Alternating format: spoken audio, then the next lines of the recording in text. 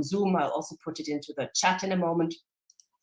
And there's going to be, I should stress that there's a working conference. So we have intermixed discussing motions and taking decisions, but we're also hearing from a number of speakers who are discussing different things around the issue of free speech and have been really prominent in the fight against the witch hunt, against the smear campaigns, and for free speech.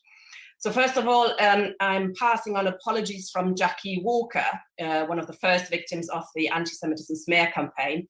She's had the jab yesterday and she's feeling very poorly. She's in the meeting listening, or will join us at some stage, perhaps might even contribute, but she's not feeling too well. So all the best from us, comrade. Jackie was with Chris Williamson and Tony Greenstein, one of the comrades who actually set up the forerunner of this campaign, in the wake of the Board of Deputies demanding that anybody who shares a platform with an expelled member should be expelled themselves. That's not happened yet, but the way things are going, I think it's only a matter of time. Before I bring in Chris Williamson, I'm going to introduce the first speaker, who is Graham Bash. He is replacing Jackie as the first speaker. He's joining us as a member of the JVL and LRC steering committees, but he's speaking in a personal capacity, and we are very glad to have him with us today. Hello, comrade. Well, greetings, comrades, from Jewish Voice for Labour. I am its political officer. Today I speak in a personal capacity, and let me say from the outset, it is a privilege to have a joint platform with Chris Williamson. The attack on free speech we are facing is unprecedented in my lifetime, an issue that goes well beyond the Labour Party, as Tina says. We are at a critical moment, having to fight for free speech simultaneously at a number of different levels. Firstly, of course, is the fight in the Labour Party. 52 years almost to the day I joined the party. This is the worst attack on free speech I have ever experienced. Even war criminal Tony Blair did not attempt to silence the opposition. Now, a number of us face the threat of expulsion if we insist on telling the truth about Jeremy Corbyn, on anti-Semitism in the Labour Party, on the report of the Equalities and Human Rights Commission. Even talking about the witch hunt can get you witch hunted. And as Tina said, or speaking on the same platform as or defending those who have been expelled. Now, we have resisted in the party without leadership from the top. In so many parties, we have said, no, we do not accept your diktat, we will tell the truth. We have repeated the words that Jeremy got suspended for in the first place. Yes, the scale of the problem of anti-Semitism in the Labour Party was dramatically overstated for political reasons. And I'm furious that Jewish members are being used as a political football in what is a blatantly factional manoeuvre. I, for one, can do without offensive references to the feelings of the Jewish community. Jewish people, like all peoples, are diverse. We are Zionists, non-Zionists, anti-Zionists. We are religious and we are secular. There is not a single Jewish voice. But this is more than just a fight for the Labour Party. Secondly, it is a fight against racism. And what is so disturbing is that the structural racism in British society today against Black and Asian people is in the Labour Party sidelined, relegated, silenced. Never mind Windrush deportations, police violence, disproportionate imprisonment, economic injustice, Grenfell. Remember what the Chakrabarti report was into. It was into anti-Semitism and other forms of racism. The report denied it, but there is a hierarchy of anti-racism, and we are prevented from saying so. As Mark Wadsworth found to his cost at the launch of the Chakrabarti report, when he reminded us that the narrative of anti-Black racism was silenced, what did the Labour Party do? We expelled him, as Jackie Walker found in the Labour Party papers in the disciplinary case against her, which referred to her, quotes, unhealthy obsession with the African Holocaust, words which the party refused to delete. Thirdly, this is a fight against the silencing of Palestinian voices, those voices which witnessed the occupation, the daily assaults, curfews, arbitrary arrests, detentions, house demolitions, travel restrictions, checkpoints, irrigation systems destroyed, exclusion and discrimination in the Israeli state and occupied territories. We have been told in the Labour Party we cannot say this, so let me say it. Israel is a racist endeavour. It is an apartheid state. It is a state, as the Papi so graphically put it, born of the ethnic cleansing of the Palestinian people. For saying these things, many of us lifelong anti-racists are labelled as anti-Semitic, or if we are Jewish, as self-haters or even capos. These allegations are so deeply offensive.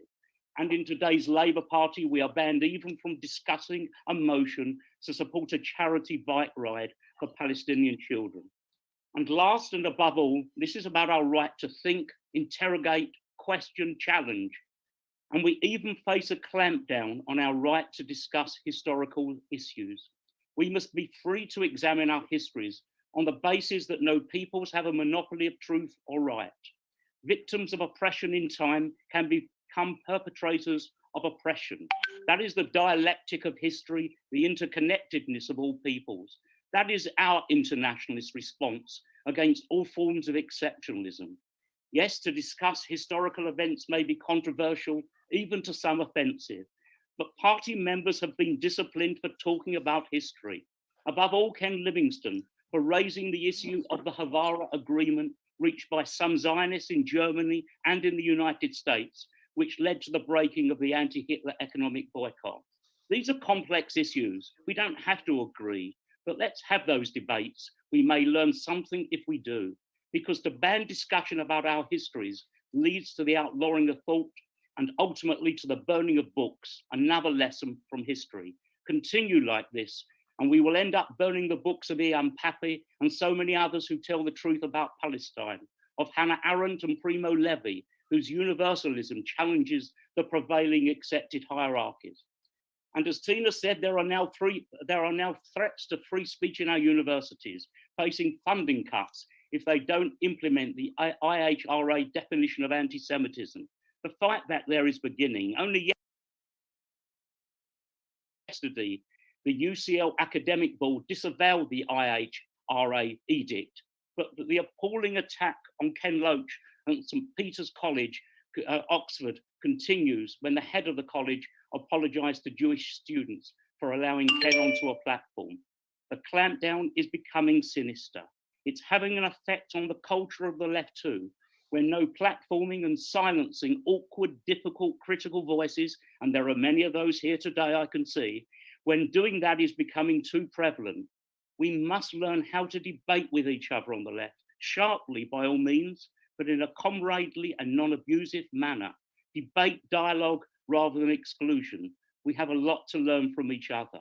And finally, in that spirit of dialogue, let me express some disagreement with the charter under discussion today. In defending free speech, in my opinion, we must not go down the path of free speech fundamentalism or absolutism, which treats free speech as an ahistorical principle or moral concept torn out of its historical context. Now, I speak as a revolutionary socialist, and our struggle is for the liberation of humankind and the survival of our planet under threat of extinction. Our defense of free speech is part of our liberation struggle, part of our class struggle, but even this principle can, in certain conditions, be turned into its opposite against us, a liberal fetish used to stifle our resistance to oppression. Let me give two examples. When our ancestors, my father too, in the 1930s stopped Mosley's fascists from marching through the Jewish East End of London, they were, of course, infringing the right of fascists to free speech. Ditto our comrades in the German labor movement in the pre-Nazi period, when they, sometimes violently, attempted to break up Nazi meetings. They were fighting literally for their survival. In so doing, they infringed the principles of free speech for fascists, and they were right to do so. And finally, comrades, if this puts me in the invidious position of supporting the amendment to the Charter from Tony Greenstein, so be it. Thank you, comrades. Harsh words. Comrade, thank you very much, Graham. That was a very good speech. Thank you. Next to speak is our comrade Chris Williamson. Chris has been the only MP who dared to stand with those in the Labour Party and the Labour movement who were falsely accused of being anti-Semites. And for that, he was hounded out of the Labour Party. We might have differences with the comrade on our attitude to the Labour Party today, but we continue to campaign side by side and in a very comradely way. We're very honoured to have you with us. Hello, Chris. Thanks very much indeed for that introduction, Tina. And yeah, you're absolutely right. I was literally the only MP that was prepared to stand up to the witch hunt, to defend comrades who'd been falsely accused. The fact that I'd stood by Jackie Walker and Ken Livingstone and Mark Wadsworth was then used against me. And I think part of the problem we have, or the problem that we have, is that the political class has been captured in this country on both sides of the chamber in the House of Commons. All political parties have been captured by the Zionist lobby and by corporate capitalism, I regret to say. And that includes, obviously, the Labour Party. And when Jeremy Corbyn came onto the scene, of course, he threatened the status quo. And there was a concerted attempt, as we're all well aware, to undermine him and to use every dirty trick in the book to destabilise his leadership and to ultimately topple Jeremy Corbyn and to destroy any notion that the Labour Party might be able to implement a modest socialist domestic programme and an anti-imperialist foreign policy. And part of the problem was, you know, the grassroots, those who claim to be socialists in the so-called socialist campaign group of Labour MPs, failed to speak out sufficiently. It's got to be said that it was the apologists for Israel, it was the apologists for neoliberalism and the military-industrial complex. They are the people that made the running. They're the people that ensured that Jeremy Corbyn's leadership was brought to an end. And we didn't push back strongly enough. The grassroots didn't push back strongly enough. The socialist campaign group of Labour MPs didn't push back strongly enough at all.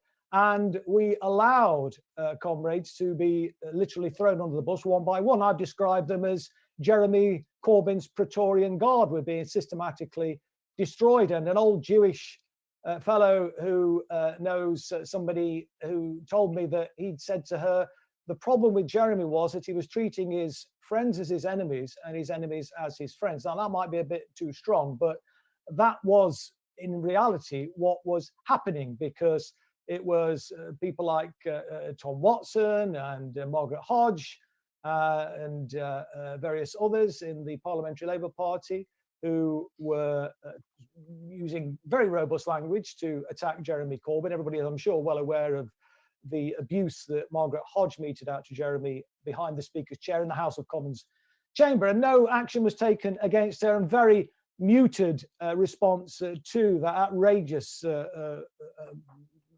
confrontation that Jeremy was subjected to by her.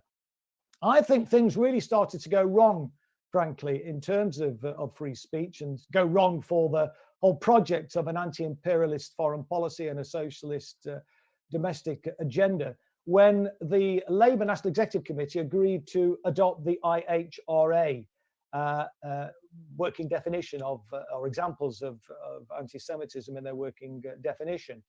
And that really, I think, in many ways was the first domino. And we've seen as a consequence of that, the situation getting completely out of hand. And many of us, and I remember being asked by the Jewish Voice for Labour to speak at a rally outside the Labour Party National Executive Committee meeting against the adoption, the full adoption of the IHRA examples. There was a huge rally there in support of that. I think there was overwhelming support, it's got to be said, amongst the grassroots for the party not to go down that road. But despite our best endeavours, the NEC in its wisdom, the leadership in its wisdom, they agreed to adopt it. And we've seen the consequences of that, of course. It's seen the witch hunt being stepped up inside the Labour Party and outside the Labour Party as well, of course. And I regret to say it's useful idiots. It's people like Owen Jones and the Optics Left who helped to facilitate the enemies of a socialist domestic agenda at home and an anti-imperialist foreign policy at home. They were falling over themselves to throw people like me and Jackie and others under the bus. An outrageous state of affairs. And of course, we know the role that the newspapers like The Guardian played in all that as well. And of course, as that led to us, that's led us to a situation where, as Graham has mentioned, and indeed Tina in her opening remarks, of Gavin Williamson, now no relation, I've got to say, threatening now universities with a funding cut if they don't adopt the IHRA. Now, it was wonderful, and Graham mentioned this, to see the UCU, I beg your pardon's academic board retracting the IHRA, and that's a welcome step, and we need to see more of that. And we need to, I think, ratchet up the support for the action that they've taken, because part of the problem, I think, for me is, and one of the reasons why I was pushing the Socialist Campaign Group to be more robust on a range of different issues, actually, was that we needed to create the space, really, for Jeremy and others, John McDonnell and so on, to actually be more radical and to go further and to, you know, be able to stand up to the witch hunt. But that didn't happen. And so I think it's really important that we raise our voices in support of the UCU's decision and to press other universities which are going in the opposite direction. But we're seeing careers destroyed. The academics are being targeted, as we know. People like Nathan Robertson, albeit a US-based Guardian journalist, sacked over a satirical tweet, for goodness sake. I mean, I don't know if people are familiar with what he said. I've got it here.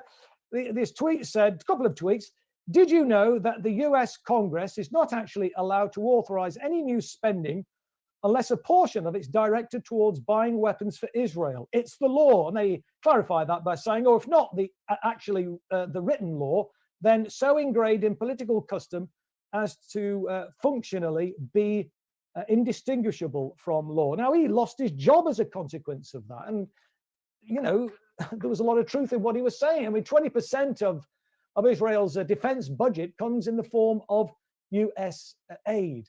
And then, of course, we've seen the spectacle of people like Ken Loach being witch hunted, and Oxford University apologizing for the fact that an event that hosted him took place on the university campus. He was accused of having a history of blatant anti-Semitism. This is a complete lie. And we absolutely, therefore, have to speak out as loudly as we possibly can and demand others speak out loudly. People who are supposed to be socialists inside the Labour Party, people who are supposed to stand up and support the Palestinian people, people who claim to favour an ethical foreign policy, their voices need to be heard, and we need to be pushing them to actually raise those voices. And then we've got people like Kerry-Ann Mendoza, the editor-at-large of the Canary, being targeted by the Liberal Democrats in Wales, because, and indeed the organisation Yes Cymru, the Welsh independence campaign, because they had the temerity to admit Kerry-Ann into their membership. She's been targeted by the Liberal Democrats as an out-and-out anti-Semite. Absolutely despicable. And then we're seeing organisations like YouTube sort of demonetizing and deplatforming platforms that essentially, you know, peace platforms, but people like, you know, Lee Camp and Graham Elwood, who put the case for peace and for justice, and they are seeing their platforms taken down and demonetized. So there is a real substantial attack. It hasn't gone away. If anything, it's intensified since Jeremy Corbyn stepped down. We've seen that. Obviously, Jeremy has been suspended from the party. I think he's on course to be expelled from the Labour Party. And we therefore have to put a line in the sand. I mean, I've been urging this line in the sand to be drawn years ago. It never was. But we've absolutely got to make a stand now, because it's very, very, very dangerous. It's not simply the Labour Party that is at risk here. It's our freedoms right across the piece. And I've already said, you know, in terms of academia, in terms of the media, in terms of having the opportunity to have a platform to speak out against injustice, not just about Israel, on a range of different topics. Unless we make this stand, then it's a very, very, very slippery slope, and very dangerous slippery slope.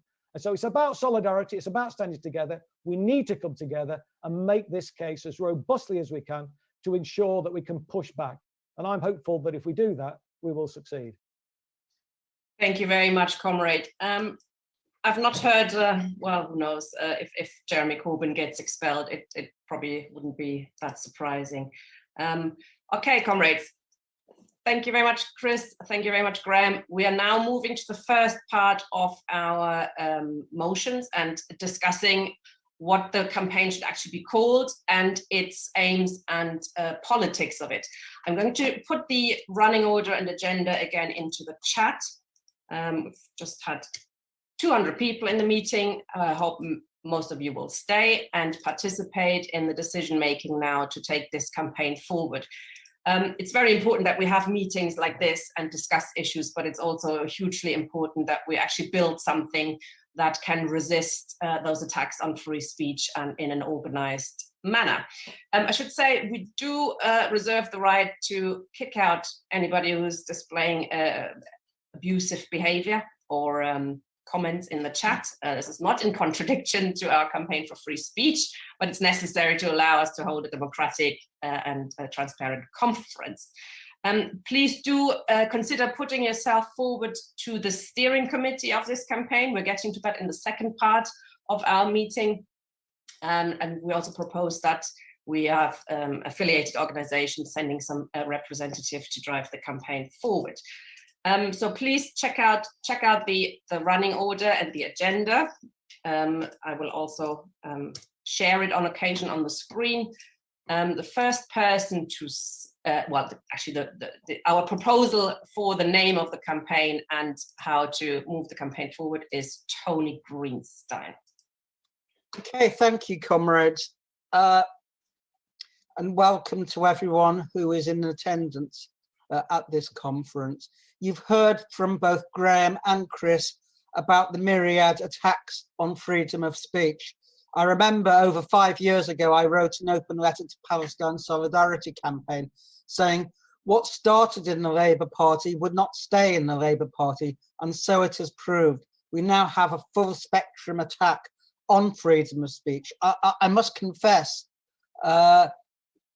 regarding the events at St. Peter's College, when there was an attempt by students to ban Ken Loach, and the administration quite rightly resisted that attempt, that in my day, students were radical and to the left of their administrations, not to the right of the university administrations. And likewise, today, the NUS, National Union of Students, supports the IHRA, and it's their lecturers who oppose it. So there's been a complete reversal of roles. And our job really is to take the campaign forward. And the first thing is we have to decide on a name. My preference is for the Labour campaign for free speech, not because we are just fixed inside the Labour Party, but because that was where it started. And that is where the engine of the attack on free speech is continuing. But it's, of course, for you to decide. Likewise, we are proposing that the campaign is taken forward by a steering committee of 9 elected people who will have the ability to co-opt where and when necessary. If I can just give a few thoughts of my own on this. When I was suspended in 2016, at the very beginning of the witch hunt, I said this, that the expulsions and the attacks were not about me. They were not about Jackie Walker. They were not about Chris Williamson or Mark Wadsworth or whoever. The aim of the campaign was always about getting rid of Jeremy Corbyn in the end. Jeremy Corbyn's leadership was unacceptable to the ruling class, the establishment in this country, but also in the United States and Israel. The great tragedy of Corbyn and what I would call the soft left, or maybe in the case of Momentum, the stupid left, is they didn't realise that. They really genuinely thought it had something to do with anti-Semitism. And we should be clear, the campaign that we witnessed had nothing whatsoever to do with anti-Semitism. It had nothing actually to do with Jews either. It was always focused on removing Corbyn, and anti-Semitism gave them a certain sense of moral righteousness, nothing more, nothing less. That doesn't mean there weren't a few anti-Semites in the Labour Party. There were, and there always have been, there always will be. A mass party of 500,000 people, of course you're going to have a few anti-Jewish racists. But isn't it strange they never ever focused on people who are anti-black or anti-Muslim races. It was always about anti-Semitism. And of course, because the left is not anti-Semitic, they had to change the definition of anti-Semitism in order to make people fit in to what they wanted. So I think we should be clear. We also have to have a realistic assessment. It's not all one way. Ken Loach did speak. In fact, the Jewish Chronicle has a leading article this week opposing the attempt by the Board of Deputies to silence him. So maybe there's a certain dissent even within their ranks. Likewise, the decision of UCL Academic Board is extremely important. They've withstood the pressure and come out against the IHRA. We should not at all think that these things are signed and sealed. Kenneth Stern has been attacked by 3 of his co-drafters of the IHRA, who've written an open letter saying he wasn't the principal drafter. So they're having those disputes as well. The Zionists themselves are to a significant extent, especially in America, divided. And I think we have to stand on the platform of free speech, of democratic rights, and to say that we are not going to be silenced whatsoever. And of course, as Chris mentioned, one of the leading proponents of the attack on free speech isn't the Sun or the Daily Mail or the Daily Express. It's the Guardian, who, as you say, sacked one of their columnists over an ironic, a satirical tweet. Not only their columnist, but the most brilliant political cartoonist in Britain, Steve Bell, has had his contract terminated. As I said when I was on a picket outside the Guardian, the only decent journalist, they've got unsacked at the Guardian. So this is the context in which the campaign is being taken forward.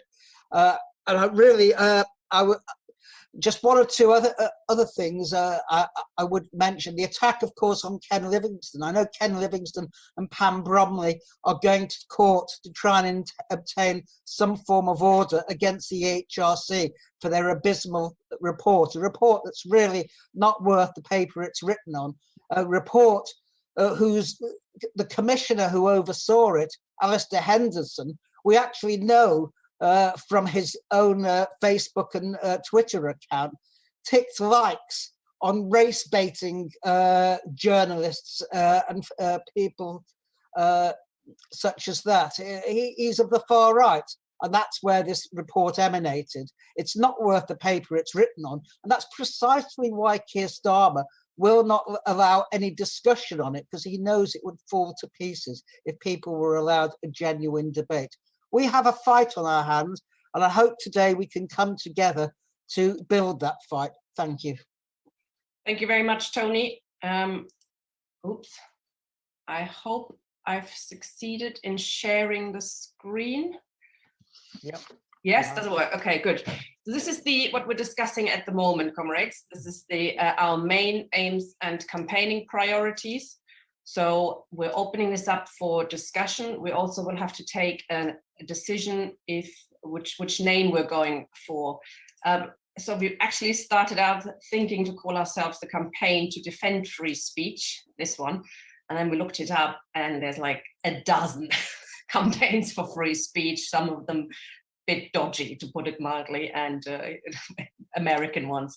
Labour Campaign for Free Speech is, as Tony says, I think it highlights kind of where it came from, this particular attack on free speech, and it's also not taken yet.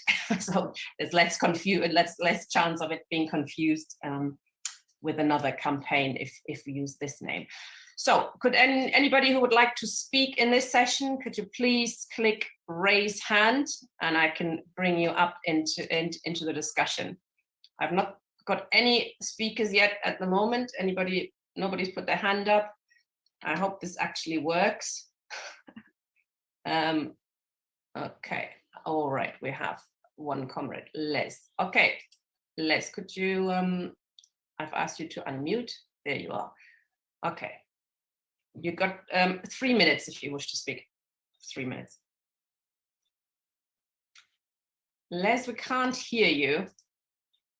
You are unmuted, but I think there's something wrong with your microphone, perhaps. I'm taking another comrade first, Shahada, and then if you can work out your microphone. Oh, Shahada, I think she's gone now. Oh. Can you hear me now? Oh, yes, we can hear you now. Okay. Thank you, Les. Yeah, I'll be very brief. Yeah, thanks to Chris Williamson for quoting me.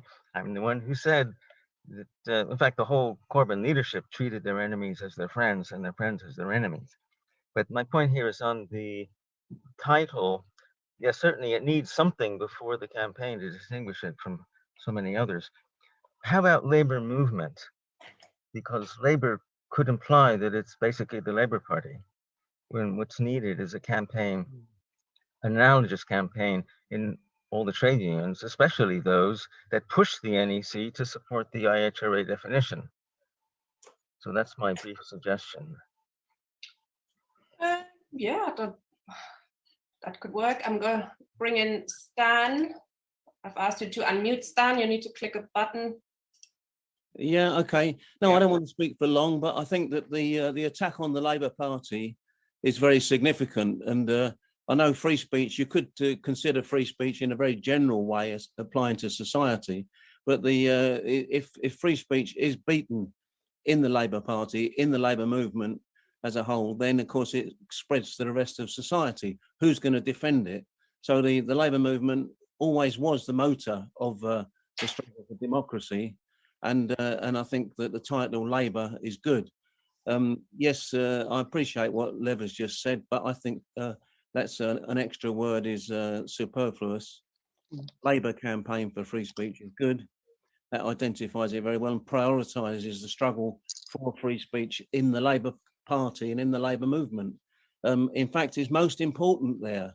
If the working class is going to get itself together, overcome its silly divisions that it's got on the left at the moment, then it will need thoroughgoing democracy within the Labour movement. That's the most important part of the campaign, in my view. Thank you. Thank you, Stan. Okay, Shahada, please. Oh, yeah, I agree with Les and Stan. I think we have to put Labour in. They might oppose it. I don't know. They might say some issue with it associated with the party, but I think we just need to really go for this, because I know people who've been taken off Facebook, WhatsApp, people are scared to tick anything in case there's repercussions. So I think let's use Labour. I think that's our background, and take ownership of our party. I think it's really important that we do that. So yeah, I think it's fantastic. Thank you, Shahada. Anybody else who would like to speak on this, please raise hand. Okay, Mike. Oops, sorry. Ooh, there was a mic just now who wanted to speak, but I can't see him. Could you raise your hand, please, again? Okay, Mike Barston. Yeah, can you hear me? Yes. It occurs to me from what you're saying that, I mean, I know that the Labour Party has been smeared, and it's quite easy to my mind to smear socialists, left-wingers, Labour Party, and as somebody just said, at a certain point, this might become bigger than the Labour Party. So I don't know whether calling it the Labour campaign is sort of making it just about a certain type of people, which can then be pushed into a corner. So, I mean, I don't know whether the British campaign for free speech is a little bit too sort of Nigel Farage direction, but I feel that, you know, it's something to bear in mind that we don't, you know, make it too, you know, a bigger thing. It should be about the whole, everybody in Britain when we're talking about free speech. Obviously, it's about the Labour Party where it's emanating from, but as everybody's saying, it's going into the whole society. So I think we need some way of making it more sort of generic for everybody, which might be more of a success. I don't know. Just a point I thought worth raising. So what are you suggesting concretely? Well, I've only just been heard about this just now, so I've never really time to think of it. But something I don't know. I mean, the British campaign for free speech, or I know I can see somebody shaking their head, or maybe not that, but something less sort of in a box that they can kick down the road. You know, I mean, they've been throwing everybody out there front and centre, and it's difficult for people to stand up for things. So I just think, I mean, it's maybe not very helpful if nobody likes British, but something that's more ordinary people rather than a left wing or a Labour thing, just like an ordinary campaign, you know, somehow, some word that would encapsulate that. Just a point that I just thought I'd throw in there. Thank you, comrade. Right. Yeah, I think the British one is not going to go down too well. But if you can think of another suggestion, put it in the chat or send it to me directly. Okay, Caroline, please. Okay, people who need people are the luckiest people in the world. Right, I take on board what you're saying. I don't think it should be called Labour for Free Speech, because that does I agree that, you know, it's big in the Labour Party. I don't like the British for free speech. I think People's Campaign for Truth and Free Speech, something like that. People's Campaign for Truth and Free Speech. Okay. Okay. Thank you, comrade. Okay, David Evans, who's not the David Evans, I can assure comrades. We've had this before. Sure. No, he's coming. First of all, it's the other one. First of all, it's the other one that's not the David Evans. All right, sorry, I'm the David Evans. Thank you very much. No, I really don't think we should look further than Labour Campaign for Free Speech. I mean, it does reflect what it actually is, and it fits in with organisations like CPLD and other such pressure groups, if you like. There's no reason why we shouldn't collaborate or cooperate with other organisations, other similar organisations. But at the moment, it does seem to me it is focused on the Labour Party, and you know, I think it's more important we discuss various other articles of the Constitution rather than this name, which, as I say, it seems to me to be the easiest, simplest, and most direct expression of what we are. So I would go for Labour Campaign for Free Speech. Thank you. Thank you, comrades. Yes, this is not just about the name, this discussion. This is also, we're hoping about the question of our main aims and campaigning priorities. So if comrades could check out this document and see if there's any other issues on that and any other comments on the actual document rather than just the name. So it always gets people going, doesn't it? Okay, Jim and Marie, and I think we have to come to a decision.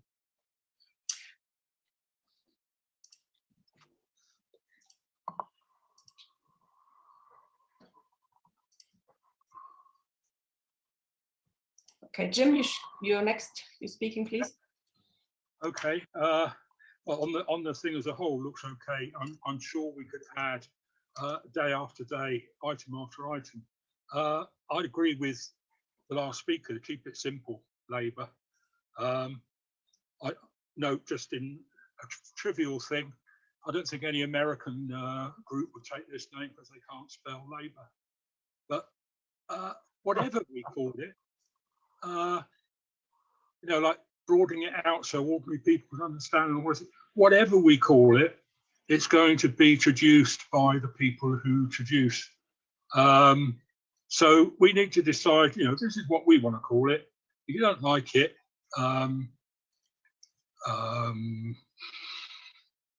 Jewish Chronicle, Margaret Hodge, etc., etc. Hard luck. Thank you. Thank you very much. Okay, Marie, I think you had your hand up. Do you still want to speak? Yes, please. Okay, there's your hand down. Okay, so in the body of the document, it seems to be that we want free speech because we want the people, which is in fact those who sell their labor, that's the working class, we want them to have a say. It's not just us, it is in fact the human being sort of who has to have the right to speak. And this is exactly what the problem is. And I would be glad if we could incorporate in the document democracy in the unions, because my GMB, they elected a leader with a ridiculous percentage of the membership. And I think it is like this in all the unions. And it's the unions that come to Labour conferences and vote, 1 or 2 people vote in the name of millions of people. And I don't see preparations for democracy in their unions and them coming to the party with a view of the human being. It's only just the view of a few people who have interests. And so I wonder if it could be put in, we are against this and against that, but we are also for democracy in the trade unions. I do not know how to formulate it. Okay, comrades, I'm going to share my screen now briefly, unless there's anybody else. Okay, sorry, Terry. Thank you, Tina. Thanks very much. Yeah, just reading through the document. I mean, everything that's on the document is in relation to, from what I can read, Labour Party issues, Palestine, etc., etc. So I think that it's quite simple to call it. It originates from the Labour Party and our issues, and we should call it the Labour Movement Campaign for Free Speech, because that's where it's originating from. That's what the body of the document actually says. And if it relates to other wider issues in society, then that could be used as a basic platform for that wider discussion to come later. So I think we should call it Labour Movement Campaign for Free Speech, because that's what it is, and it's emanating from our Labour experiences. Thank you. James Hall, please. Yeah, just on the question of name, I think probably we should be employing Dominic Cummings, who has a very good way of finding catchy things. I don't like campaign. It sounds a bit student politics.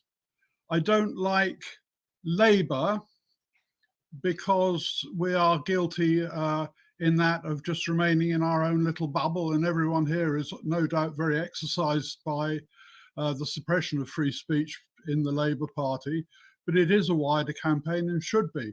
I would favour something very much non-partisan politically, which can appeal to a wider range of people.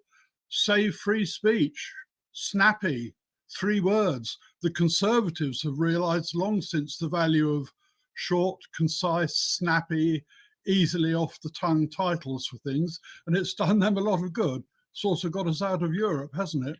For good or bad. We have to be careful, because the whole history of action on the left since 2015, 2016 has been reactive, and we have to somehow get to be proactive in all sorts of areas, and particularly on the question of free speech. And again, I think seeing it too much from within our own little bubble and concerning the Labour Party is continuing to be reactive. Thank you. Thank you, comrade. Okay, we have 6 proposals now. Please check the document. We will going to come to a vote, but we have got a couple more people who want to speak on this. Agnes, please. Thank you very much. Can you hear me? Yes, we can. Hi. Yeah, I'm a little bit worried about the word Labour, because it will be immediately shot down by you know whom. So like they will say, oh, it's Tony Greenstein and he's not even a member of the Labour Party and that sort of thing. So, and also what Mike Barston said, that we need to open it. So how about something like free speech for all, for instance? Free speech for all. Okay, thank you. Thank you. Dominic, please. Yes, thank you very much. Very quickly, I'm happy to support Labour campaign for free speech. I think it's simpler, and I think it draws attention to, if you like, where the focus of the battle is at the moment. However, I think if we do adopt that name, there needs to be something somewhere which clarifies that we want the whole of the Labour movement to be involved. So it's not just the Labour Party that this campaign applies to, also the trade unions and other associated societies. Thank you. Thanks, comrade. Shireen.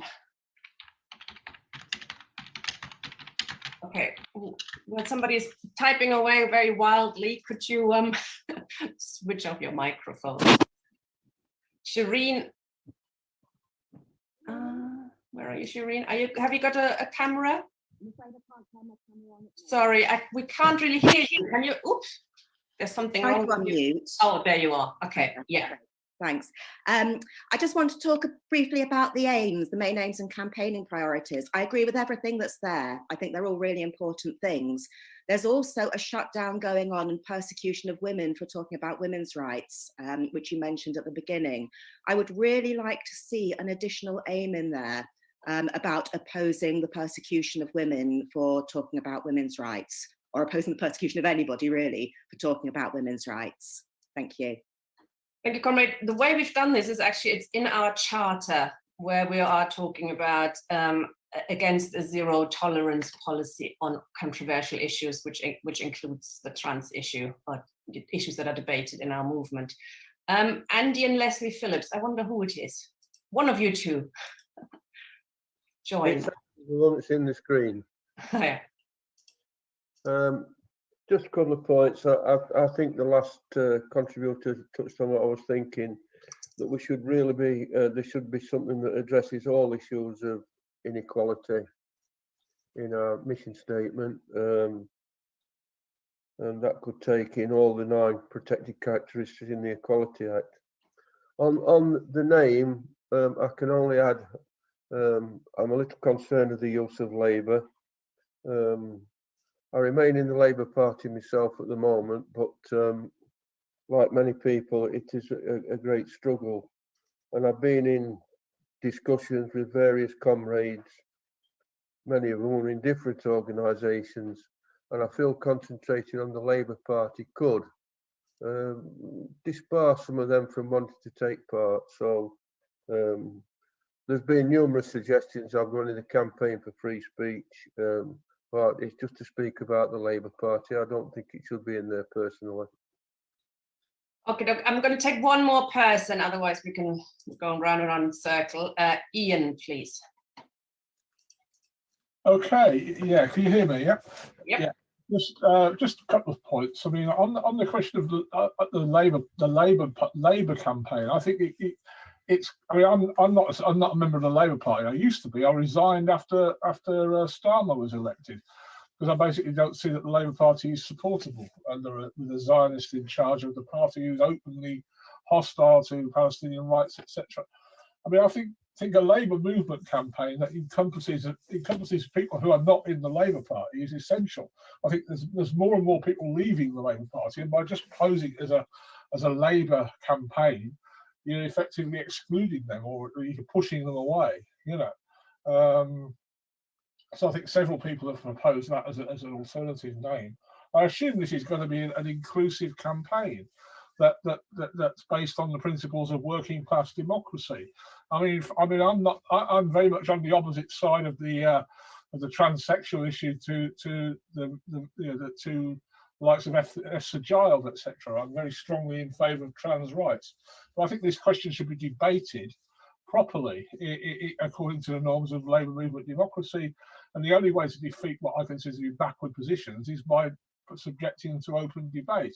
Unfortunately, in the past, people have been excluded not for holding backward positions, but for holding the most advanced positions from some previous initiatives that have been aimed to fight witch hunts. I mean, our views on Zionism, which I'm not going to go into in detail here, but I was excluded as a supporter of Socialist Fight from Labour Against the Witch Hunt 3 years ago, and that was, you know, that very much the opposite. I mean, I think the exclusion of ourselves didn't actually, for our particular brand of militant anti-Zionism and criticism of Jewish communal politics in the United States and here,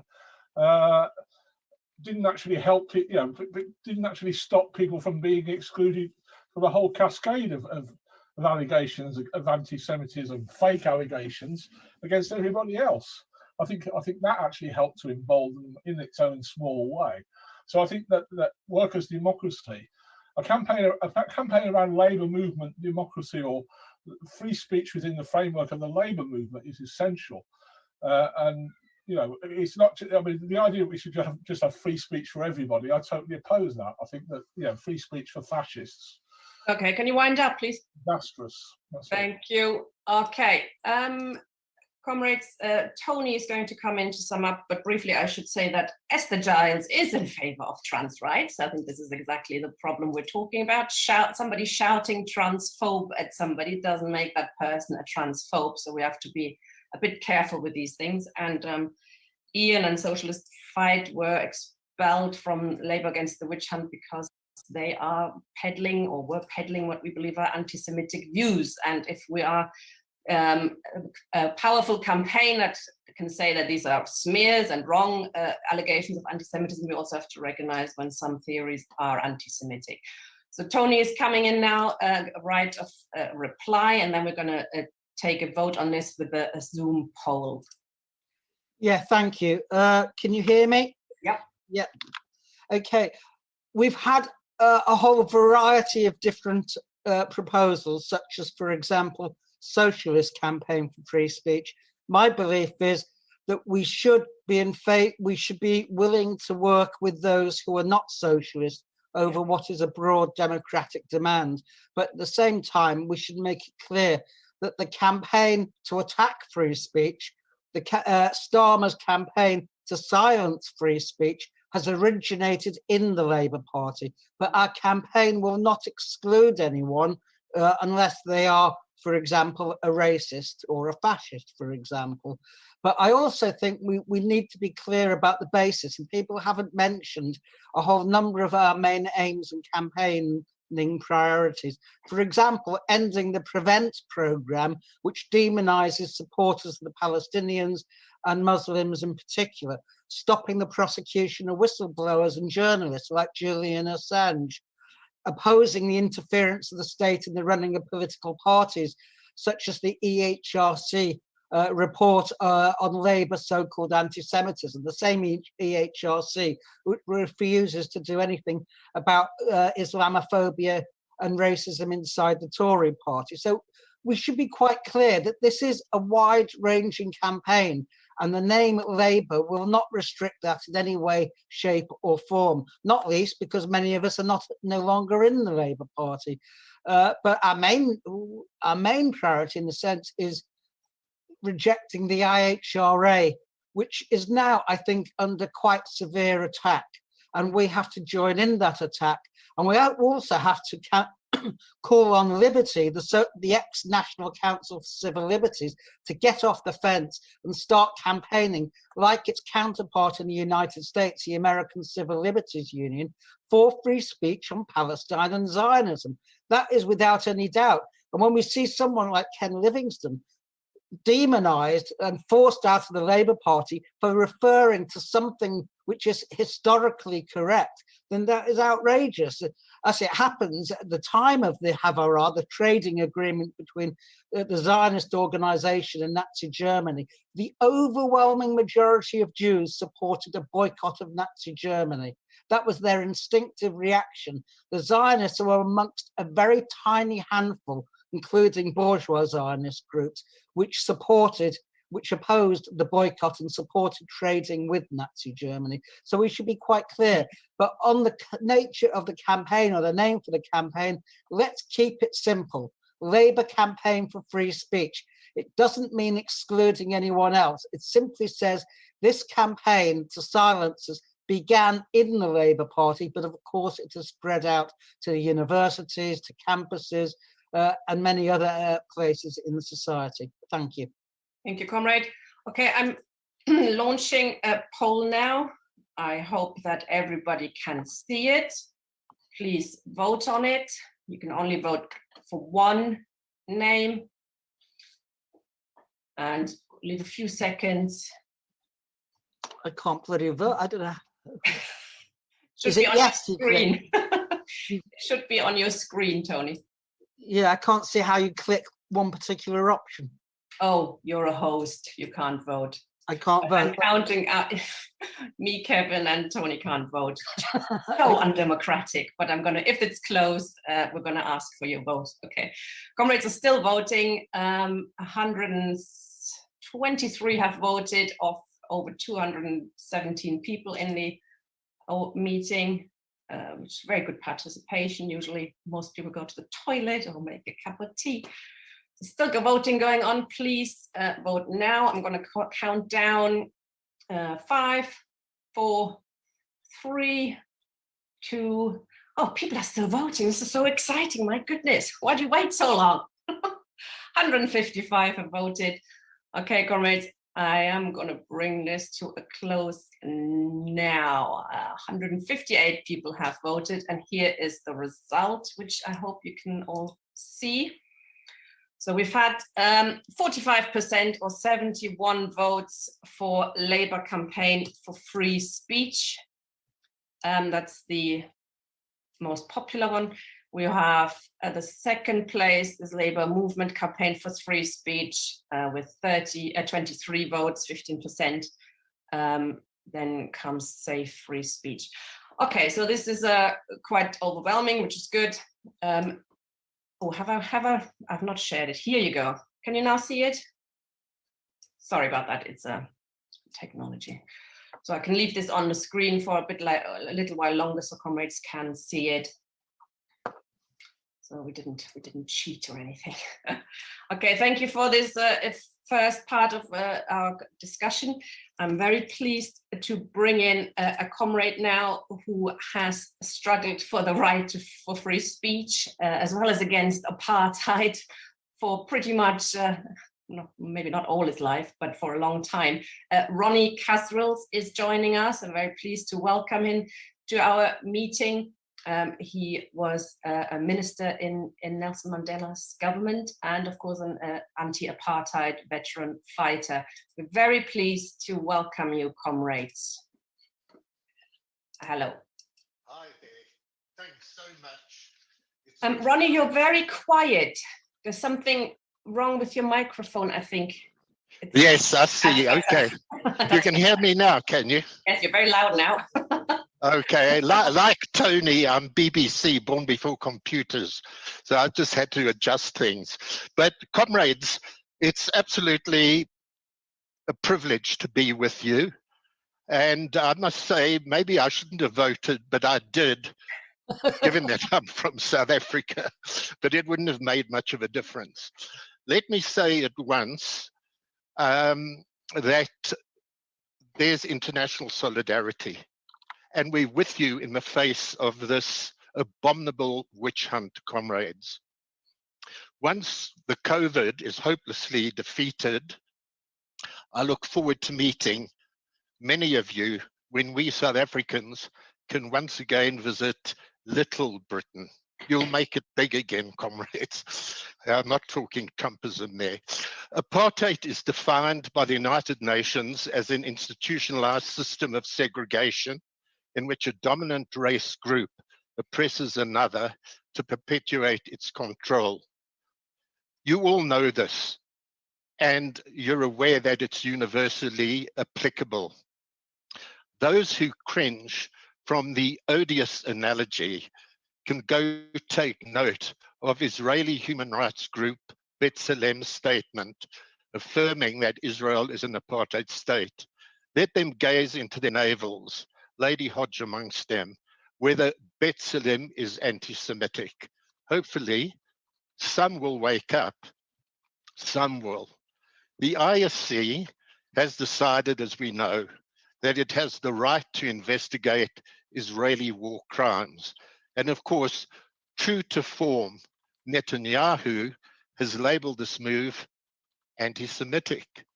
Similarly, Israel's cynical apologists, courtesy of that IHRA's biased definition, attack upholders of Palestinian rights with that diversionary tool. In South Africa, the communist bogey was the all-embracing deflection strategy, which so appealed to Western powers. Wrapped within was raising various alarms, black peril, red peril, the onslaught on white Christian civilization. We've seen the chicanery played by the likes of Trump, inciting fascist mobs, and those in Europe and elsewhere. And it applies to Israel's leaders and their apologists in their incendiary words, justifying criminal deeds. It brings us to the issue of freedom of speech, your topic, a principle which, has been alluded to today, is not an invitation to a free-for-all, a license to say anything. The South African Constitution, and I'm sure you know this, guarantees freedom of speech, but it does not extend this to recognition of incitement to violence, advocacy of hatred based on race, ethnicity, gender, or religion. And I must stress, we would not countenance Holocaust denialism in any way. The righteous judge the moral basis of ideas relevant to facts and analysis on what constitutes right and wrong, what justice and truth is all about. We teach this to our children if we're good parents. It is not the purveying of harmful and dangerous lies under whatever ism. The case for Palestine concerns the factual and truthful narrative of a just cause against a racist colonial system, a struggle in pursuit of justice, of freedom, equality, democracy, human rights, return of the refugees, property and land restitution, not unlike what we fought for in South Africa.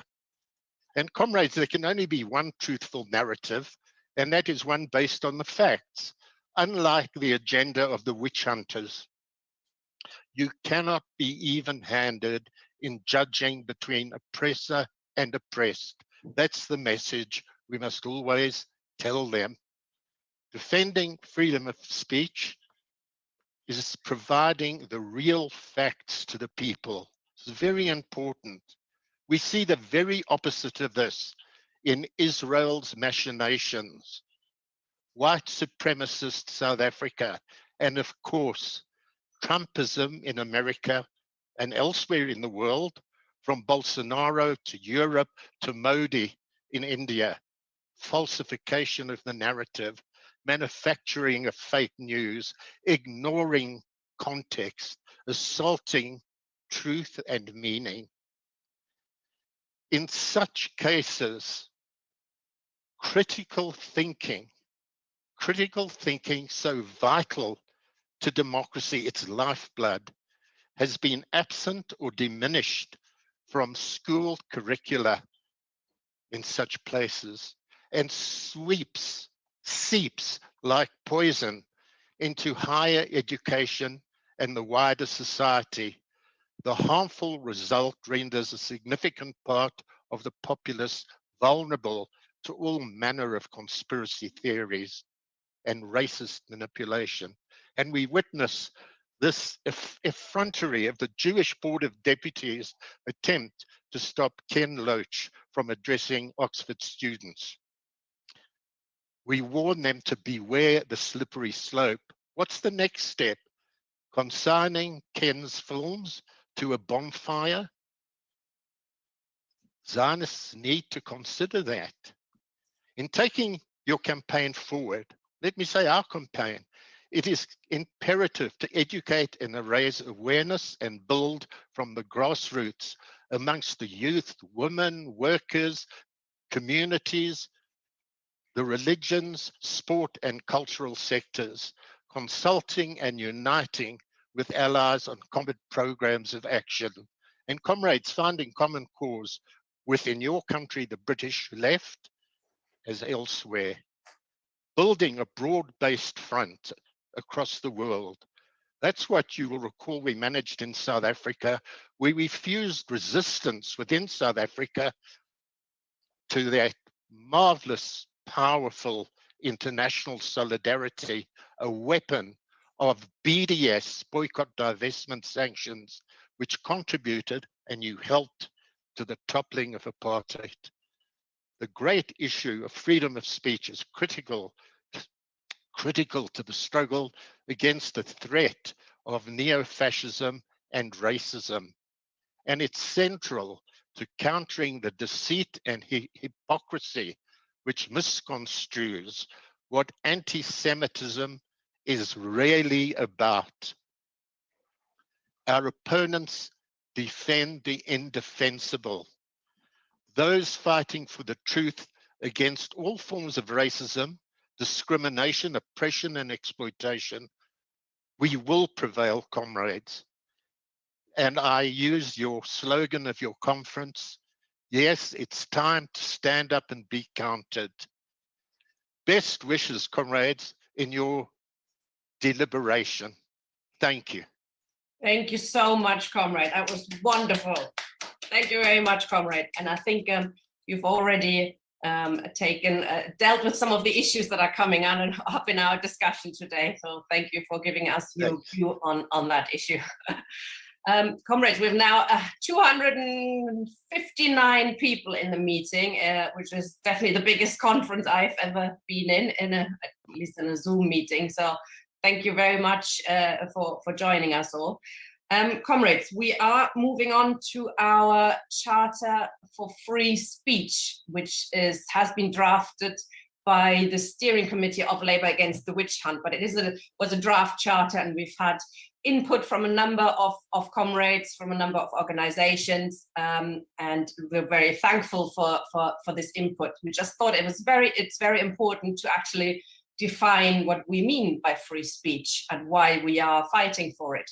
And what we're proposing is that Kevin Bean will now move the charter for 5 minutes, and then we're going to have 2 sessions discussing the charter, because as it turned out, and Ronnie has referred to it, other comrades have already referred to it, there's probably a particular controversy on the question of, is free speech unrestricted, or do we put restrictions on free speech? So we've decided yesterday at our last conference arrangements committee to divide this discussion up. We have 2 amendments, both on opposing views on this matter, so that should make an interesting discussion that we're hoping we're allocating about half an hour to that discussion. So Kevin Bean is going to move the motion now. Where is he? There you go. Okay, Kevin. Okay, thanks, Tina. And I'm going to do what all speakers do when we're sort of halfway through the conference, and that is to say that all of the good points have already been taken by the comrades who've spoken.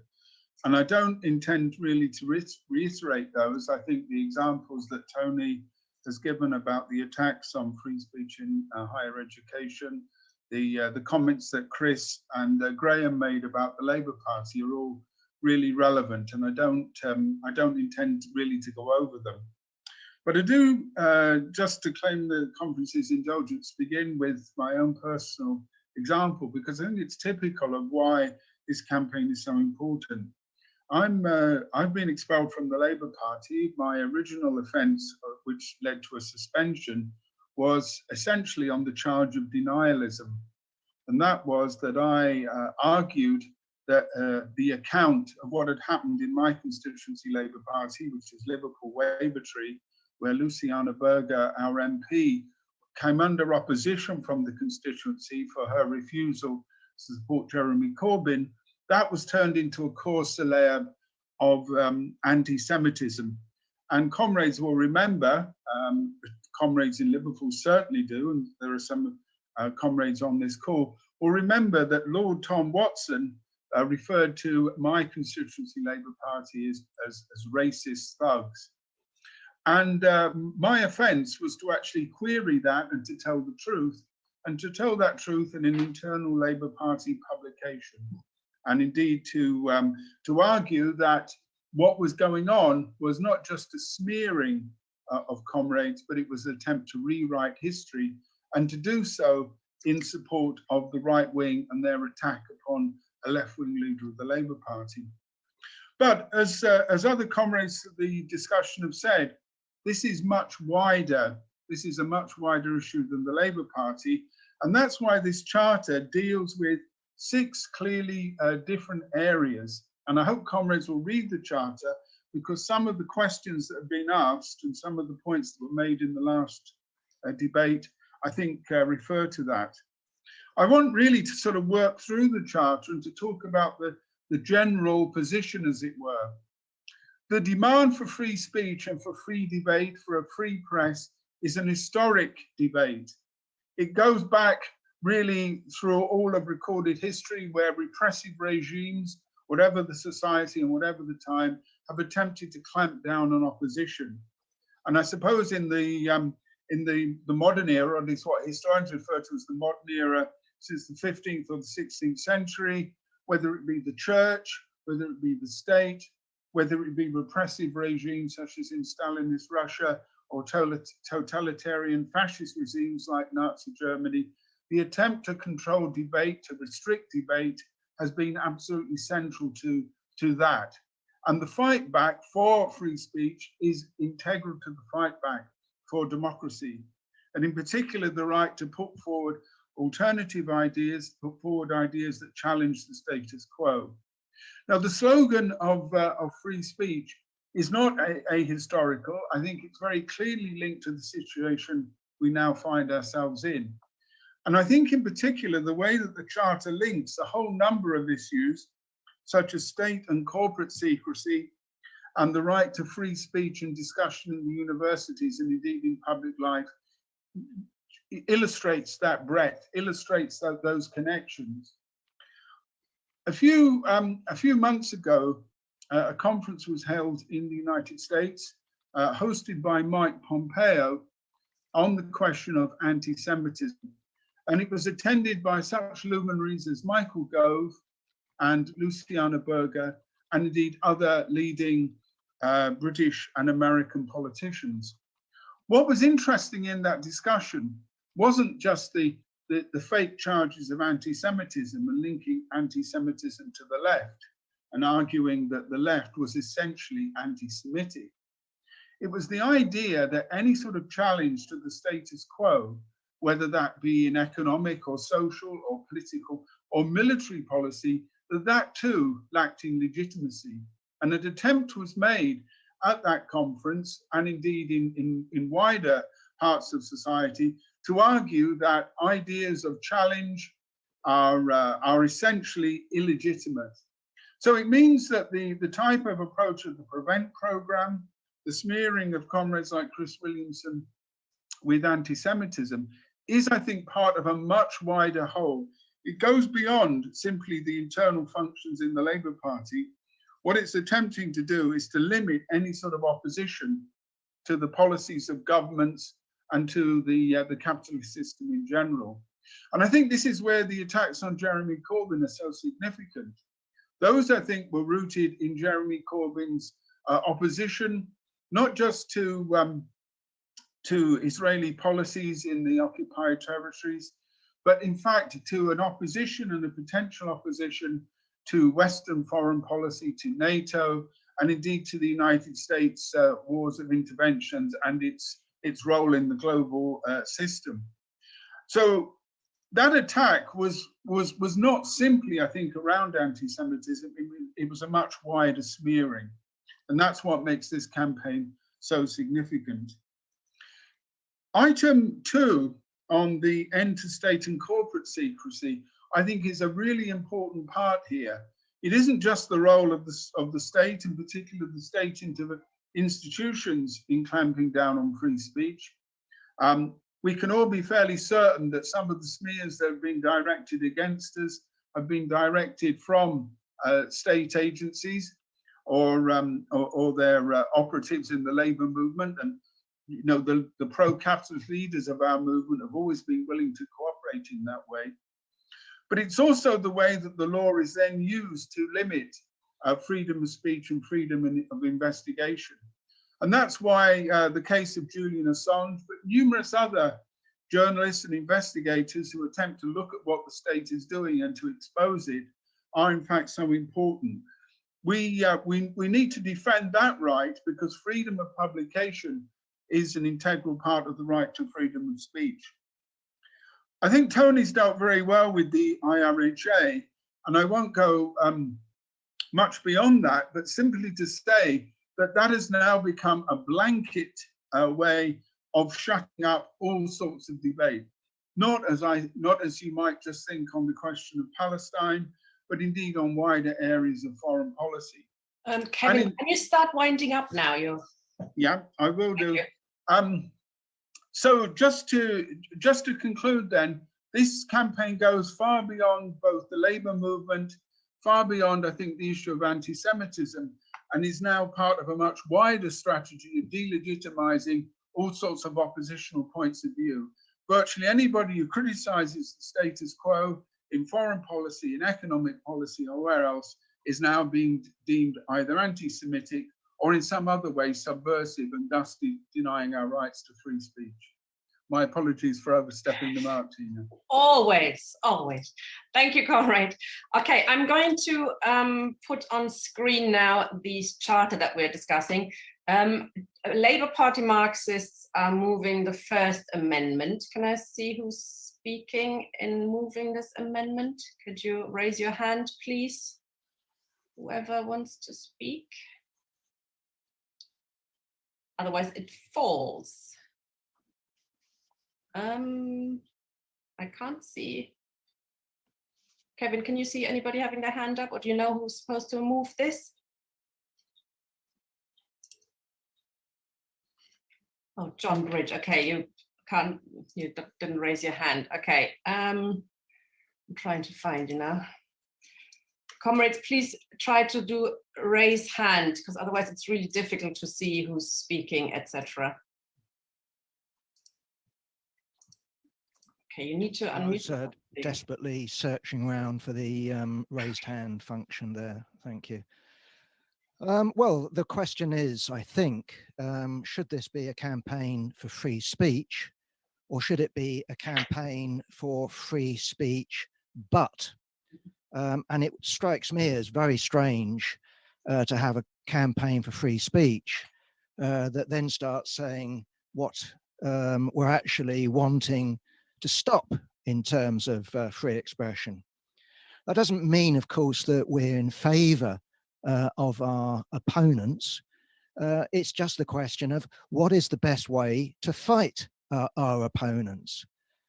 I suppose that in terms of the discussion so far, the best example of that is Zionism itself. Zionism is a form of racism.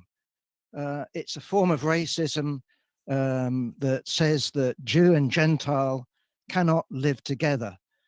Are we a campaign, therefore, that says that Zionists should be no platform, that they shouldn't have the right for freedom of speech?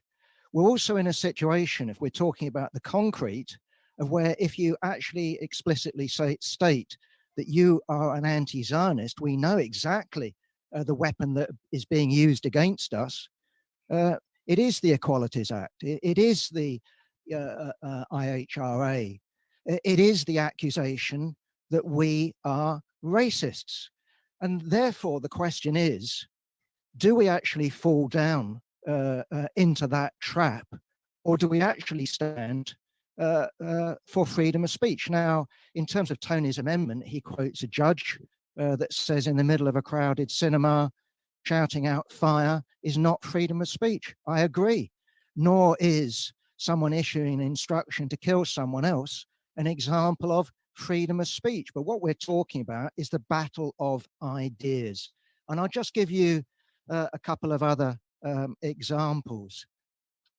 I remember when Tony Blair introduced his Religious Hatred Act, they actually specifically had to exclude the holy books, i.e., if you actually look at the Old Testament, the Jewish Testament, the Hebrew Testament, whatever you want to call it, it is full of calls for a Holocaust, for massacring, completely wiping out other people. If you look at the so-called New Testament, it is full of anti-Semitic slurs. It says that the Jews were responsible for killing the Son of God. If we look at the Quran, the same sort of thing can be said.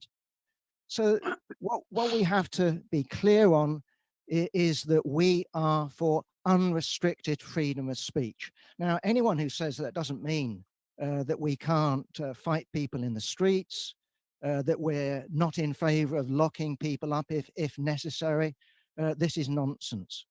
We can actually clarify these questions in debate if we're asked. But no, freedom of speech should mean freedom of speech. We shouldn't be relying on Harriet Harman's equality legislation. We should be relying on the classical position of the working class movement, which recognizes that the freedom of speech, to quote Karl Marx, comes with thorns. It comes with allowing people we disagree with to express their views, even though those views are repugnant as far as we are concerned. Just lastly. Okay, please hurry up, comrade. Of course, just lastly on that, I wanted to quote another one. I don't think it's particularly liberal. I don't think it's particularly ahistorical. And that's Leon Trotsky wanting to go to the United States to testify why the Communist Party of the USA shouldn't be banned and why the US Nazi Party shouldn't be banned. That should be our position. That doesn't mean we're soft on Stalinism or aren't completely opposed to Nazism and fascism. Quite the reverse. Thank you. Okay, comrade. Tony will now speak on his amendment. I've put it on the screen so comrades can see what we're actually discussing. These are amendments to item point 1 in our draft charter. Tony, please. Okay, thank you, comrades. I am in favour of free speech, including free speech for those who are opposed to my particular point of view, of which one could assume that's probably the vast majority of people worldwide. However, I think there are limits to free speech, and those limits are when a fascist group advocates the wiping out, the extermination, or the relegation to a position of slavery or whatever of a particular ethnic or racial group. Let us be clear, the purpose of, say, the National Front, the BNP, or groups like that, when they call for free speech, is precisely in order to deny free speech to their targets, whether it's Jews, Muslims, or whoever. Free speech is not an absolute. It doesn't take place in a politically free context. It's part of society, if you like. I think we need to be clear. Opposing free speech for fascists is part of an essential self-defense for minorities, but also for the labor movement itself. And that was expressed in the idea of no pasaran in Spain. We would not let the fascists triumph. And that was also clear in the East End of London at the Battle of Cable Street against Oswald Mosley's British Union of Fascists. Allowing free speech for fascists means denying free speech to everyone else. And, you know, I mean, I don't have many good things to say about my father, who was a rabbi, but he did participate in the Battle of Cable Street. And he told me, if you walk down the wrong street, then you would, if you were Jewish, you would get your head kicked in. Fascists don't believe in free speech. And when they exercise it, they do it, as I say, to deny it to everyone else. And that is why it's an essential measure of self-defense for the labor movement and for all oppressed groups, that we cannot allow, for example, fascists to hold meetings out in the open. We have consistently, whenever fascists have organized meetings, we've opposed them and tried to stop them. The reason being is we know what the purpose and the reason for them is. And the position that John Bridge is arguing for is essentially a liberal, absolutist defense of free speech, regardless of context. But even John says, well, of course, it doesn't apply to someone threatening to kill someone. I agree, but that's exactly what fascism does. It does threaten to kill people. It threatens to kill people en masse. And is it really being suggested that socialists and communists in Germany should have allowed the Nazis free speech and therefore the right to organizing, knowing full well that their program would end up in either the expulsion of all Jews or their extermination as took place. I think that's absolutely absurd. And then John takes it makes it even more ridiculous when he says, winding up soon, comrade. Yeah, sure. This is my last point. He says the Bible contains all sorts of threats to wipe out different people. I agree. The book of Joshua is a book of genocide. However, the Bible itself is not a document inciting racial hatred. It contains many things, including welcoming the stranger into your home. It's a mixture of different ideas. Likewise, the New Testament and the Quran. None of those religious documents are themselves an incitement to racial hatred and destruction. And therefore, I don't think we have any problem with it, although they're, of course, full of reactionary ideas. But where someone or where a political group advocates the wiping out of a particular ethnic group, or where they say that there is a superior race, a master race, and an inferior race, the untermenschen, then we have to be quite clear. In opposing free speech for fascism, we're actually defending free speech for everyone else. That is the key issue. We're not liberals, I hope. We're socialists, and therefore we see it in a class context. Thank you. Thank you, comrade. Okay, we have to try and keep to 2-3 minutes now, if that's okay, comrades, in the discussion. I'm trying to finish this at 3:45 and take a vote then. Okay, Matthew first, then Steve, then James.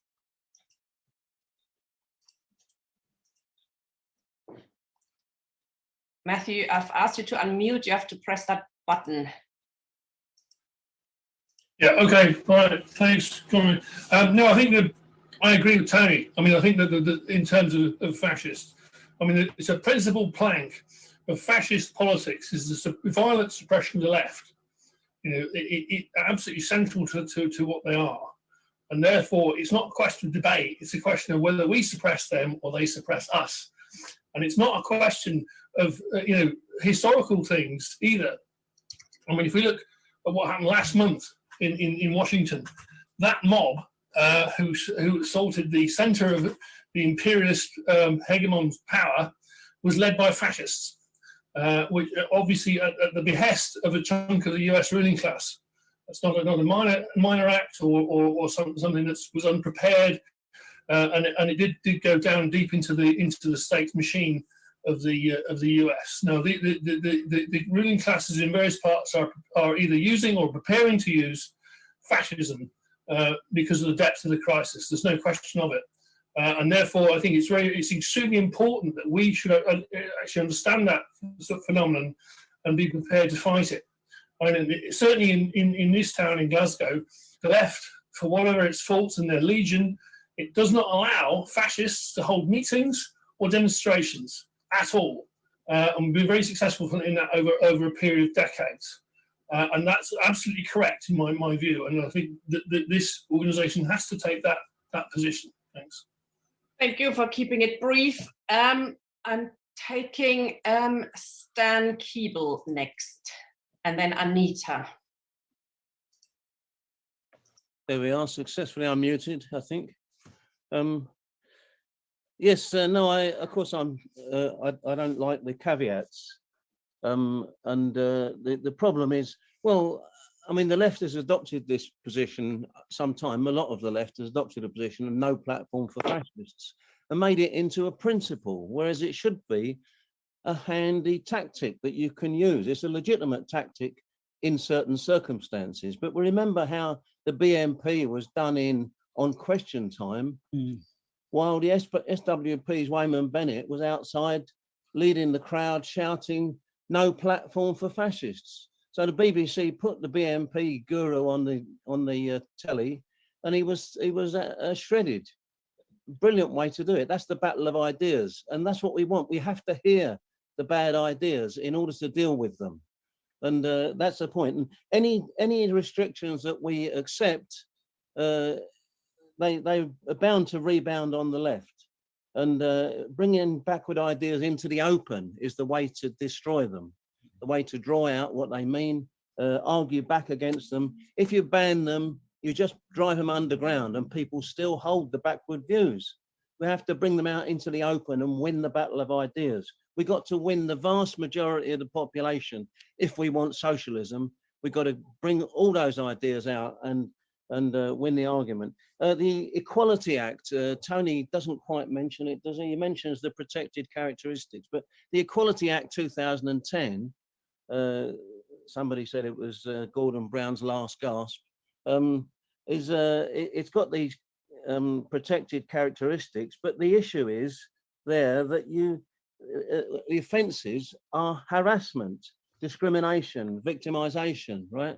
And of course, those things are things that you wouldn't want anyway, but that's not about free speech. We really don't need the caveats. We need the principle to be clear. We want openness of ideas, and we want to contest backward ideas, not silence them. And who's going to choose who's going to be banned? We know that's already been done to us on a grand scale, hasn't it? So let's not forget what's just happened. Thank you. Okay, thank you. I'm taking Anita now. Some people are having problems with the raise hand function. So please, it's either, check it out, it's either in the participants window or in the reactions panel. Okay, Anita, please. Well, good afternoon, comrades, and thank you very much for what you said just now. As you can tell from my accent, I'm a Yankee. I've been here for 45 years. I left because of witch hunting, FBI. I was a young socialist for many years there, and I came here. I'd like to really challenge what people, particularly my male comrades, are saying about no platform for anybody. I think we delude ourselves if we don't understand who has the power in this capitalist society. And that is the right wing has the power. They have the press. And so just from an American point of view, we have a different history, different culture.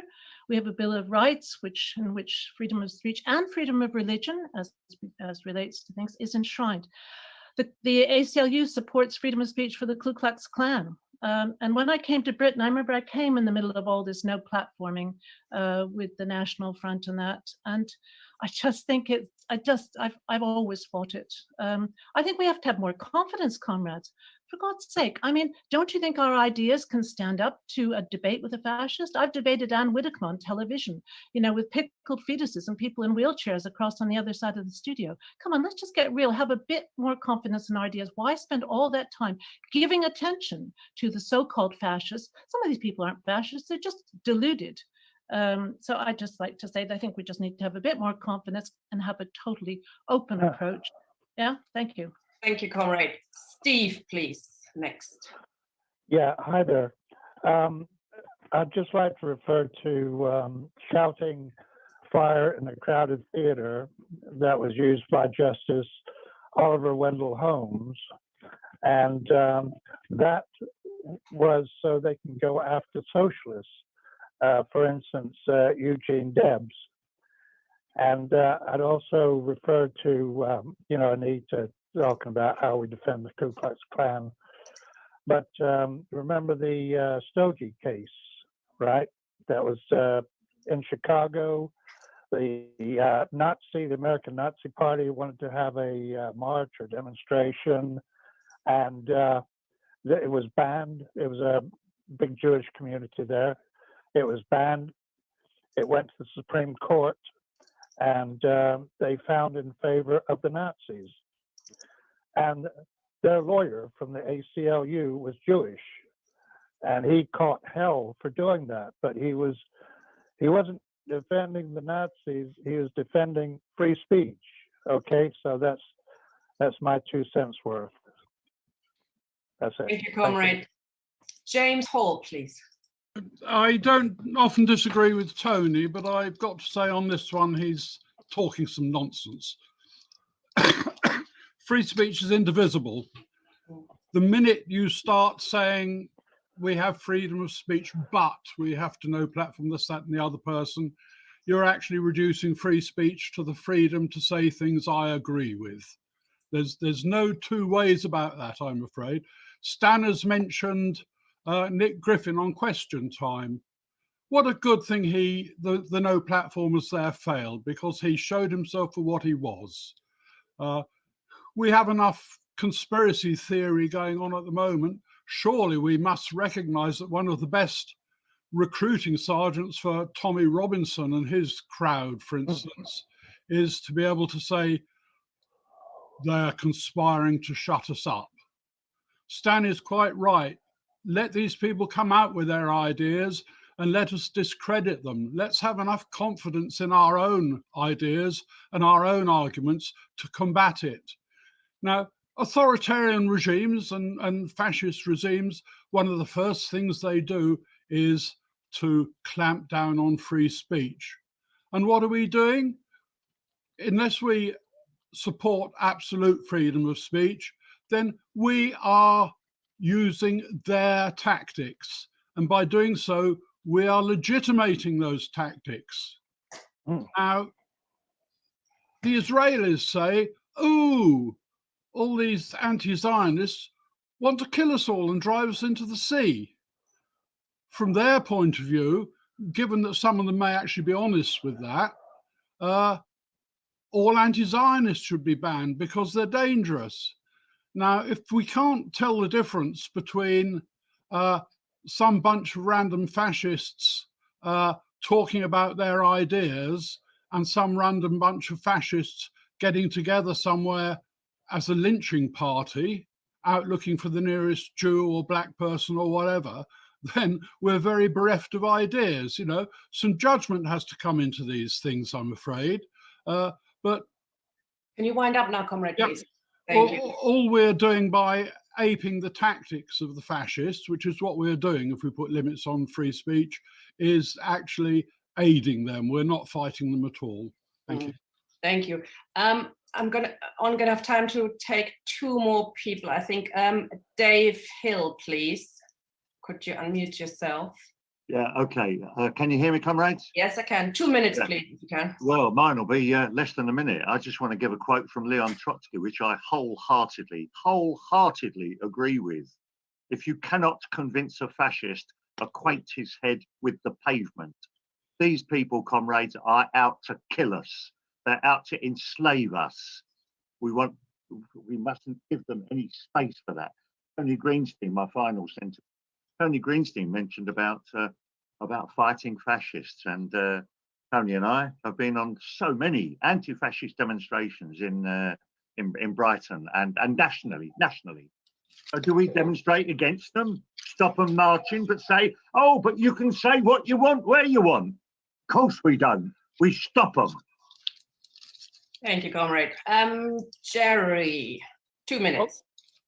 Okay, I strongly agree with Tony Greenstein here. I want to recount to you, when I was in the old WRP, we used to sell the newsline up and down the Kilburn High Road in the pubs. In the pubs, you would meet people that would make racist comments about immigrants and black people and all that. And you would stop and you would challenge them. And very quickly, you would discover whether they were a confused worker or actually a supporter of the National Front. And you would not continue to discuss with the supporter of the National Front, but you would continue to discuss with the racist who had read his stuff in the Sun or the Mirror the day before. There is a qualitative difference between a racist and a fascist. There's a qualitative difference between those, as the previous speaker have just said, who are intent to kill us and to wipe us out, and people that are confused. And you must make that difference. Traditional labor movement, no platform for fascists, no space for fascists. If they come for you, and it's not just a battle of ideas, it's a battle of physical force, and that's how it is always finished in the end. Hitler did not come to power simply by a question of his ideas won and the ideas of the opposition lost. He did it by absolute physical force. And the Can you wind up now, comrade, please? Yeah. The very foolish organizations of the working class that denounce physical force, denounce revolution itself. Thank you. I'm going to give the the movers of the motions now 2 minutes each to reply to the debate. John first, please. You are unmuted, it's okay. Yeah, I'm unmuted. Okay, yeah, interesting debate. Pity we haven't got more time. Standing for freedom of speech is not the same as not defending yourself. It's not the same as actually saying that you can't launch a physical assault on your opponents. It's not saying that at all. Precisely, the sort of principle has been quoted from good old Leon Trotsky: convince if you can't convince, if you can't convince. So our prime job is to convince. And so what we're actually living in at the moment surely should convince us that that's the case, because the weapons that we've been using without thinking about it, we must know platform as a principle has been turned against us. So precisely the Zionists have turned it against us. They say that their opponents, it's already been said, want to wipe out all Jews in Israel or something along those lines. Gentile and Jew cannot live together. When we disagree with them, we get accused of being racists. We want a rational debate with these people, and we will destroy them in that. We should have confidence in our ideas. Our ideas are superior. Our ideas are true. If we stand for freedom of speech, we can win. If we don't stand for freedom of speech, then I'm afraid that we dig ourselves deeper into the very deep hole that we find ourselves in at the moment. John Bridge. Thank you. Tony, please. He often appears in the... Yeah, thank you, comrades. We indeed defend freedom of speech. That is why we deny it to the fascists, precisely because their purpose is not to win the battle of ideas. Fascists aren't interested in the battle of ideas. They are interested in killing us, destroying us, exterminating the labour movement and the working class organisations. The idea that you allow an Adolf Hitler to organise, to hold meetings openly, to rouse the masses against the working class Jews and whoever else. And then when they get strong, you have to then defend yourself and fight back against them and then try and stop their meetings is absolutely absurd. You want to keep the fascists as weak as possible. Look, in Brighton in the early 80s, when I was secretary of the local anti-Nazi league, we had a position where the National Front were going around wrecking meetings of gay groups, Troops Out of Ireland meetings, and other associated left-wing meetings. We had to stop them. The idea that we allowed them to meet and hold their own meetings and then attract other people on a very basic, simple, demagogic basis is absolutely absurd. The fight against fascism is a war that socialists have to win, and by and large we have won it in this country. The very notion that we then allow them to organize, to grow stronger in order that they can then attack us and to attack all minorities is absolutely nonsense. It is, as Graham said before, completely ahistorical. Fascism seeks to destroy us. And there was a battle, a war, which unfortunately was lost in Spain against the Franco-fascists. The idea that you would somehow allow these people to therefore meet openly and organize is cloud cuckoo land. Those of us who are... Can you wind up now, please? Quite clear. Anti-fascism is ingrained in our very DNA. It is part of the battle for a free society, a free socialist society. And therefore, I would ask you to support my amendment and not what is really a bourgeois liberal alternative. Thank you.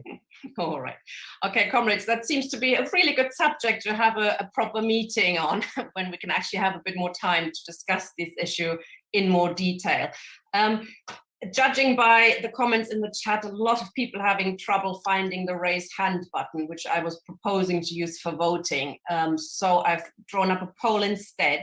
So comrades, I'm going to take first the amendment from, oh no, it mentions both of them. Okay, so this is a news to me, all of this. Okay, so we can have a poll on both of them, both amendments. They now should be on your screen.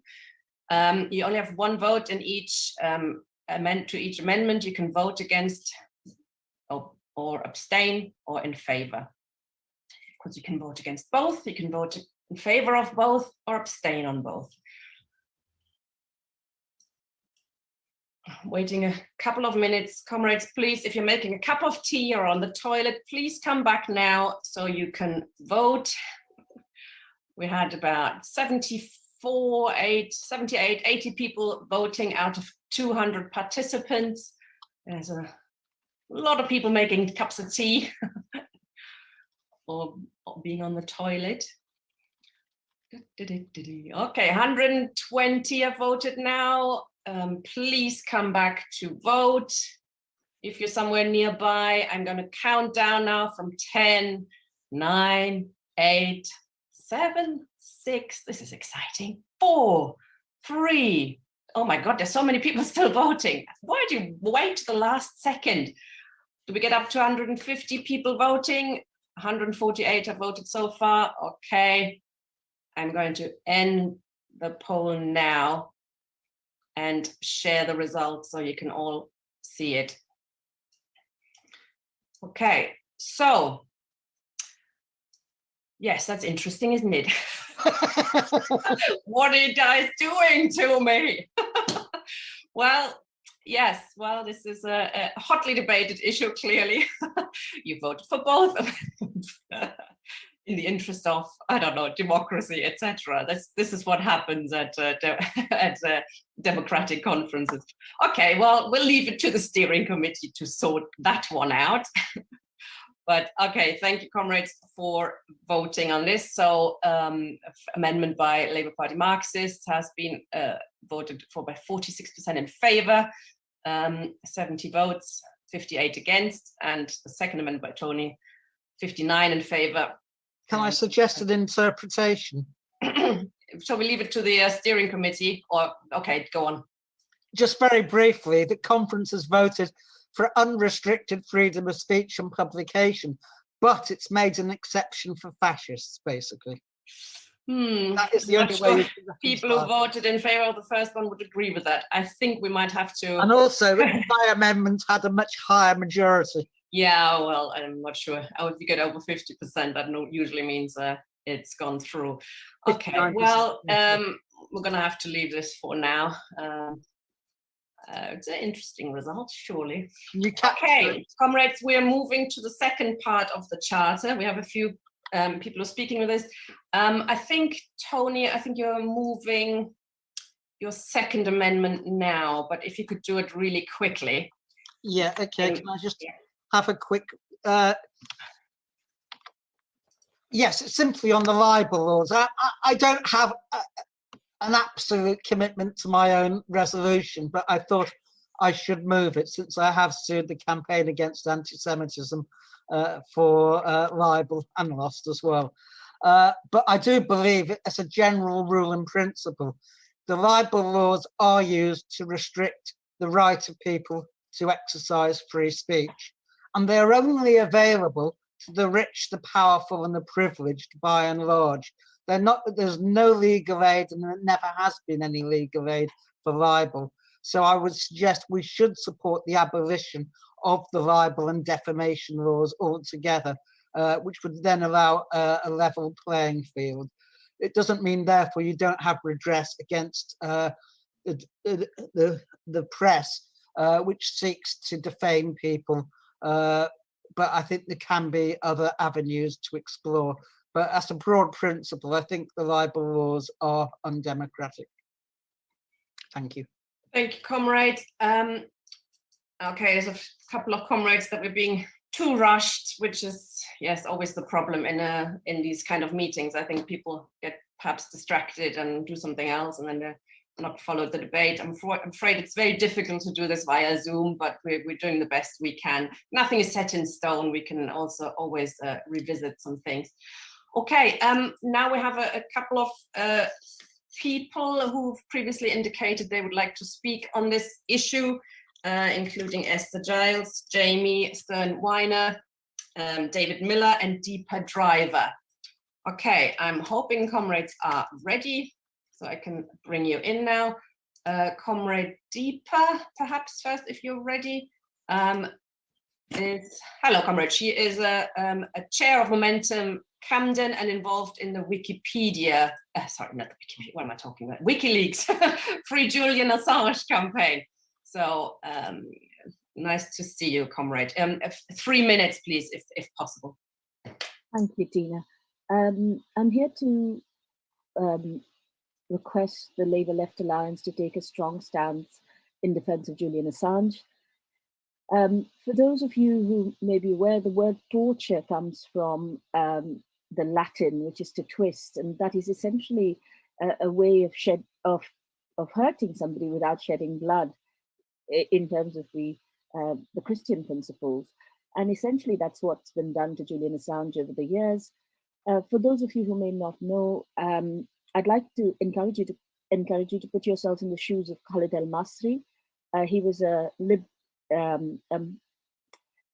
German citizen of Lebanese descent, and he was abducted by the CIA, sodomized, tortured for several months until they decided it was a case of mistaken identity, and they continued to torture him for a further few months, after which they, once they got to their decision, they then let him loose on the Albanian border, from where he was deported back to Germany, where nobody believed his story.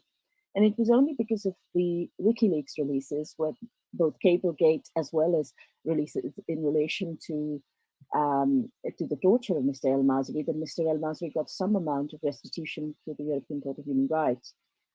Now, Mr. El-Masri's case is not unique. As many of you will know, American imperialism and British involvement in supporting that, or in fact leading it in some cases, has led to a complete legitimization of American imperialist behavior all over the world.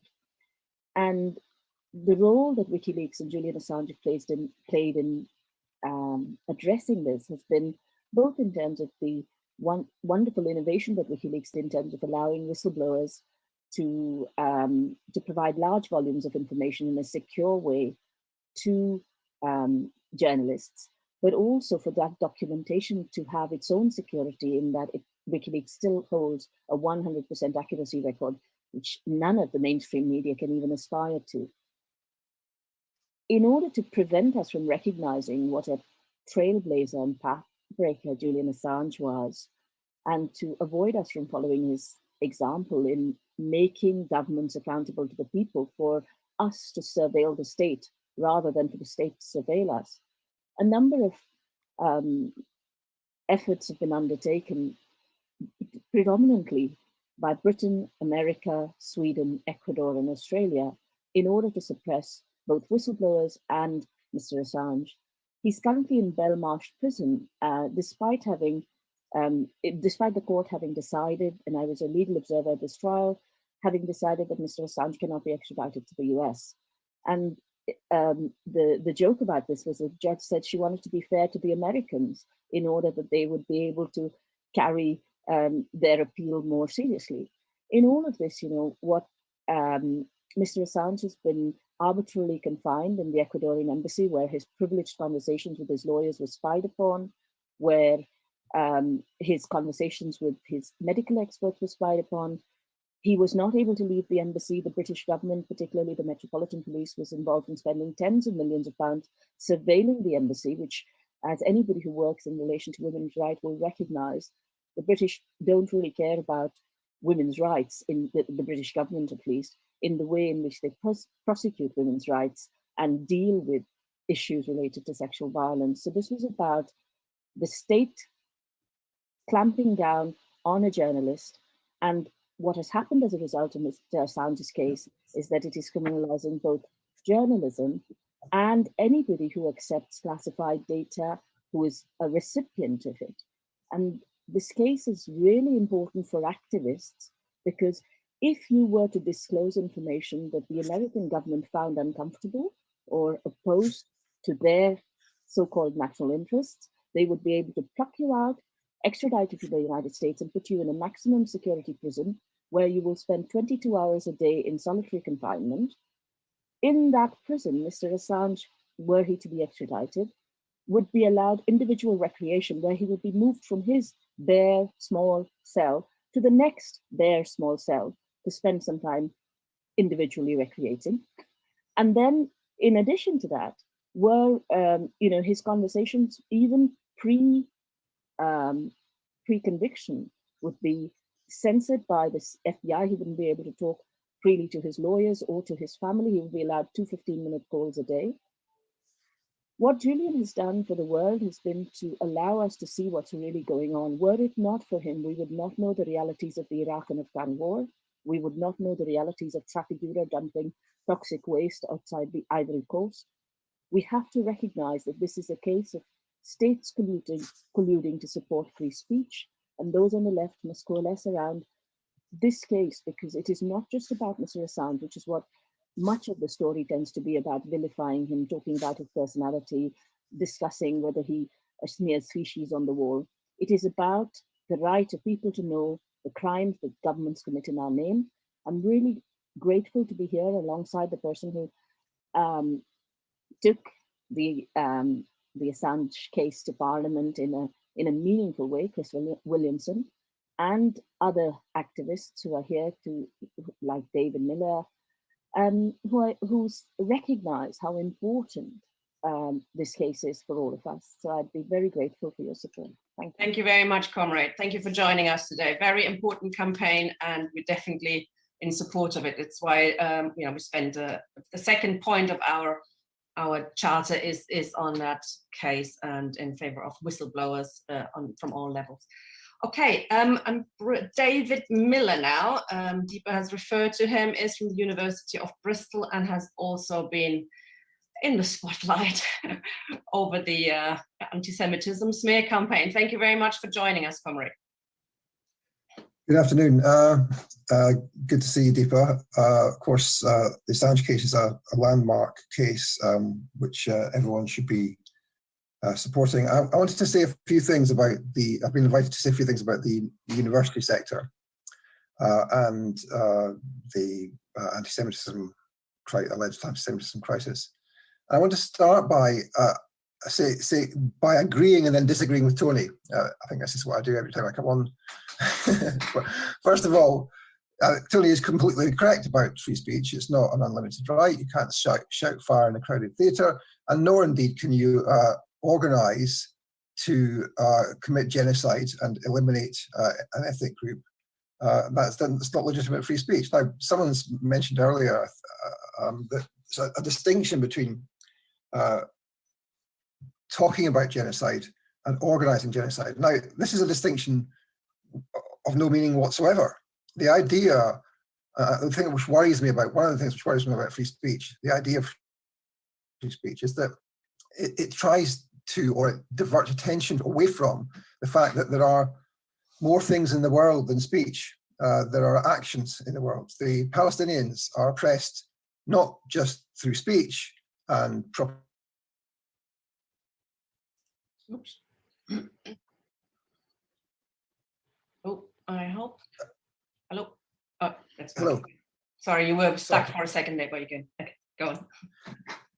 I mean, so free speech, yes, it's an important principle, and of course we have to defend in key cases like Julian Assange and others. But the enemy we face here is Zionism and the imperial policies of the Israeli state, and free speech is not the main problem here. It seems to me it's a problem, but not the main problem. So this is where I want to disagree with Tony. Right? Tony said that on the question of naming the organisation, that it started with the Labour Party. It didn't start with the Labour Party. It's not started with the Labour Party and moved to the universities.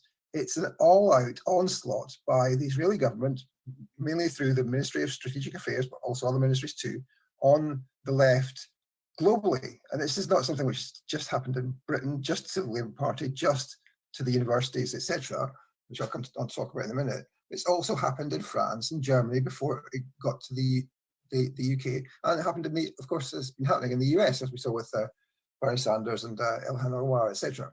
This is an all-out attack by the Israeli government. It's not something to do with the Labour Party, really. The Labour Party is, a mere detail of this attempt by the Israelis to impose their will all over the world. And that's, I think, is what we should recognise. It's not just a question of being allowed to say, "Oh, Zionism's bad" or "Zionism's racism," which of course we should be allowed to say because it is. But also, it's not just a question of that; it's a question of how we defeat the ideology of Zionism in practice.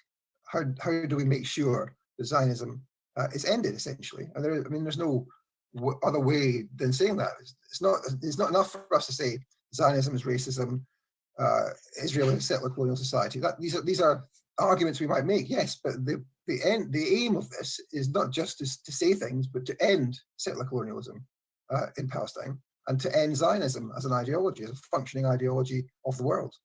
And so that's the thing which worries me most about the idea of freedom of speech, is that it diverts our attention from the practical realities, the material. Can I use that word, Tony? I think you would approve of that. The material realities of the jackboot on the neck of the Palestinians. So that's my sort of I agree with Tony, I don't agree with Tony preamble. On to the question of the universities now. People have mentioned 2 minutes, comrades, please. Yeah. Okay. People have mentioned the UCL vote, and this is a dramatic event that UCL have voted to get rid of the IHRA. This is the first time it's happened. A concerted lobbying effort by the Israelis over the holiday period and the new year to try and undermine this possibility, but people have stood firm and voted against the IHRA. And this is the beginning of our fight back. And I want to say a few words about that very quickly. I mean, the people will probably be aware that of the 4 options which were on the ballot, the option which has been favoured is the option to withdraw the IHRA, but to replace it with something else. Now, this is the second best option in my view. It should have just been retracted and not replaced. But we faced, as a result, a huge struggle over what it will be replaced with. Now, of course, the Zionists will come up, and they already are planning their alternative to the IHRA. It's called the Jerusalem Declaration, and it will be announced shortly at the time of their choosing, when they think it's going to make the most impact and have the most effect. So what we'll be faced with here is especially a liberal Zionist case for suggesting that there is a serious problem of anti-Semitism or Judeophobia in this country, when there isn't a serious problem. They will try and get that back on the agenda. So we face a massive battle over that. Now, this is a battle which is going on not just at UCL, but throughout all of the universities in this country. As some of you will know, I've been attacked and complained about by the head of the Bristol JSOC, the Jewish Society, along with the president of the Union of Jewish Students, both of which organizations are, of course, formerly members of the Zionist movement. They are all part, the JSOCs are all part of the UJS. The UJS is a member of the World Union of Jewish Students, which is a direct member of the World Zionist Organization, and in its constitution, the UJS, of course, mentions being pro-Israel. So those kinds of complaints have been made across the country in different places. One against me in Bristol. There's been one in Warwick, again made by a UGS or JSOC person, and there have been several others. And we will continue to see this attempt to drive the possibility of anybody speaking out about Palestine or about what Zionism is, or having any kind of critical account of Zionism as racism or settler colonialism, etc.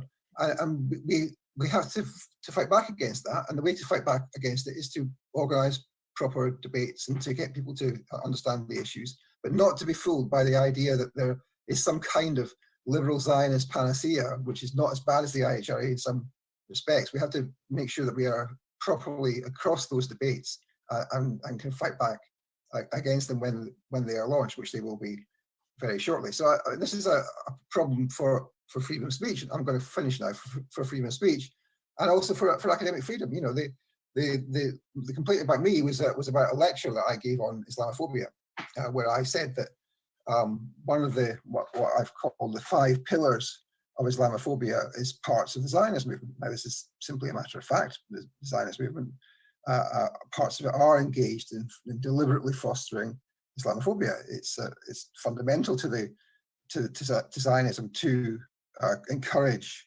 Islamophobia and anti-Arab racism too.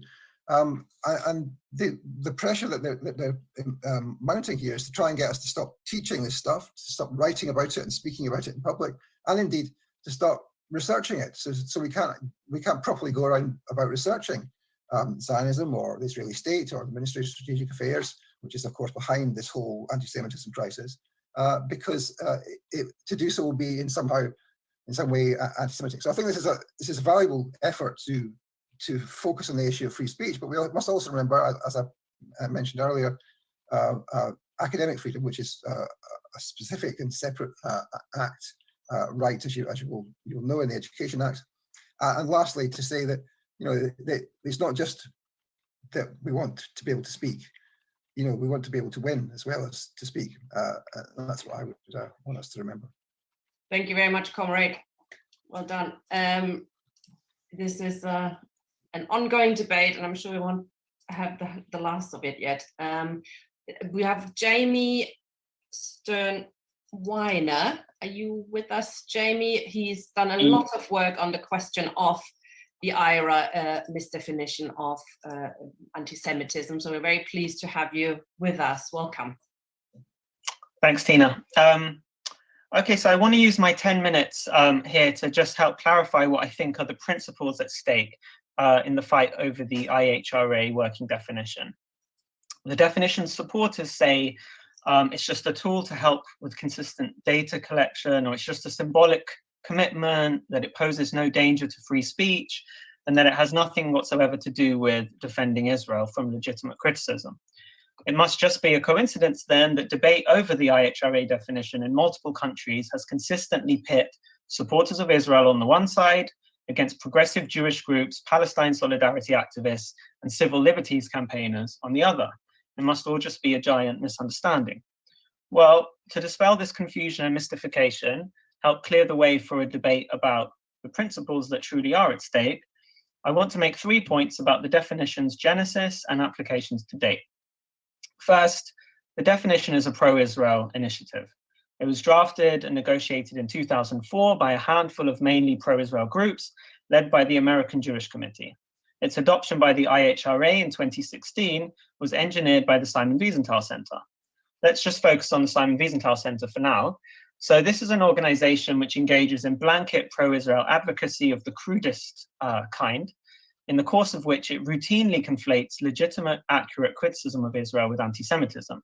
So just to give a flavor, it described EU guidelines which prohibit funding institutions located in Israel's illegal settlements as, quote, redolent of the 1930s Nazi boycott of the Jews throughout the Reich, which was the prelude to the Holocaust. And just recently, when the pre-trial chamber of the International Criminal Court ruled that it had jurisdiction in Palestine, the Simon Wiesenthal Center accused it of, quote, anti-Semitism and of trying to, quote, punish Jews for defending themselves from those committed to finish Hitler's genocidal goals. So the working definition, it's a vehicle for investing such designations with political, regulatory, and ultimately legal authority. Second point, there are actually two IHRA working definitions. The first refers to a two-sentence passage. I'm sure you're all familiar with it, but I'll just quote it for those who aren't. Anti-Semitism is a certain perception of Jews which may be expressed as hatred toward Jews. Rhetorical and physical manifestations of anti-Semitism are directed toward Jewish or non-Jewish individuals and or their property, toward Jewish community institutions and religious facilities. Let's call this, for our purposes, the meaningless definition. The second IHRA working definition comprises a list of 11 examples of purported anti-Semitic statements, of which 7 make reference to Israel. These include such criteria as denying the Jewish people their right to self-determination and applying double standards to it. Let's call this list of examples Israel's definition. What's important to bear in mind is that Israel's advocates and the leading advocates of the working definition, they couldn't care less about the meaningless definition. After all, it's meaningless. Supporters of the IHRA working definition have themselves dismissed that two-sentence passage as very generalist and vague, that's the campaign against anti-Semitism, or even totally muted and unmoored from any current reality, that's the Simon Wiesenthal Center. Meanwhile, Israeli officials say that, quote, What turns the IHRA definition into an essential definition in our eyes is the list of examples. That's why they won't drop the most obviously political and indefensible examples, double standards, self-determination. Rightly or wrongly, in my view wrongly, dropping those would at one stroke neutralize most of the public criticism of the working definition. It would also plainly serve the claimed purpose of that definition, namely to provide a clear and consistent standard for data collectors. But they won't drop them. Why not? Because those are the examples that can be most easily used against Israel's critics. It might be wondered, why did the IHRA itself adopt Israel's definition, even as it manifestly threatens the free speech of critics of Israel? Well, the interesting answer is it didn't. The IHRA's decision-making body, in fact, excluded the 11 examples from its working definition, which comprised the meaningless definition only. This fact has subsequently been misrepresented by Israel's advocates, certain UK officials, and regrettably by elements of the IHRA itself, but it's easily documented and it soon will be. Third point, in practice, pro-Israel campaigners have used the definition to chill speech. So it's repeatedly claimed that the definition is not intended as a tool for censorship, but its champions have also repeatedly insisted that it be used as such. Most obviously, it was demanded that Labour incorporate Israel's definition into its code of conduct. There's an ongoing international campaign pressing social media platforms to use it to censor posts, and the UK government, backed by mainstream Jewish organisations, is seeking to impose it on universities. What's more, in practice, it has been repeatedly used not just to stigmatise, but also to stifle speech. We just heard a few examples from university campuses. Consider now the Labour Party. In summer 2018, pro-Israel groups demanded that Labour adopt the IHRA working definition and all the IHRA's examples verbatim, which is to say, in our terms, Israel's definition. Labour's attempt to only adopt most of those examples, rejecting or adapting others, was condemned as proof positive that it had an anti-Semitism problem. Everyone from the Board of Deputies, the Community Security Trust, to government ministers insisted that, to use the words of a joint statement by 7 UK delegates to the IHRA, quote, any modified version of the IHRA definition that does not include all of its 11 examples is no longer the IHRA definition. Now, this was flatly false, as noted, but it worked as Labour's ruling body capitulated and adopted Israel's definition. So how's it being used? Consider one recent case. In a historic development, Israel's leading human rights organization, B'Tselem, recently found that Israel oversees a regime of Jewish supremacy from the Jordan River to the Mediterranean Sea that amounts to apartheid. A Labour member recently submitted a motion to their branch supporting B'Tselem's position and calling for an end to the apartheid regime. But the chair said that it should not be put on the agenda, it was out of order, because the references to apartheid can be read as characterizing Israel as a racist endeavor, and this is contrary to the IHRA definition of anti-Semitism. The chair's position was supported by regional officers. In other words, we've now reached the juncture where supporting Israel's leading human rights organization is prohibited and suppressed within the Labour Party as anti-Semitic. The crucial point is not just that Israel's definition facilitates such outrages, but that its most consequential supporters either do not object to or actively encourage this assault on free speech. When one British university cancelled a student event planned as part of Israel Apartheid Week, the Simon Wiesenthal Centre, recall the architect of the IHRA definition, praised the move and urged other universities to follow suit. The Simon Wiesenthal Centre has openly boasted about the definition's contribution to, quote, legislation condemning anti-Zionism and BDS, and recalled with satisfaction how, quote, in the United Kingdom, the IHRA definition helped to clearly expose Jeremy Corbyn and Labour's patterns of anti-Semitism and provoked a controversy that contributed to Corbyn's landslide defeat. A controversy that, to repeat, was based on a falsehood, one that was propagated most authoritatively by the pro-Israel supporters of the IHRA definition. To conclude then, we can and should confidently set aside the mystification around what the definition's purpose and practical effect is. It was drafted by pro-Israel groups as a vehicle through which to stigmatize and stifle criticism of Israel. All supporters of free speech should oppose it, not just in terms of Palestine, but as a matter of principle in those terms. Thanks.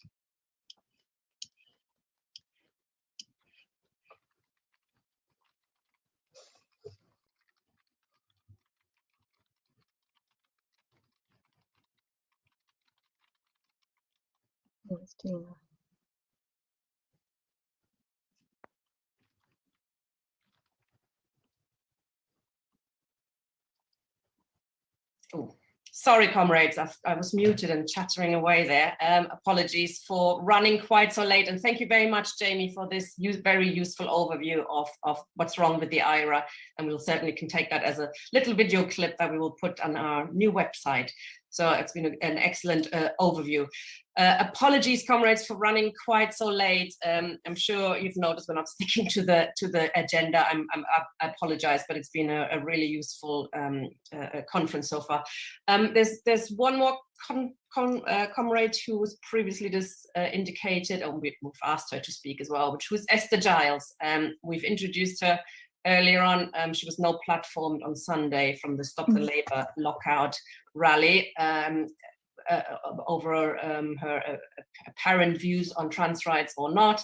But I think it's important that we show that we do not no platform and call not for no platforms of fellow socialists in particular. So welcome, Esther. If you could stick to 3-4 minutes, that would be fantastic. Hi. Thank you very much. I'm very humbled and honoured to be here today. Thank you very much for having me at your conference. I'm going to talk to you about no platforming and the so-called left's supposed right of intolerance, linking to my experiences last week.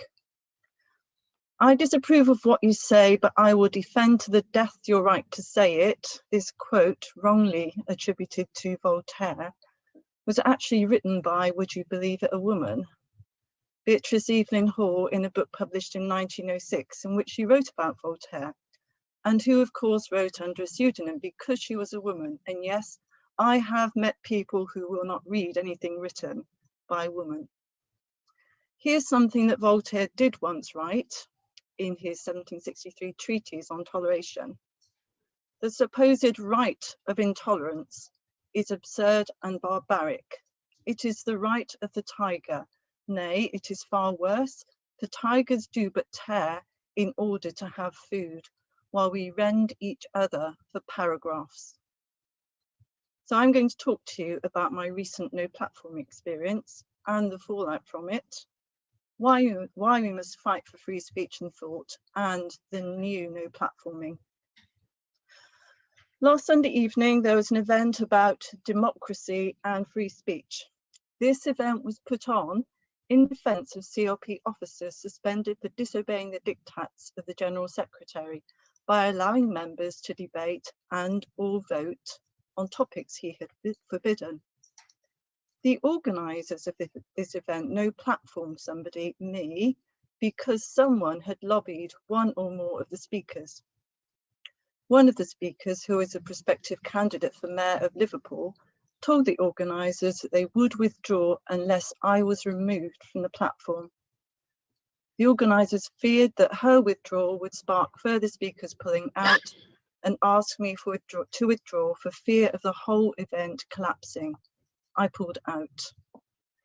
The event went ahead using a webinar with the chat disabled. The organising group knew that their decision to no platform one of the advertised speakers would be a controversial one and seen as hypocritical. But they felt either that the event was more important than the principle of free speech, or that what I was accused of genuinely made me a persona non grata. I think that the organising committee was divided on the issue. It has certainly, in the fallout, revealed deep rifts in groups and campaigns. Importantly, when this happens to you, you'll find out how people and groups respond to the white hot flame of the witch hunt. Some melt away like snowflakes, some swivel round and stand by the side of the witch hunters, some run for cover, and some stand in the flames by your side, including people you have never met before, and become an even more valuable gold. I want to put this no platforming in the context of free speech and explore what no platforming has now become. So what does free speech do? We've talked about this a lot already today. It shines a light on bad arguments and hate, rather than letting it fester in dark corners. Free speech allows debate where there is disagreement about ideas and ideologies. It helps us to find the truth by dialectic. It promotes trust, honesty and respect where differing points of view are listened to. And I think we've seen some of that today. It requires confidence to challenge and that the challenge is respectful. It requires time to think and to debate. That's why in the Labour Party, for those of us who still have meetings or are allowed to go to them, we have the process of motion submitted in good time and time allotted for debate in a comradely fashion.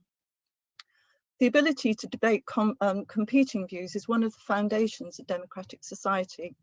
If dissent is seen as offence and then is elevated to hate speech, the consequences for democracy are alarming, and that is what I think we are seeing now. So what are the limits of free speech? Again, we've discussed this today. It should not, in my view, promote acts of violence. If somebody says something a reasonable person would believe to be something so appalling that it should not be said, they should be called out. We should refuse and reject the rhetoric of violence. Yesterday, somebody who has been posting smears against me on social media for the past 2 years justified their smearing and my no platforming by saying, you are standing with people who really have been unfairly smeared and are completely innocent of all accusations. This person was saying that they were the arbiter of free speech and that with anybody with whom they disagreed should be silenced. So if we move on to the new no platforming used to be a tactic used against self-proclaimed fascists, the National Front or the EGL and Holocaust deniers. But today it is particularly being used to prevent the expression of feminist arguments critical of the sex industry and of some demands made by trans activists. The feminists who hold these views, mainly second-wave feminists and other sisters and brothers, have never advocated or engaged in violence against any group of people. But they are called transphobes, they're called warphobes. It is argued that the mere presence of anyone said to hold these views is a threat to a protected minority group's safety. And so comrades are prevented from speaking by the opinions of the ideological thugs. In my case, it seems to have been the LGBT plus group, though I cannot be sure. And we know, of course, that critics of Israel suffer the same fate, as we've already discussed today. As somebody said to me this week, attacks on free speech and thought about Israel come from without, but the gender debate results in the left eating itself. This new no platforming approach results in people sometimes being disgraced and defamed for the rest of their lives for one comment or incident taken out of context, or even for just having been accused of something. Universities appear to be a mecca for no platformers, which doesn't augur well for the future if we don't address it now. The social justice warriors in today's universities seem to wage war to outcompete each other in their successes in no platforming people. There's a growing list of people who've been no platformed, and we're hearing about some of them today, including Ken Loach this week. So with Ken Loach, people called for his no platforming because he had repeatedly been accused of and been an apologist for anti-Semitism. Did you see what they did there? They said he should be no platform because he had been accused of something. And the event had nothing to do with what he was being accused of. This is another feature of the new no platforming. Anyway, the college did stand firm and say that no platforming is not the way to pursue the goals of a free and open academic community. And the event did go ahead. Again at Oxford University this week, John McDonnell has been urged by the Labour Society not to share a platform with a woman they call a known transphobe, Professor Selina Todd, who writes and teaches about class, inequality, working class history, feminism, and women's lives. The attackers say the content of the event is irrelevant to the issue at hand, namely that McDonnell is lending his social and political capital to a person whose views actively harm the trans community. As one of the Twitter comments say, I thought universities were about debate, not censorship. So the defamation escalates. First you call somebody a transphobe, then next time you can call them a known transphobe. Next, then once you call them a known transphobe, you become a notorious transphobe, all without saying a single word, and just because your attackers say it again and again and again. So individuals are being no platformed, not because of what they actually say, but because of what people think they think, because they are not ideologically pure according to a particular group with influence, and at the same time, other people are blackmailed into withdrawing or requiring withdrawal of the heretic for fear of guilt by association and worse. So Right, can you start winding up? Sorry. Yes, in conclusion, then what does it mean? It means that we allow them to, those groups with influence control the narrative. They control what people say, and this begins to control what people think. It means that people walk and think in fear that they might say something that would damage them for the rest of their lives. It means that ideas cannot be debated in public. These ideas now include Palestine, Israel as an apartheid state, women's rights. Has anyone ever been no platform for wanting to debate trans rights? Class analysis, talk about identity politics as much as you like. It means that people are not allowed to think and have a say unless within the agreed political narrative. It means that democracy dies. And remember, first they came for the TERFs, then the so-called anti-Semites, and then they will come for you. Free speech and democracy for all, solidarity. Thank you, Esther. This is clearly a discussion that is hotly disputed in the Labour Party and in the Labour movement, actually, across all organizations on the left. And you're quite rightly saying it's tearing some organizations apart, actually, which is horrible. And it's very, I think it's very much linked to the ID politics and going down that road rather than looking for working class politics. It's people splitting up in smaller and smaller groups. But it's very important that we hear a debate, and the Labour Left Alliance, which I'm involved in, has been discussing putting on a debate, but we're a little bit fearful on it because the debate has become so toxic on both sides, which is a huge shame because both sides have very valid arguments, I think, and we're still trying to work out how a debate like this could be organized in a comradely fashion that hears everybody and does not no platform. And I think that's what we agree on, all of us, isn't it? No view on this matter should be no platform. And if one of them is particularly wrong, let's hear it, let's debate it, let's vote it down, and let's show why it's wrong. But to no platform a comrade like Esther or other feminist activists is absolutely the wrong way to go, especially because it's tearing our organizations apart. So thank you very much for joining us, comrades. Okay, we're having, we know we're running really late, comrades. I'm wondering if we could move to the vote on this charter, or if comrades want to discuss this a bit more, because it is an important issue. All sorts of important issues have been raised, but I'm a bit worried about time. We've got Norman Finkelstein in the audience, Samia Ramadani, who was scheduled to speak now. I hope they can stay with us a little while longer. Okay, we have two comrades raised their hands. Let's hear them, because we don't want to shut down debate in this conference. That would be a wrong thing to do. Okay, Norman, I think, wants to speak first, and then David Evans.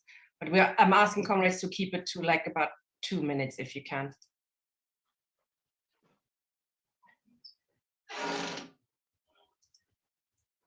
Can you see? Yep, there we are. That's it. It takes me 2 minutes to unmute myself.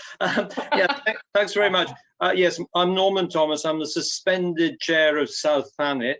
I'm very proud to be, along with Esther Giles, one of the founding members of Labour in Exile Network. I don't know, the ups and downs of the debate that Esther has been involved with regarding trans rights. what I do know is that it is something that needs debating, and I hope the debate will be organised. But what I also feel is that this debate shouldn't be introduced into organisations that are trying to do something very different from the debate itself. That basically, you know, Labour in Exile Network is trying to change the Labour Party into a place where free speech is allowed, where CLPs will be allowed to speak about whatever they want to speak about, including trans rights. So we're fighting for that. It's absolutely counterproductive and destructive to try to distract that organisation by people coming in talking about another issue. We're getting that on our social media site. People who are pursuing Esther come onto our social media site and start a huge debate about that. But that is not what we are trying to do. That is a debate for another time. You've got to have some kind of organisation, some sort of structure in what you do, or nothing ever gets done. So that's I mean, we're having a conference on February 27th. Come to that, to the Labour in Exile Network conference. It's on the network. You can find the website very easily. But that's what we want to do, is to change the Labour Party into a place where free speech is allowed. Getting distracted into huge debates about something else is not what we're about. That's for another time, another organisation, maybe tomorrow, but let's do it then. But please, please, let's not be distracted all the time by other things. Thanks. Thank you, Comrade. Anita, please. 2 minutes. Thank you very much. I'd like to say a little bit, tiny bit, what I can fit in about what's been going on in Bristol. I would say without a doubt that Bristol is in the front line of the fight for full freedom of speech. And Esther in particular has been hit from the right and from the so-called left. But what we are discovering, I'm an investigative journalist and I'm looking much more into this. What we are discovering is that the trans women or women supporters are being recruited by the right wing, and you can see that if anybody wants details and what's happened to Esther with Darren Jones. Sorry, a bit interrupting. Unmute themselves, please. So I'd also like to just say that last 2 nights ago, the largest CLP in the country, Bristol West, held the most suspect ever AGM that I have ever experienced in my life. I ran on a one-woman ticket to be the disability officer. Some of you might remember that it was also the learning disabled who were targeted under the Third Reich. I wasn't allowed to be accepted by the so-called Thangam, that is the Keir Starmer slate, nor was I welcomed by the so-called left slate. And I was told that I wouldn't be accepted because I am gender critical. I'd never even discussed it with any of them. However, as Esther said so rightly, all you need to do is have guilt by association. And so I think that this is very much intertwined. And in a certain way, if people here are brave enough to really listen to what Esther is saying and what we have been going through for 3-4 years in Bristol, I mean, I think that maybe we could have a different way of going. Anyway, we don't know whether or not the Bristol West AGM is going to be invalidated, but it came from on high. It came from David Evans. We weren't allowed to speak.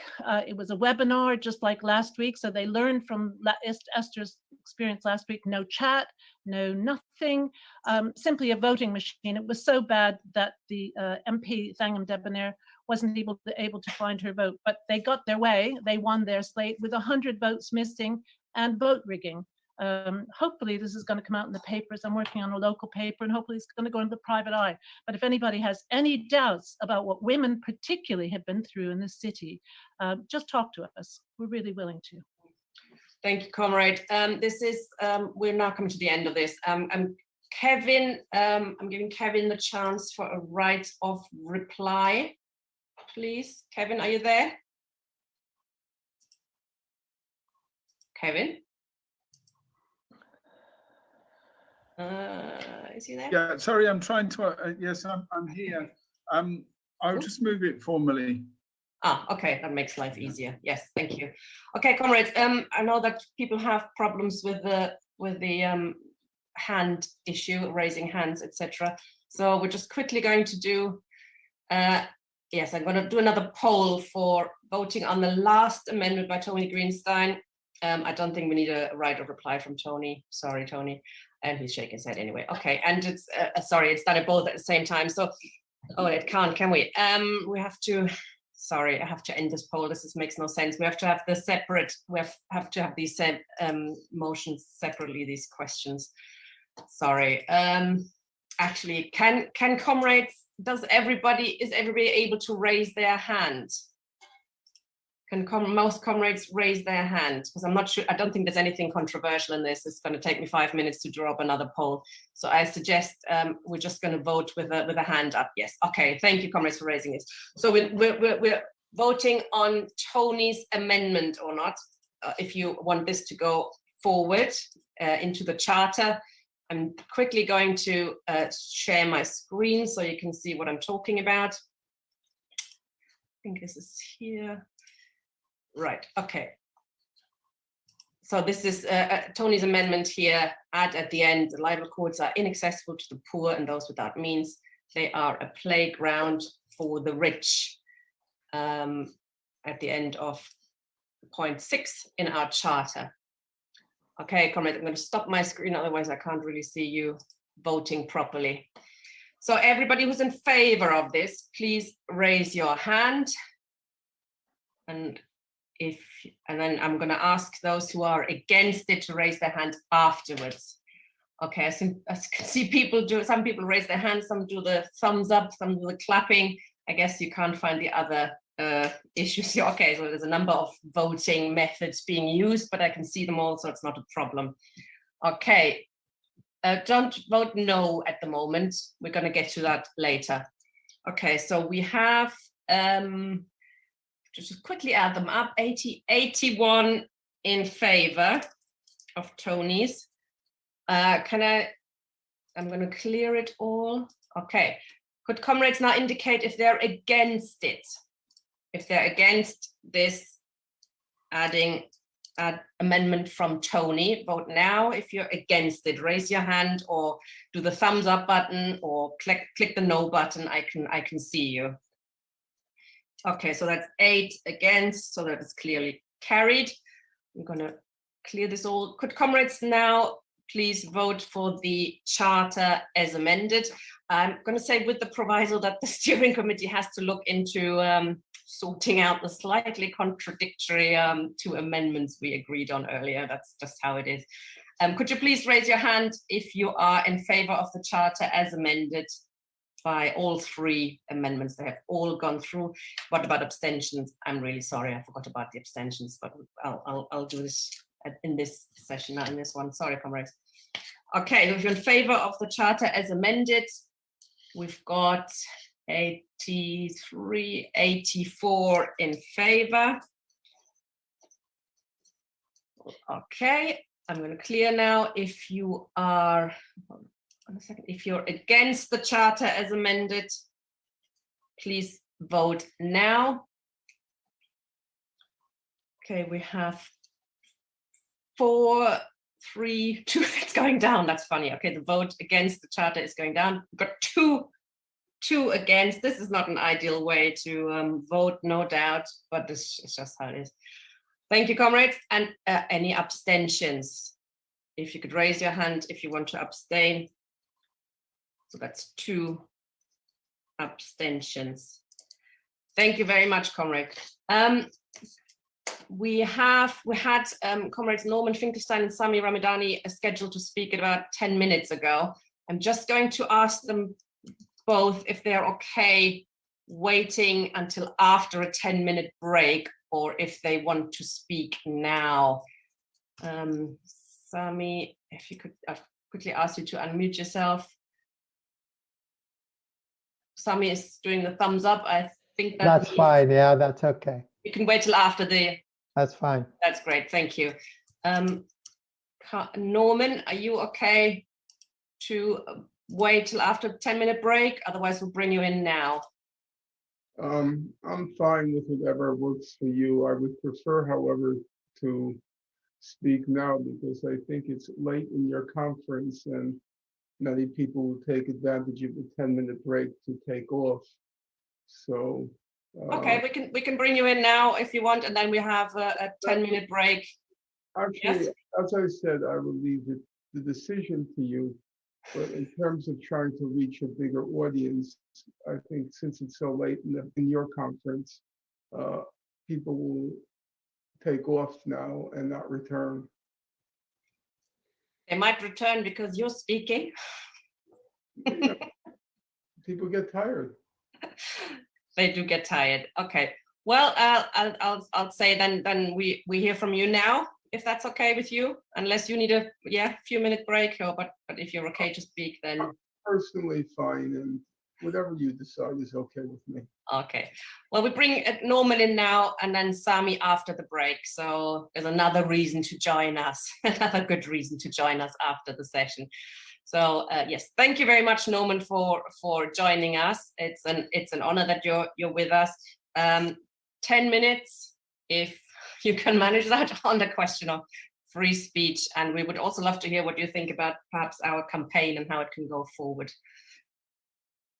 Well, first of all, thank you for having me. I didn't hear as much as I probably should have, but what I did hear actually I found very substantive.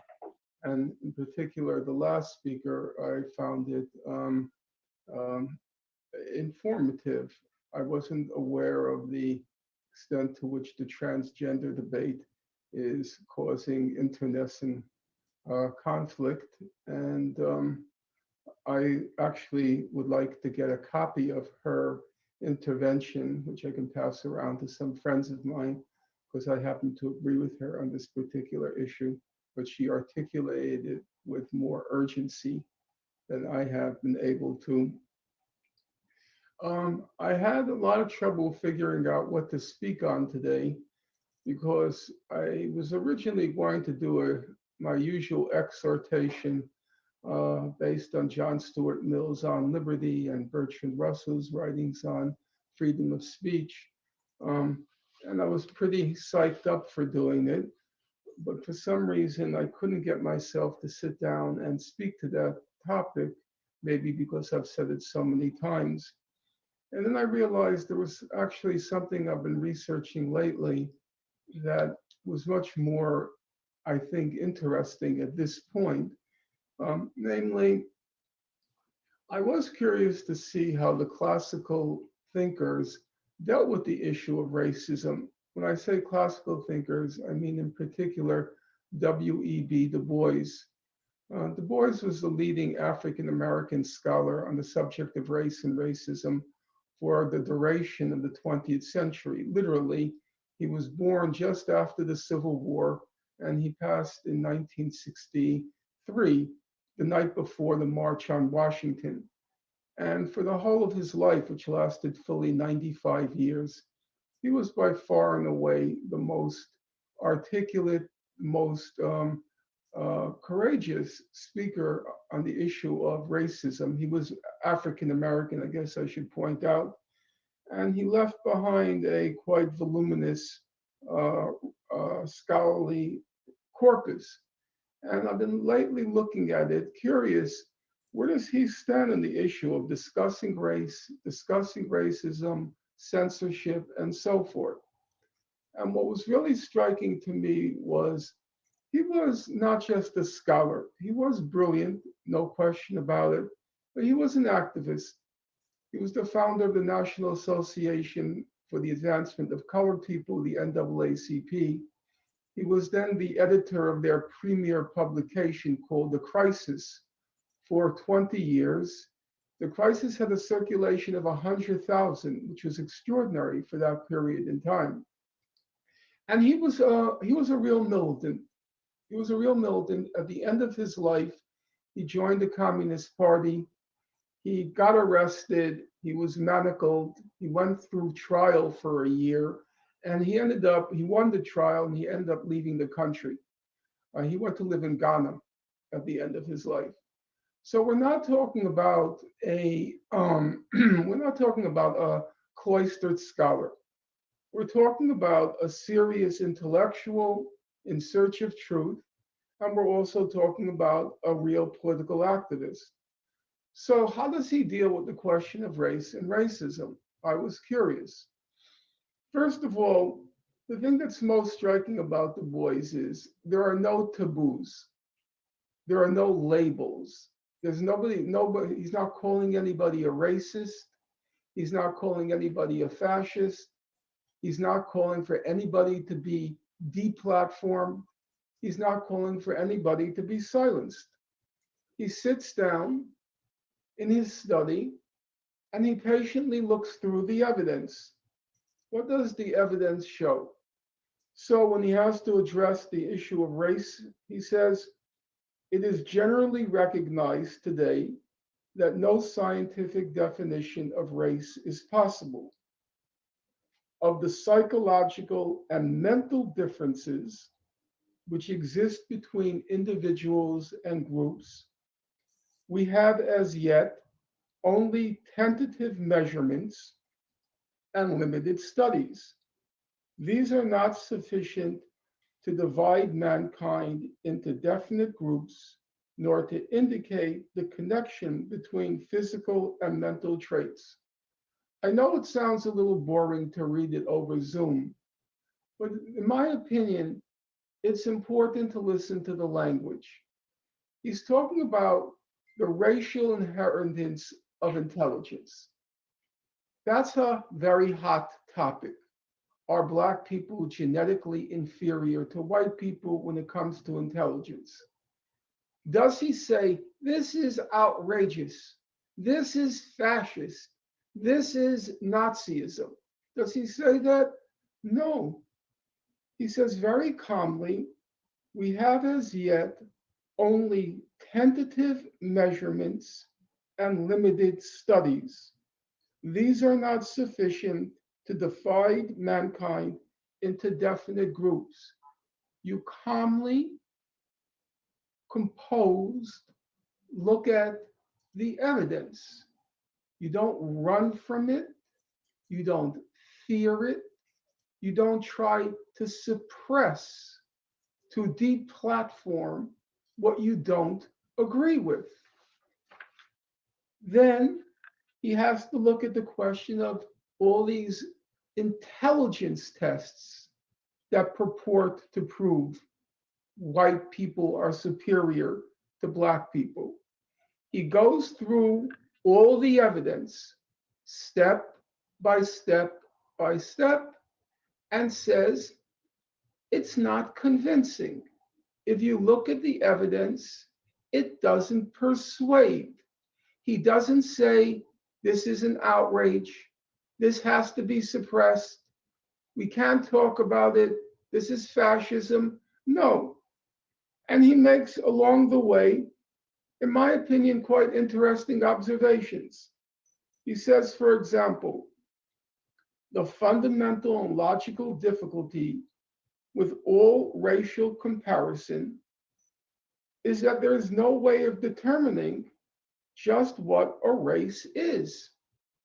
What is a race? Before you can say the Black race is genetically inferior to the white race, what is a race? And he says there's just no scientific way of reaching a consensus on that basic question. Once again, to emphasize, not to suppress, not to silence, not to deplatform, not to run and hide, but to confront the issues and try patiently to parse the evidence and see where matters stand. And even to say, even if the evidence today shows no racial difference, he says, that's still tentative. Our knowledge is still limited. We still don't have a final answer on the question. What is racism? Everybody here, or not everybody, permit me to take that back. A large number of people here in your forum, they're clear on what racism is. We have the deplatform racists, we have the silence racism, but you have a basic question. What is racism? Du Bois spent the whole of his life trying to figure out that question. He started out in 1900 thinking, well, racism is about ignorance. If I can show the world the truth, we can get rid of racism.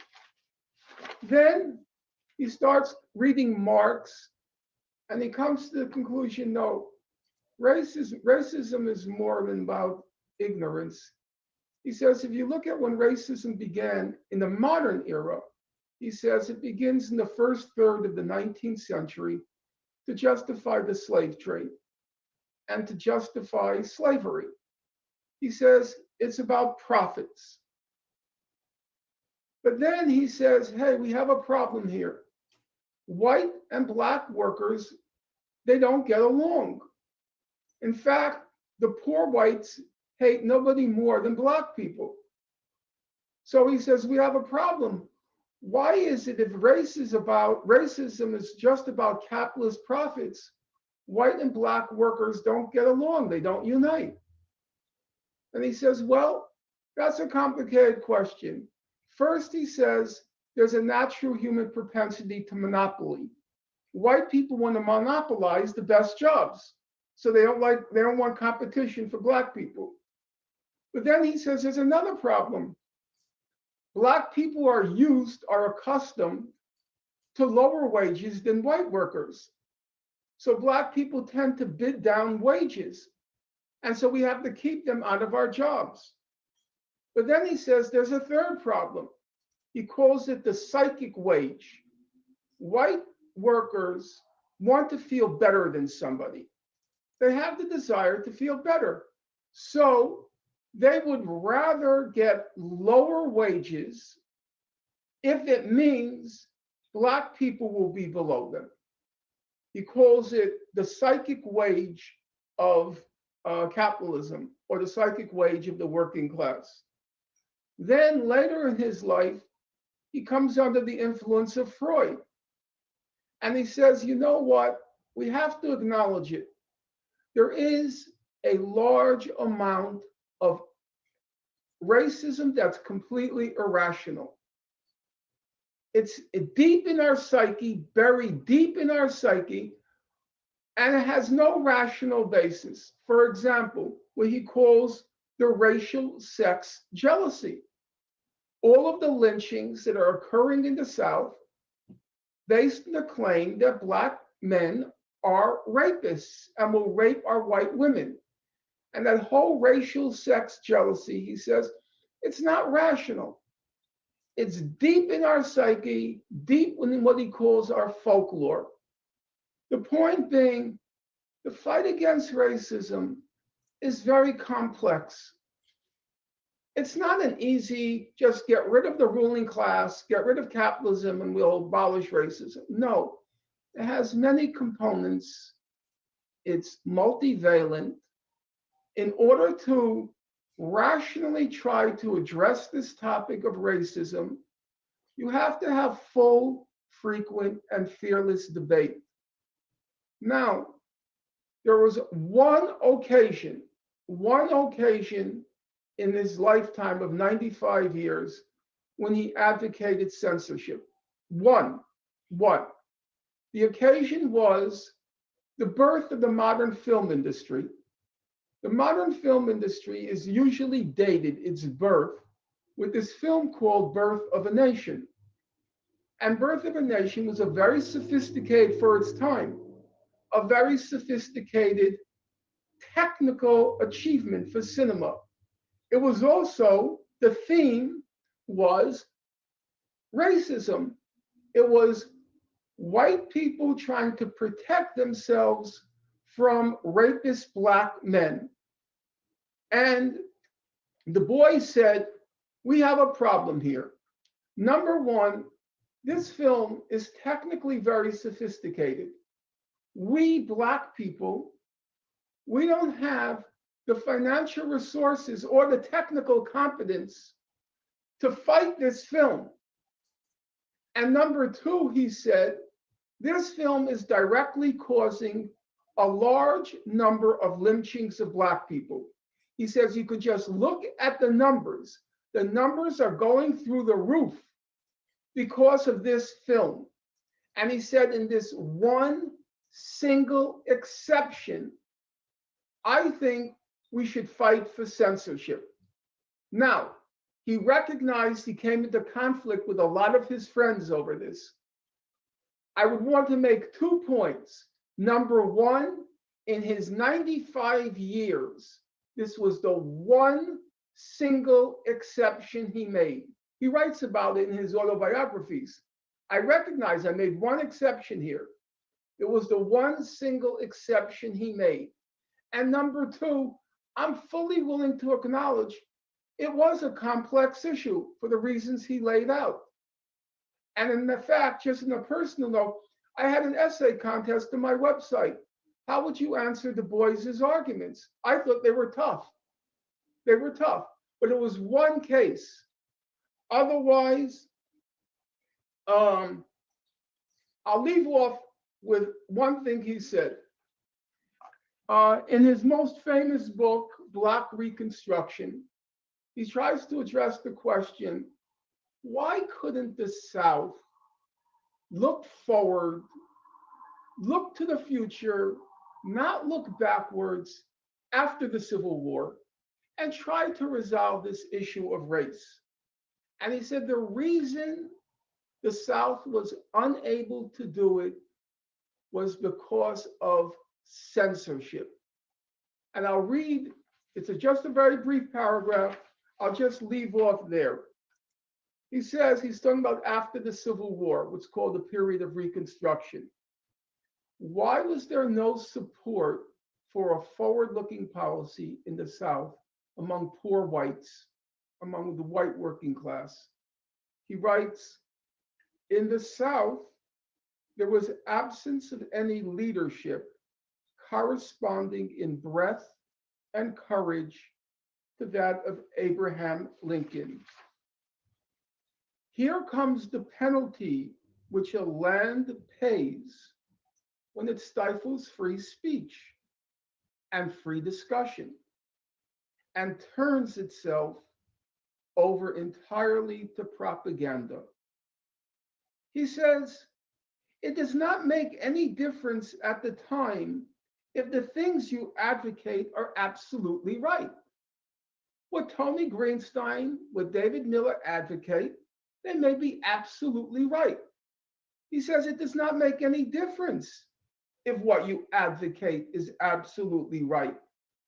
He says the nation nonetheless becomes morally emasculated and mentally hogtied and cannot evolve that healthy difference of opinion which leads to the discovery of truth under changing conditions.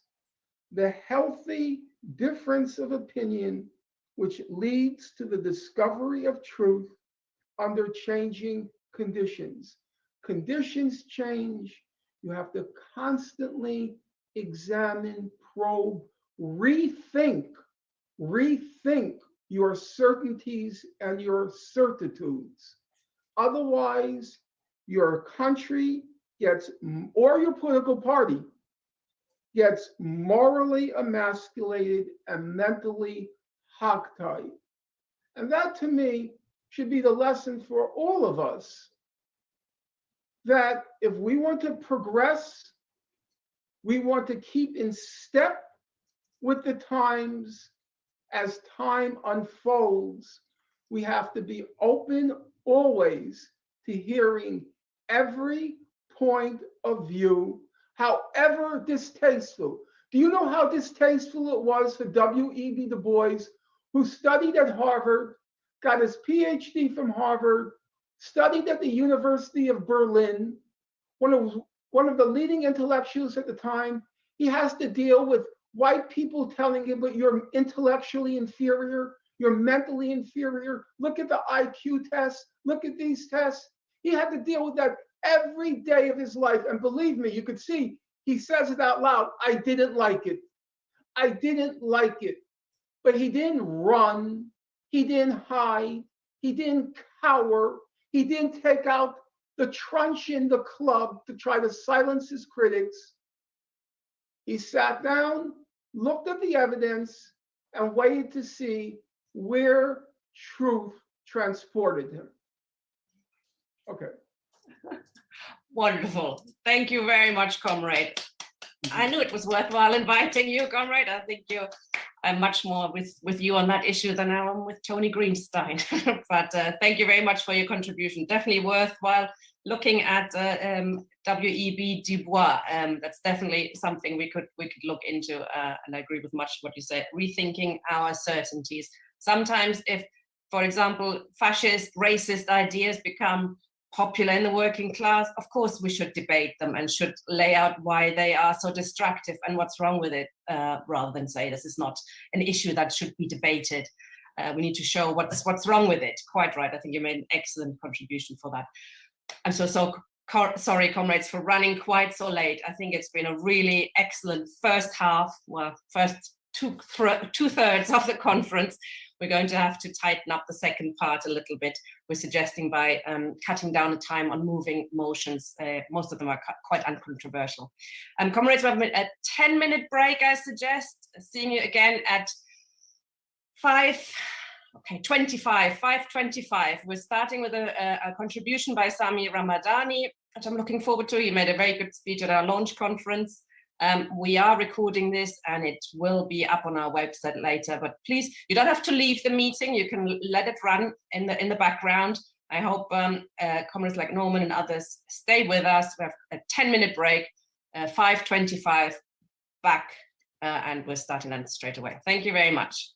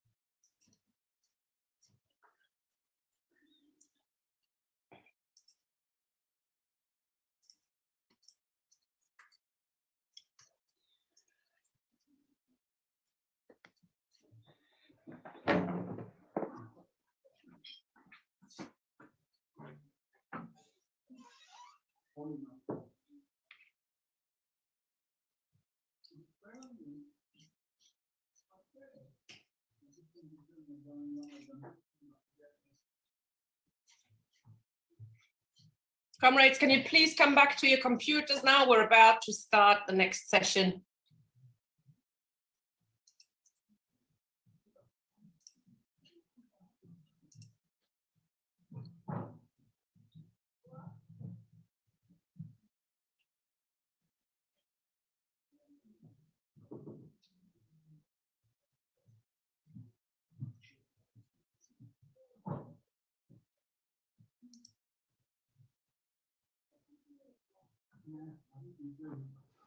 Yeah.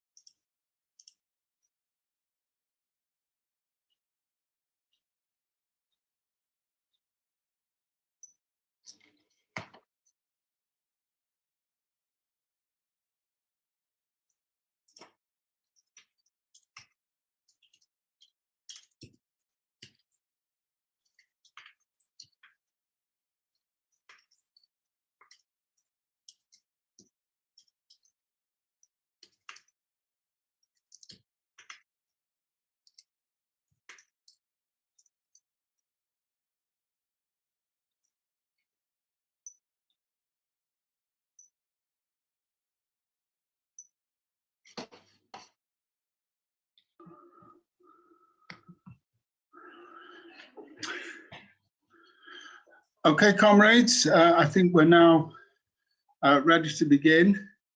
I'm chairing the second half, probably the last third of the conference, and just remind you of the format from the schedule. We'll have Sami Ramadani will do a brief introduction to the session. And then we'll move into motions. We've had 7 motions that have been submitted in advance. And I'd like the movers of the motions, please, if they could, to keep their moving speeches to 3 minutes. And then we'll throw it open to general debate. And then I'll allow comrades to come back in to do a closing set of speeches and replies. And we will then take the votes in sequence. So there'll be a general discussion after all of them have been moved. And then we'll take contributions and then the vote. The last section will be elections to the steering group. And comrades there can nominate themselves or indeed be nominated by somebody else. We've got up to 9 places proposed, and we'll be taking the vote by a Zoom poll, no single transferable vote on this occasion. Everybody has up to 9 votes. If they want to use them, and then the comrades with the 9 highest votes, 9 comrades with the highest votes will be returned or re-elected. Okay, then. So that's the running order. I hope it's reasonably clear. Oh, I see Norman Finkelstein's already received a nomination. So, comrades, I'd like to call now Sami Ramadani to introduce the session. Is Sami there? Hi, Sami. Hi, thank you very much indeed, thanks. And thanks for the invitation to address the conference. It's been really good. I learned quite a lot from the speakers and the contributions. And I think it was a good debate as well, although time was always pressing. And if you don't mind, I might get the chance to comment on the debate about free speech, whether we should ban speakers of certain opinions or not.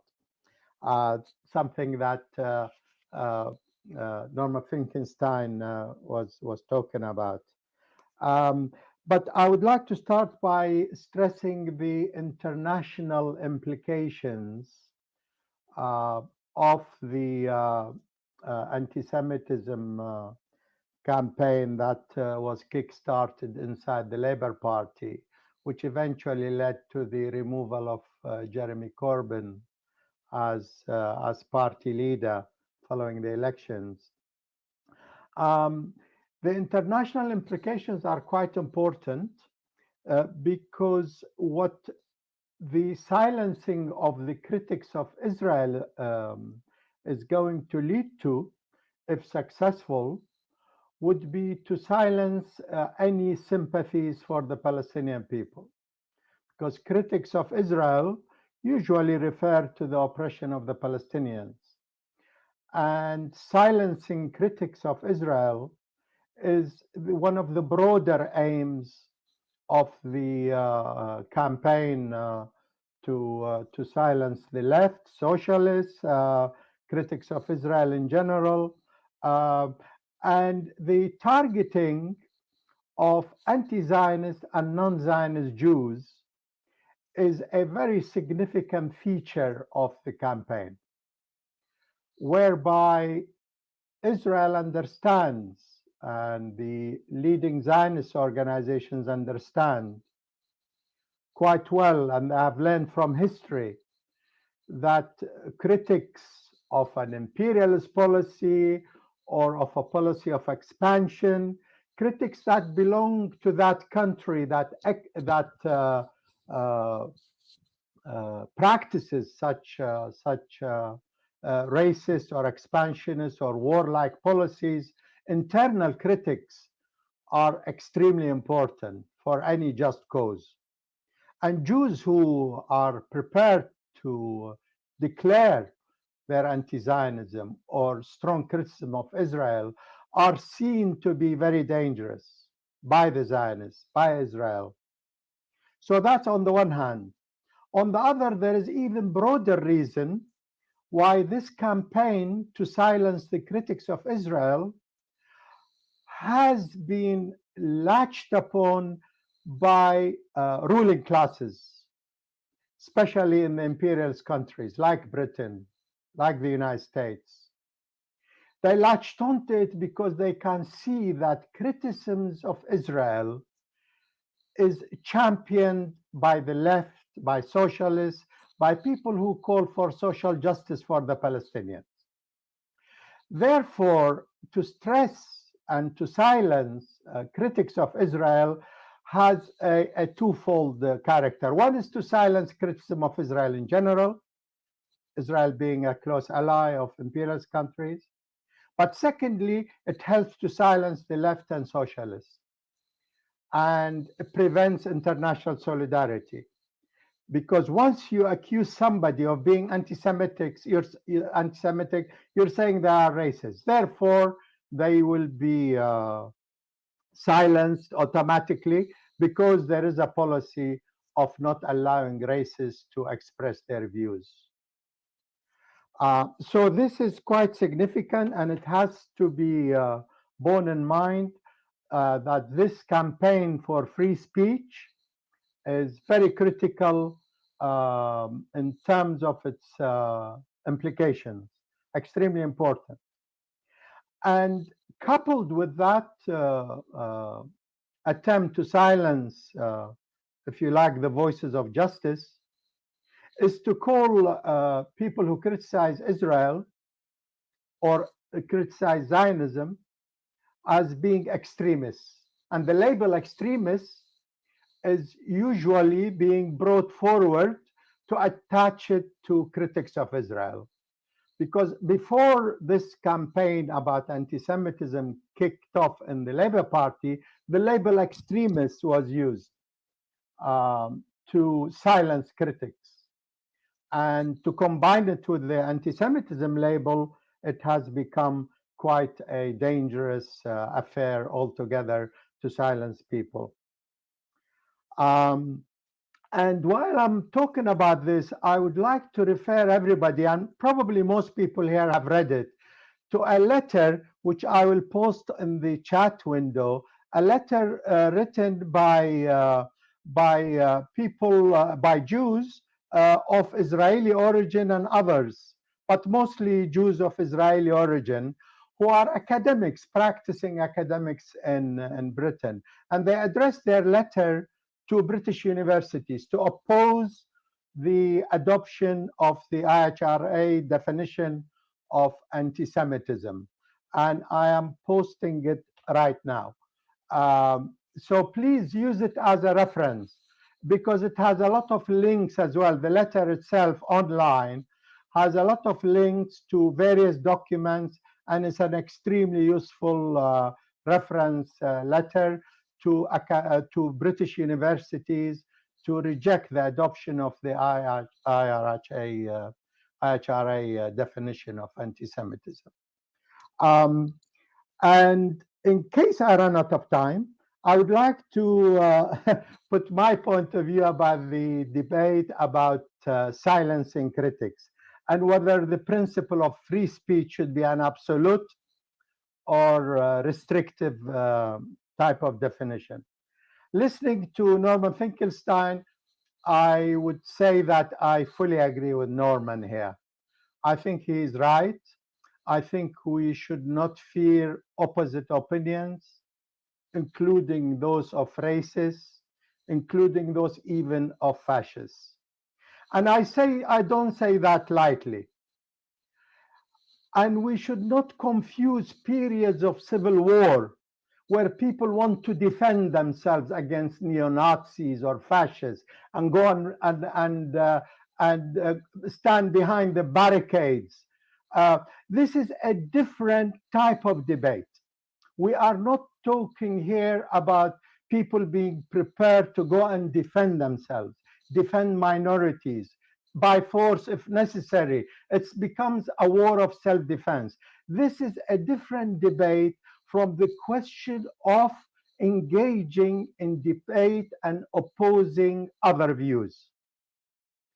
I think there is no principle which is absolute or is absolutely right, 100%. Even if you leave 99.99%, there is still a bit of doubt.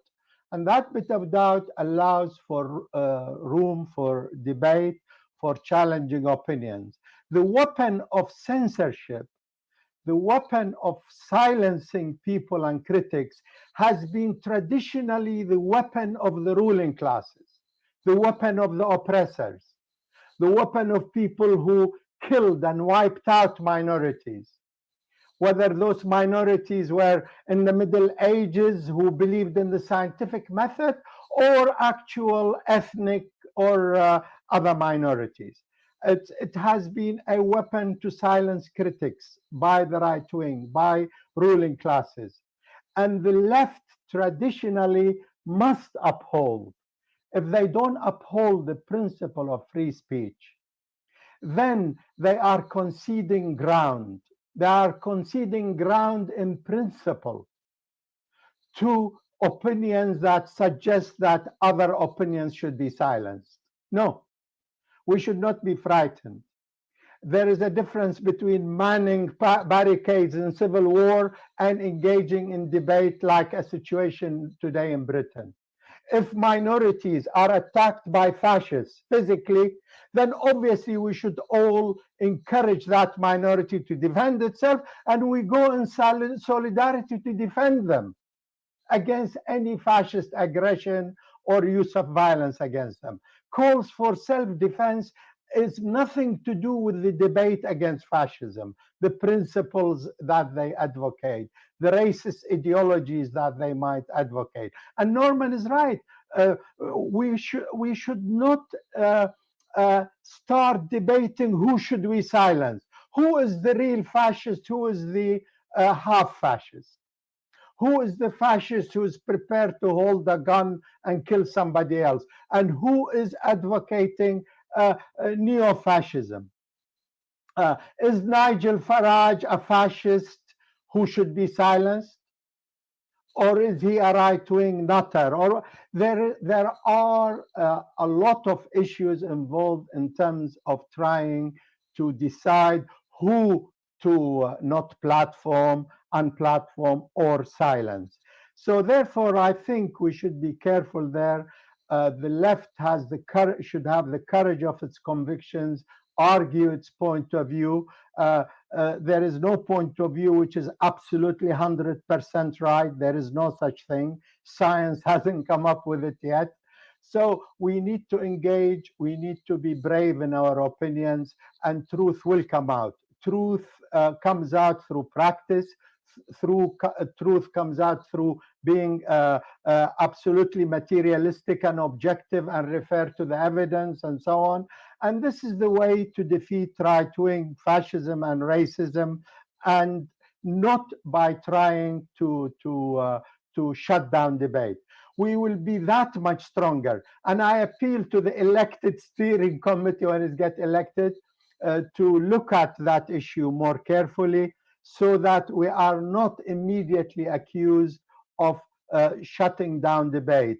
And Sammy, could you wind up now? I am exactly winding up. That was my last sentence in a way, that we should go forward, and this campaign is extremely important. Uphold the right to free speech, and withstand the pressures that are piling up against people who speak out.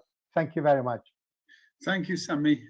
And my apologies for curtailing, but we are pushed for time. Okay, comrades, we're now going to move to motions.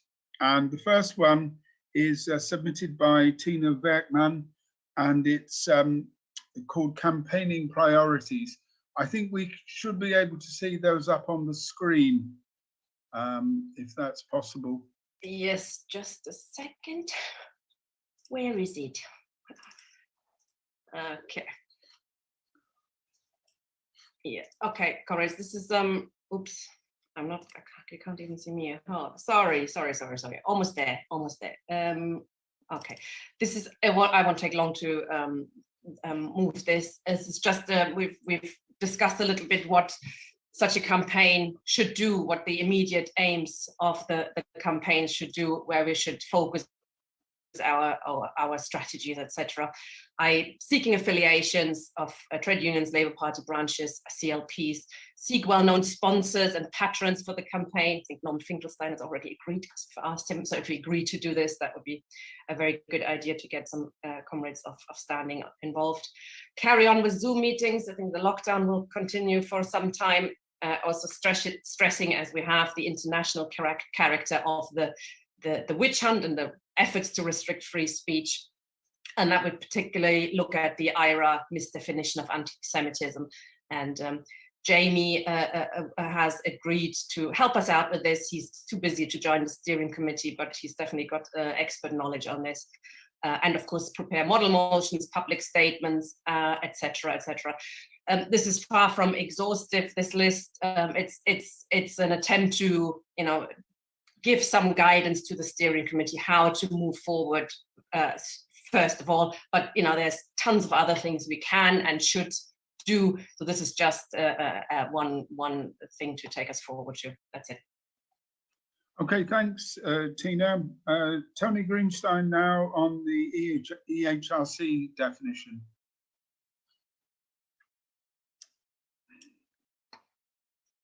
Oop, where is he? Oh, Tony. Oh, I'm not sure I can. Oh, hold on. Sorry, comrades, this is all. Okay, ask to unmute. Tony, are you here? Here.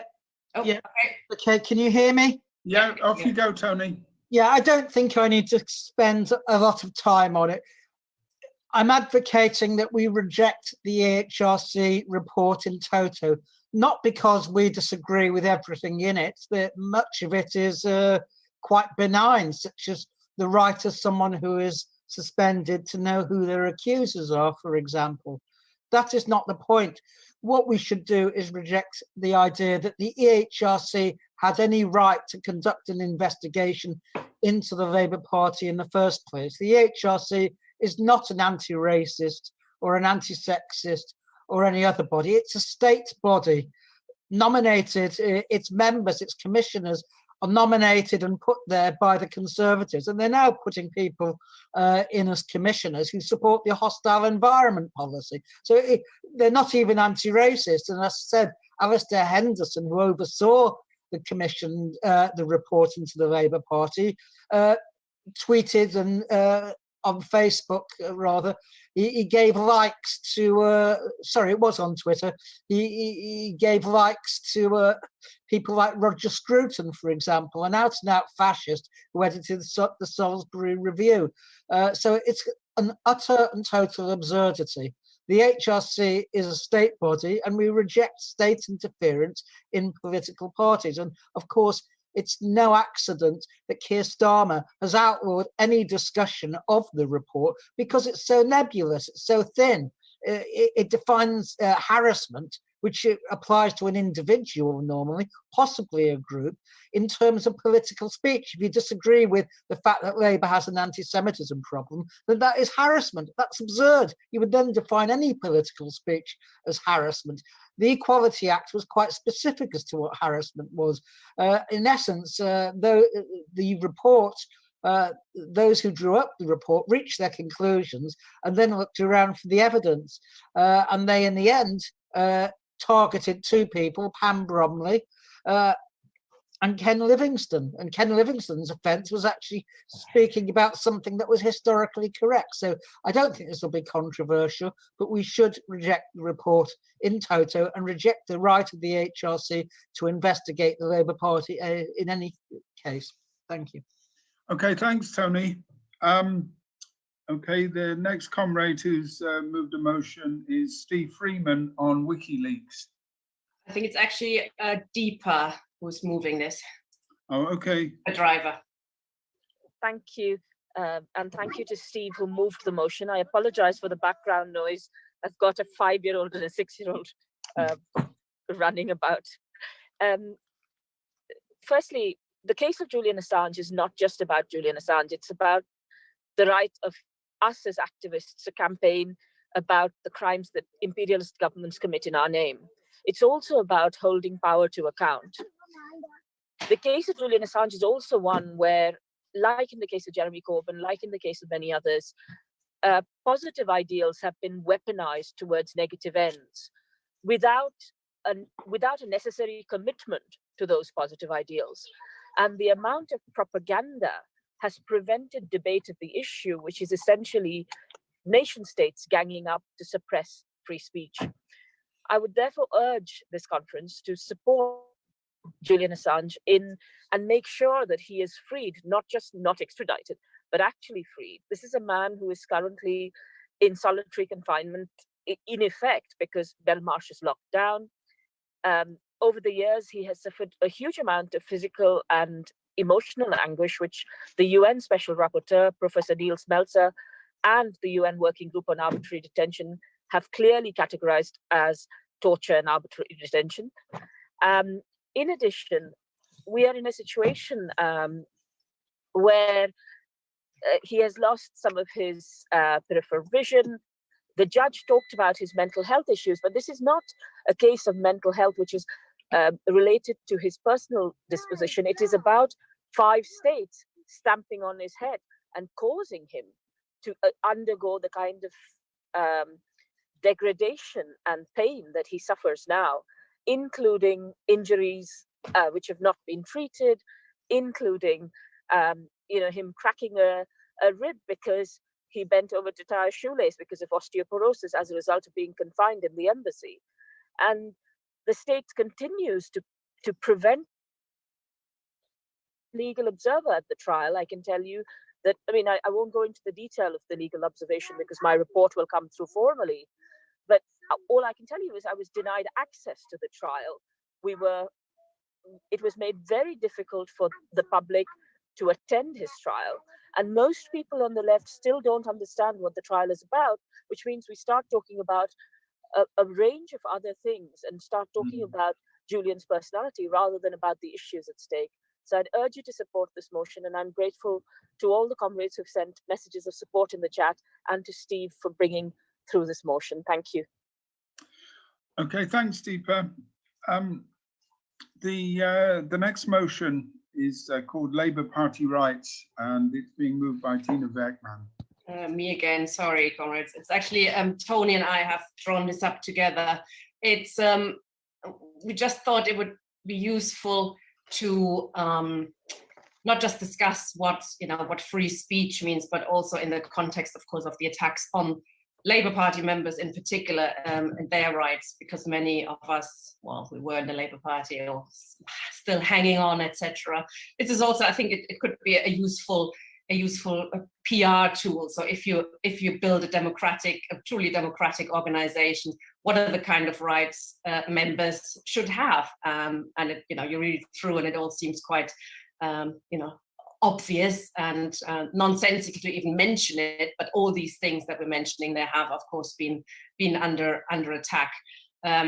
We've also put in the anti-Semitism advisory panel, because the membership of that has just come out in the last few days, and that is, if it wasn't so funny, well, if it wasn't so sad, actually, you'd have to laugh about it, because it's full of one particular viewpoint, a pro-Zionist viewpoint in the Labour Party.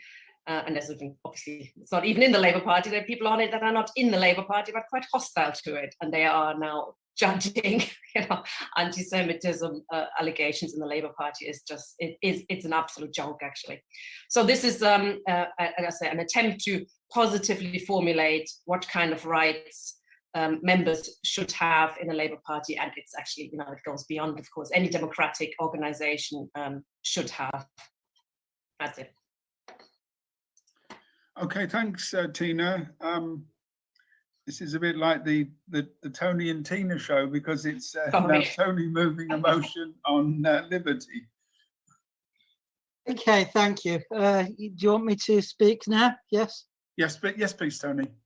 Yes, okay. The National Council for Civil Liberties, which is now called Liberty, was formed in 1934 as a result of police attacks on the right to peacefully protest. It's had quite a long and honourable history in defending civil liberties in this country, including the right to freedom of speech.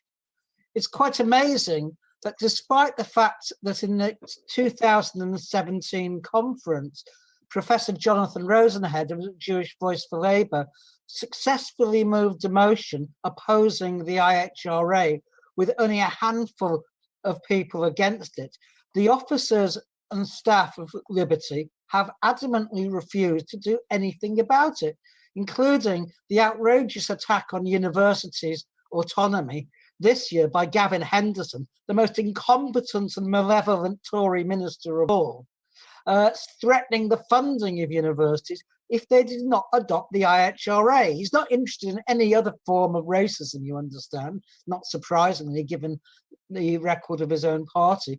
But the IHRA had to be implemented. And we all know what the IHRA is about, and it's not about anti-Semitism. You would therefore have expected Liberty to take it on board to oppose what Gavin Williamson is doing in foisting or trying to foist the IHRA on universities. Namely, he's trying to get universities to police free speech on Palestine and on Zionism. That is so abundantly clear, it needs really no argumentation. But Liberty has been silent, it said nothing. And the reason for that is clearly the new Labour politics of many of those who actually lead the organisation. And I'm saying this should be one of our priorities, is to get Liberty off the fence. If you think of it in America, where they've been using the IHRA and trying to make BDS in essence illegal, the Liberty's sister organisation, the American Civil Liberties Union, has been extremely active, including funding legal challenges under the First Amendment to anyone who tries to penalise someone for supporting BDS. Liberty in this country has shamefully maintained absolute radio silence. So I think, not only should people join Liberty to change it, but the organisations should speak out about it and put Liberty on the spot. Where do you stand? Why have you done nothing? What are you going to do? Do you not think academic freedom is important in a civil society, if not please explain why? So I'm sure that no one will want to oppose this motion, and I therefore move it. Thank you. Thanks, Tony. The next motion is moved by Mark El-Kadi, and it's on non-Labour news. Mark El-Kadi. I don't think he's in the meeting. So. Okay, well, the motion falls. Yep. Okay, the next one is entitled Democracy Quilt, and it's moved by Nicola Grove. Yes, hello, comrades, and thank you. Tina, could you possibly take the screen share off, because I've got something I want to show. Okay, so very quickly, I'm a 72-year-old grandmother. I'm a member of South Wilts CLP, which is one of those affected by having passed a motion in support of Jeremy Corbyn. What we're proposing, I'm working with 3 women. I have to say I'm not active on social media. I have tried publicizing this and it's been rubbish. So I'm incredibly grateful to you for giving me a little bit of space to say, is this something you would like to take on? So briefly, the proposal is, it's a project called See Red So Loud. And it's in the tradition of artwork and storytelling that looks at quilting as a form of resistance. So that's very well known in women's history and in that of Indigenous people. Our idea is for initially a digital quilt, which would commemorate what is going on in the Labour Party at the moment. And eventually we would turn that into an actual quilt, which could have a life, an eternal life, hopefully, in somewhere like the People's Museum. Okay, why is this important? Why should you support this, and in what way? Well, I think the idea for an art project actually addresses 4 issues that I'm experiencing at the moment. The first one is demoralization and depression. And if I feel enraged and despairing, I cannot imagine what those of you who are directly affected by this feel like. This idea came to me because I spent my time just agonizing, waking up in the night, unable to sleep. And then I thought of doing something creative and active in a way that would be beautiful and funny. I mean, Tina talked about it being a joke. It is a joke, comrades, and I'm going to show you a joke in a minute. Secondly, I think that there is a lot of fragmentation. So what we've got is a lot of different organizations, different rallies, different events happening. Whereas if we can create a space which will visually bring everything together, then that is incredibly unifying and creative and motivating. The third issue is that I think there is a real concern for me as a woman, and I work with people with learning disabilities, so perhaps I'm terribly aware of this, that so far much of the discussion, or all of it really, has been what I would call really head stuff. So it's very cognitive, it's rallies, it's writing, it's speeches. And what we need is visual art symbols that speak to the heart and are going to transcend and make an impact online and in reality. Because make no mistake, if we don't memorialize history, then we are condemned to repeat it. And what we want is powerful, striking images that will commemorate what is the worst attack on democracy in my lifetime. And as I say, I'm 72 and I've been active in the Labour Party most of my life. So what would it look like? Okay, so it'll be digital and it could be anything. So it's words, it's images, it's photographs. What we hope is that all organizations and CLPs that are affected will contribute something. Here's what I've just made, okay?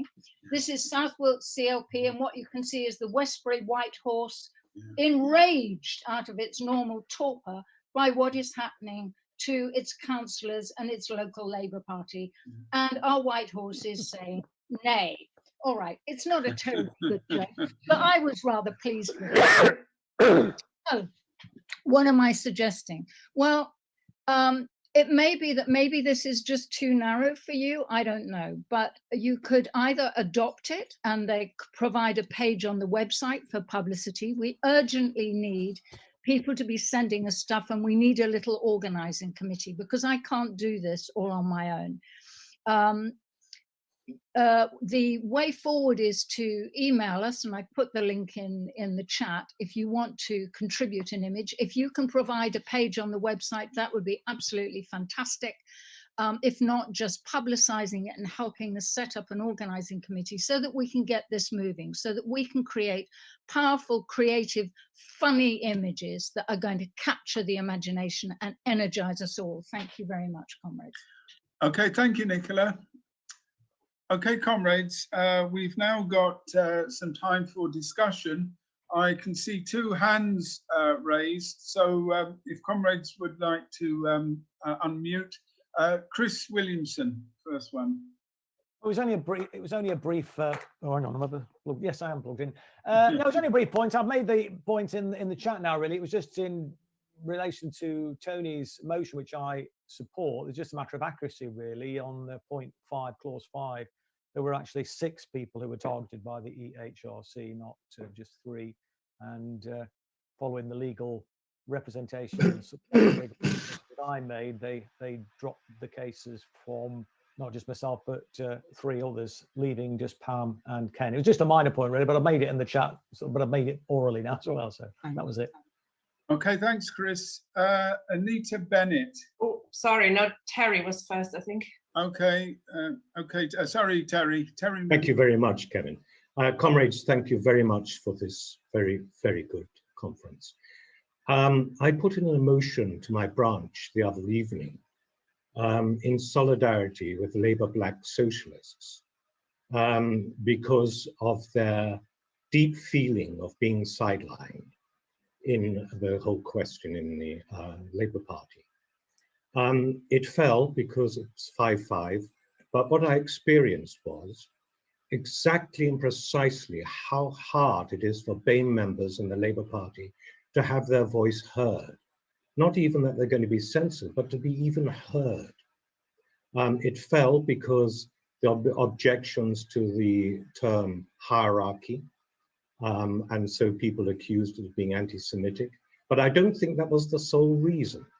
I think it was because the Labour Party would like to see Black anti-racists as being tamed.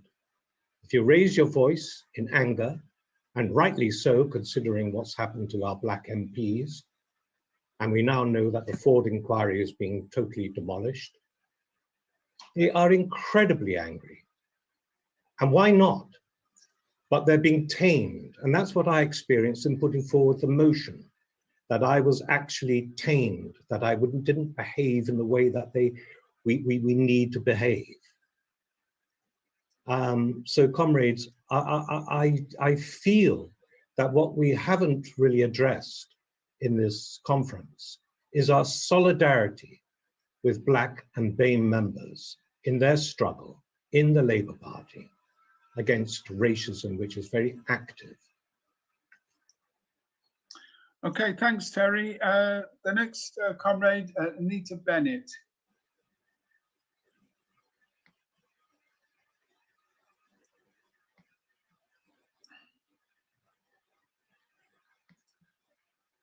You're muted, Anita.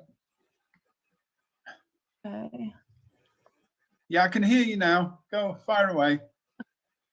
Well, I think that the idea for having a quilt is absolutely brilliant. And I just wanted to say, urge people to have a look at the Bristol campaign to save the M32 Maples, which Esther and I have been very active in, partly because it's a bit difficult being active in some of the shenanigans that are going on in the party. Various advantages to that. One is that it gets us involved in action, particularly at this time. So it's great building tree houses. Some of us have chained ourselves to some trees. We've given Marvin a really bad time over his favoring developers over trees, and we reach young people and we work with young people. And I really, really urge you, people who say, oh, I don't do social media, just try it. I've got a daughter with Down syndrome. She goes on Facebook, she loves it. And we need to get through to people where they are and get young people, because one of the reasons for this free speech debate is that they're miseducated and they need to have action, and they need to have us engage with them where they're at. They see us, they are generation rent, and we are baby boomers, many of us, and we need to, the green issue, the trees is a really, really big thing. I know it may sound a little bit far out to everybody, but it certainly isn't in terms, because it's Labour women in Ashley Ward right now who are kicking it up. And just wanted to say that. Thank you. Okay, thanks, Anita. Steve Freeman, next comrade up. If any further comrades want to join in the discussion, please use the raise hands function. I won't repeat the thank you, Kevin. I won't repeat the arguments we've already discussed and are supported. I want to make one small point about Julian Assange. It's very, very important. Obviously, there are many, many examples of attacks on free speech, but I think we've got to make sure we give this particular case a high priority. We've seen that some people have been sacked, some people have been expelled, but this man is in prison. He's a political prisoner who's committed no crime, because what he's done is he's made public the truth about what's been going on. Now, these points are already made and accepted by everybody.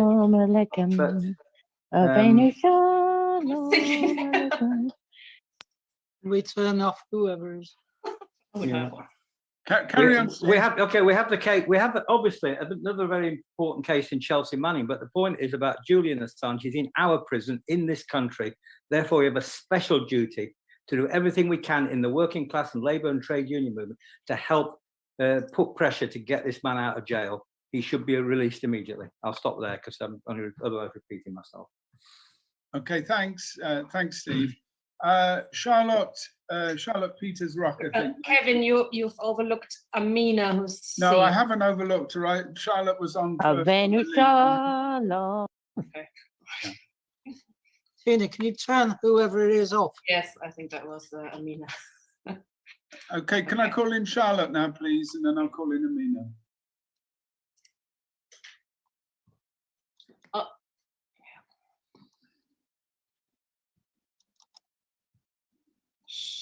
Charlotte, we can't hear you. Could you unmute, please, Charlotte? Oh, that's better. Is that okay? No, yeah, it's okay now, yeah. It's these that are doing it then. Sorry, I couldn't hear somebody previously. You can hear me now? Yes. Right. What I wanted to say was that what we're missing in this country, and we've been missing for a long time, is any form of public debate. What's just happening here now, and has been happening for the last hour or two, is just magnificent. And what we need is to get this out in a public arena where the people who disagree can turn up and disagree. This doesn't happen anymore. All we have is an insult from one side, an insult from the other side. And I just wanted to throw that into the mix with everything else. That's it. Thank you. Okay, thanks, Charlotte. And then Amina, please, now.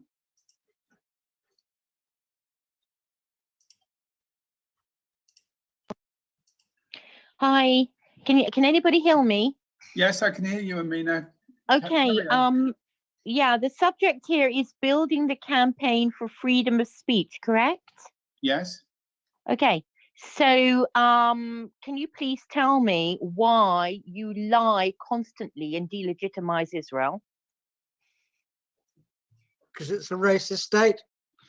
Just let it's not a racist state. In fact, you, Tony Greenstein, you have been in. Doesn't even supply vaccines. Tony, please let the. Please let, so Israel is not a racist state. It's not even an apartheid state. So why do you keep delegitimizing Israel? That's my question to you. B'Tselem, who know more about it than you. No, B'Tselem are an NGO that's funded by Iran. Carry on. I'm asking the question. Carry on with your contribution. Why does Chris Williamson, who sits there all glorified, yeah, why does he delegitimize Israel? Does it itself? You don't need to delegitimize. There is no apartheid in Israel. You know that, and I know that. I don't know that. Would you just knows it, and it's in all the anti-Israel organisations are a pyramid-selling scheme. You know that, and I know that. You're having a good living off of Israel, aren't you, Tony Greenstein? Making a good living off the hatred of Israel. Is that right? You really have nothing to say. I have nothing to say. You shouldn't even be on Okay, I think that's enough. Okay, next comrade, please, that wants to speak.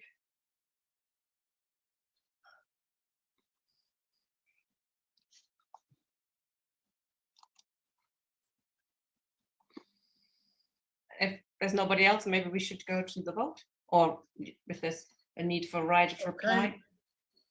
Okay, would we have two people speaking, wanting to speak now, Jackie Walker and John Bridge. Okay, call in Jackie, please. Hi, I'm sorry I haven't been able to take full part. I haven't actually been feeling very well today, but I want to say how important I think this debate is. It's absolutely crucial. It's even crucial that we people like Amina spout, and I do think we should have let her spout even more of the gibberish that she was spouting, because I think it's important in a way to refer to what Norman Finkelstein said, that we need to know what is being said in these things. I love the idea of the quilt, and I actually think this project, this theme is becoming increasingly the core issue that we have to go ahead with. It's not about whether people agree or not. It's finding forums that allow people to disagree and to debate, because one of the huge bits of damage that has been done to the left, and in some ways by the left, is this censoring of people, this no platforming. And just to end, just to say this, to me, it's a sign. It's actually a sign of the damage that has been done to the left, that we now see people who claim to be on the left actually no platforming other socialists. This is not something that we should be doing. So I just want to make it absolutely plain that although I haven't been able to take as full a part as I have wanted to today, I strongly am behind this as an issue and as a campaign. Thank you. Okay, thanks, Jackie. John Bridge. Yeah, my camera is muted or whatever. Oh, here we are. Thanks. Start my video. Thanks. Here I am. Yeah, I was almost going to say exactly the same as Jackie, and maybe I'm taking up time, but yeah, I mean, to me, the last but one speaker really shows you, one, what we're up against, but also how easily, we can defeat such nonsense. So I think we do need confidence. I think we do need to stand for freedom of speech. I know we've got a steering committee that will sort this out, but I do think it needs sorting out. Are we a freedom of speech campaign, or are we a freedom of speech campaign but? Okay, thanks, John. Are there any further comrades who want to come in at all?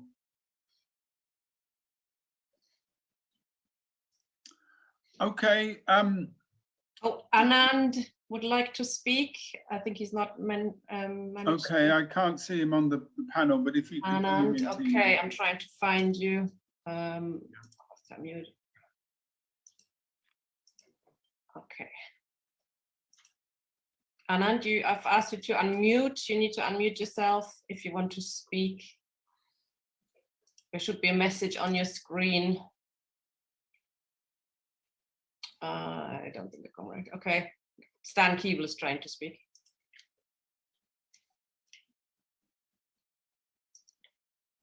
Stan? Yeah, just struggling with the button again. Oh, there you go. No, I just wanted to say, I think we go ahead with all of the motions need a positive vote. There's no real problem with any of them. You could perfect something, but it's fine. So vote for the motions. Let's not worry about that. We do need a good discussion to be organised on the question that where we voted through contradictory positions. Okay. Okay, thanks, Stan. Victor Logan has his hand up. Hello, can you hear me? Yes, I can hear you, Victor. Excellent. In that case, I'll jump in and save time. Freedom of speech is precious. To me, it's sacrosanct. Dictatorships like the Nazi one, like Stalin, war criminals like Tony Blair spring up when freedom of speech is crushed. You start off by saying you're giving no freedom of speech to fascists. So you ban Oswald Mosley. Then you ban the National Front. Then you ban the BNP. Then you physically attack Mr. Farage when he's standing for Parliament in Kent. And it ends up with people like us being fitted up as anti-Semites. As such, we're then no platformed. We don't even get a fair trial to put our case. We certainly don't get allowed to put our case because we're no platformed, and you don't allow anti-Semites to speak. And eventually it ends into an awful kangaroo court, an awful one-party system with only one view allowed, because you find that once everyone else's opinions are banned, they eventually come for you. We've got to avoid that slippery slope. Thank you. Okay, thanks, Victor. I don't see any further hands raised. Anand is now unmuted, so he can speak. But he doesn't have the camera on, but he can just speak. Okay, fine. So, comrade, if you want to come in now, Anand. Yeah, I have a question for everyone. What are your thoughts on the Palestinian Authority? Sometimes it's referred to as PA. What are your thoughts on the Palestinian Authority's NSF, or National Security Force? Okay, that's a comment. If anybody wants to come in, the floor is still open. We've still got... Well, I could answer it very briefly if you want. Okay, Tony, if you want to come in and stick to the 3 minutes. Well, yes, I mean, the Palestinian Authority, which was a creation of the Oslo Accords, was given a task by Israel, which is to police the Palestinians. And they do that. They work very closely with the Israeli security forces. So in my view, the Palestinian Authority is a quisling authority. It's there to act on behalf of imperialism and Israel in particular, and we should have nothing to do with it, and we should give it no support. On their declaration that Palestine is now an independent state is a total absurdity. But it's interesting that in the Jewish Chronicle, when justifying the refusal to give vaccines to the Palestinians, the particular writer, Seth Brantzman from the Jerusalem Post, said, well, Palestine is recognized by 139 states in the world, forgetting to mention that, of course, Israel was not amongst them. So it's quite a dangerous idea to pretend that Palestine is already independent. It's not. The PA is not a government, but Israel pretends that it is a Palestinian government when it suits it, when it's using it to deny Palestinians the most basic rights under an occupation, according to the Geneva Convention, Part 4. So I think we should have no truck with it whatsoever. It's a completely reactionary body which is there to do the dirty work of Israel. In essence, it's there to collect the garbage and to clean the streets, whilst Israel maintains the security and the occupation. Thanks. Okay, thanks, Tony. There are no more hands up, so I'm now going to just move to if any comrades want to do a very brief summing up, otherwise I'll call the vote. Would any of the movers like to sum up at all? No, it's okay. Just formally, everyone. Yes, formally. Okay. Right, comrades, I'm going to move to the vote. There'll be the I think, Tina, we're using the poll that's on your screen. Yeah. Yeah. Okay. The first motion then, campaigning priorities, motion 2.1. Can I see all those? No, Kevin, there's a Zoom poll on the screen because the hand doesn't work for everybody. Okay. I've launched a poll that everybody should be able to see on all the motions. It hasn't. It makes it easier. I think everybody can see it, but you people are voting. I can't see the poll. It's because you're possibly because you're a co-host, you can't vote anyway. Okay. Me, Tony, and Kevin, we're all, can't vote. If anything gets a close vote, we can vote. Okay. So Tina, can you just tell me, are all the motions up on the panel? Oh, I see. In the poll, yeah. They're Oh, I all see. in order. I see them now, yeah. Okay. Okay, comrades, can I see, please, your votes? I'll just give you a few moments to do that.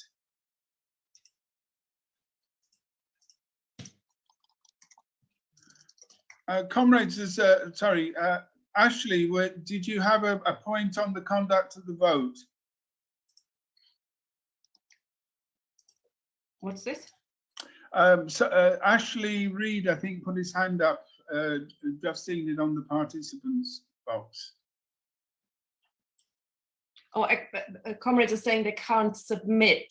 I can see how you're voting, though. I can't see how you're voting, but I can see, comrades, the vote is working. So there might be an issue with the not submitting one, but 62% are voting. Okay, somebody says, scroll down. We're now voting on the motions that have just been moved by comrades. If you are unsure which motion we're voting on, check it in your running order. I'll put it again into the. So some comrades are saying scroll down of the poll and then you should be able to submit it. But I think even if you're not submitting it, we can still see it. Okay, somebody says the submit button doesn't come up if you miss one question. So please do vote abstain or yes or no on all those motions.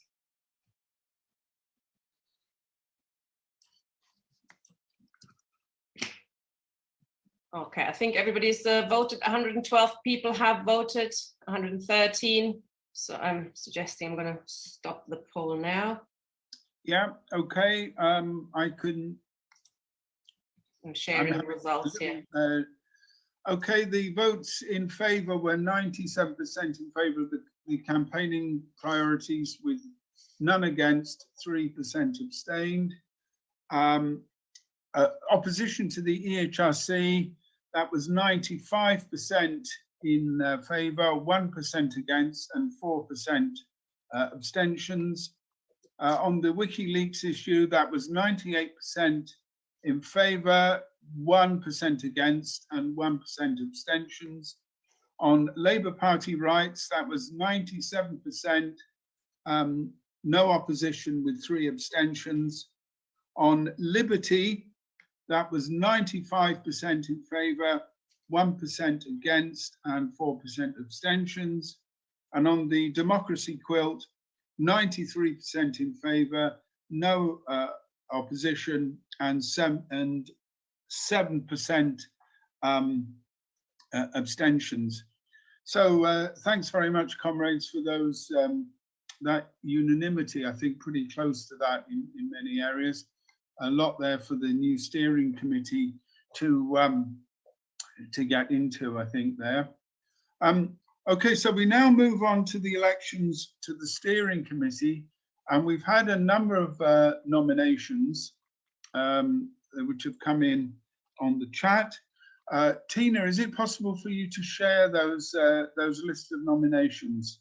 I have been sharing it in the chat a few times, but perhaps we could quickly go through them all. I've tried to email Norman and see if he's accepting the nomination, but we should ask all those who've been nominated if they accept the nominations. Okay, it's now up in the chat. Oh, I've missed Jackie Walker off, but we have to. Yes, sorry. Okay.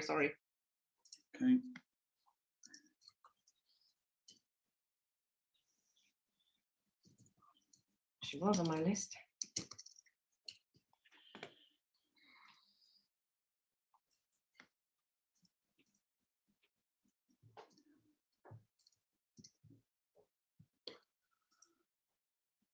Okay, just while we're doing that, John Bridge has got a hand up. Is this on the conduct of the nominations, John?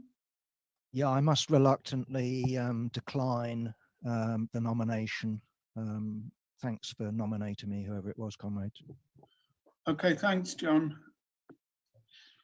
So that means Sami's got his hand up as well. Okay. Oop. Sorry, comrade, I've muted you again. Sorry. Okay, thanks. Just to say that thanks a lot for nominating me. Unfortunately, time is of the essence. I'm a member of so many different committees and so on, and I feel that I'll let you down if I do become a member of the steering committee. But thank you for the confidence, and rest assured that I will support your campaign wholeheartedly without any reservations. And I think there are some brilliant, well, everybody standing seems to have contributed brilliantly. And I wish you luck, and I will continue supporting the campaign completely and whenever time allows, I'll come and join you. Thanks a lot.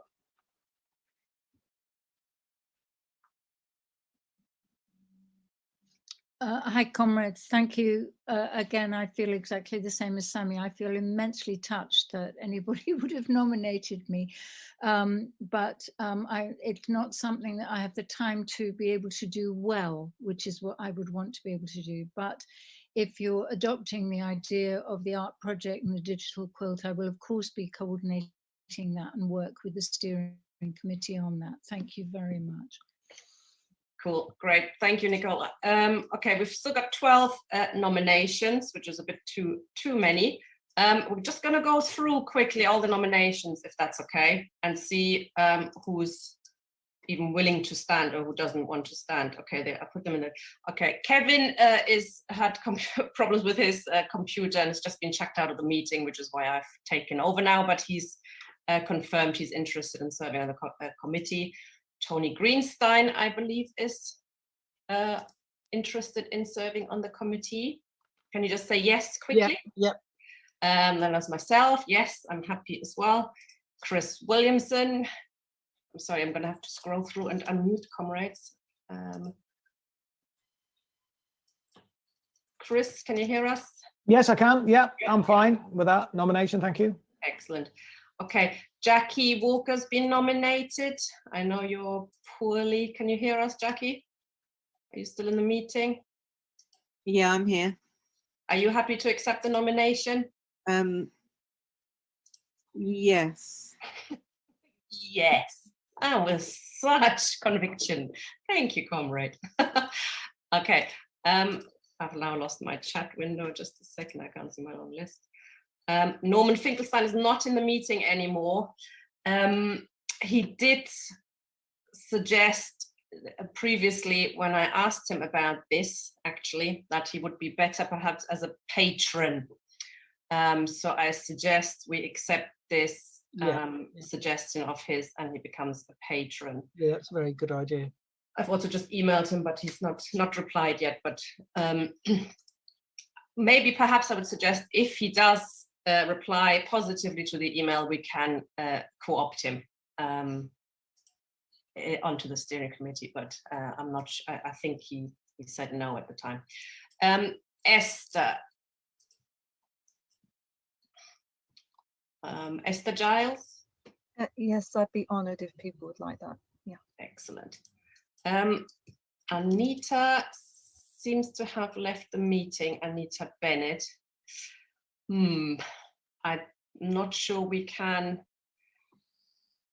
Does anybody, if anybody knows her and got her number or something to ask her, that would be good. Deepa is also, she was on the road, and Deepa Driver was on the road and was busy, but she has confirmed to me that she's interested in standing. I'm going to take Stan and, John Courtnidge has nominated himself. I'll get back to you, comrade. So I'll take that as a yes. Stan Keeble has been nominated. Are you interested in standing for the steering committee, Stan? No, thanks for nominating me, but no, I'm already too busy by half. Okay, doke. Okay, Terry Deans has been nominated. Terry, are you there? Can you hear us? If so, can you just say yes or no? Oh, Anita said yes in the chat. Okay, thank you. Thanks for that. Terry Deans. Okay, I've asked him to unmute himself. I presume he's not on the, not in the meeting at the moment. Okay, what do we do about that? Well, can I make a proposal? We have 11 people instead of 9. I suggest we adopt them all. It's 10 actually, yes. 10. But Okay, yes. it's even more. I don't think we really want to get into a vote as to. No, yeah, quite right. Okay, so these are the 10 people who have been nominated. John is on there. Terry, I can't get hold of Terry. If he's not keen, then we have 9 people as we initially agreed. So yeah, not a problem at all. Okay, John, I think is perhaps the only person we haven't heard from. John. So perhaps John, we initially suggested that all committee members or the candidates make a short speech, but I think we've all been in the meeting today and you've heard plenty of us and we're running almost a bit late. So I think John is the only person we hadn't heard from Coordinate. So I would ask you to speak briefly, 2 minutes if you could.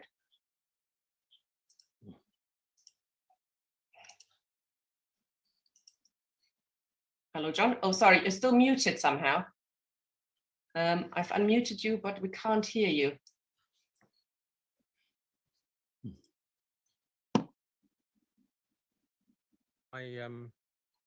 My bottom screen menu says that I'm not muted. We can hear you now. Thank you. Good. Okay, let me sweep across so I can see myself speaking.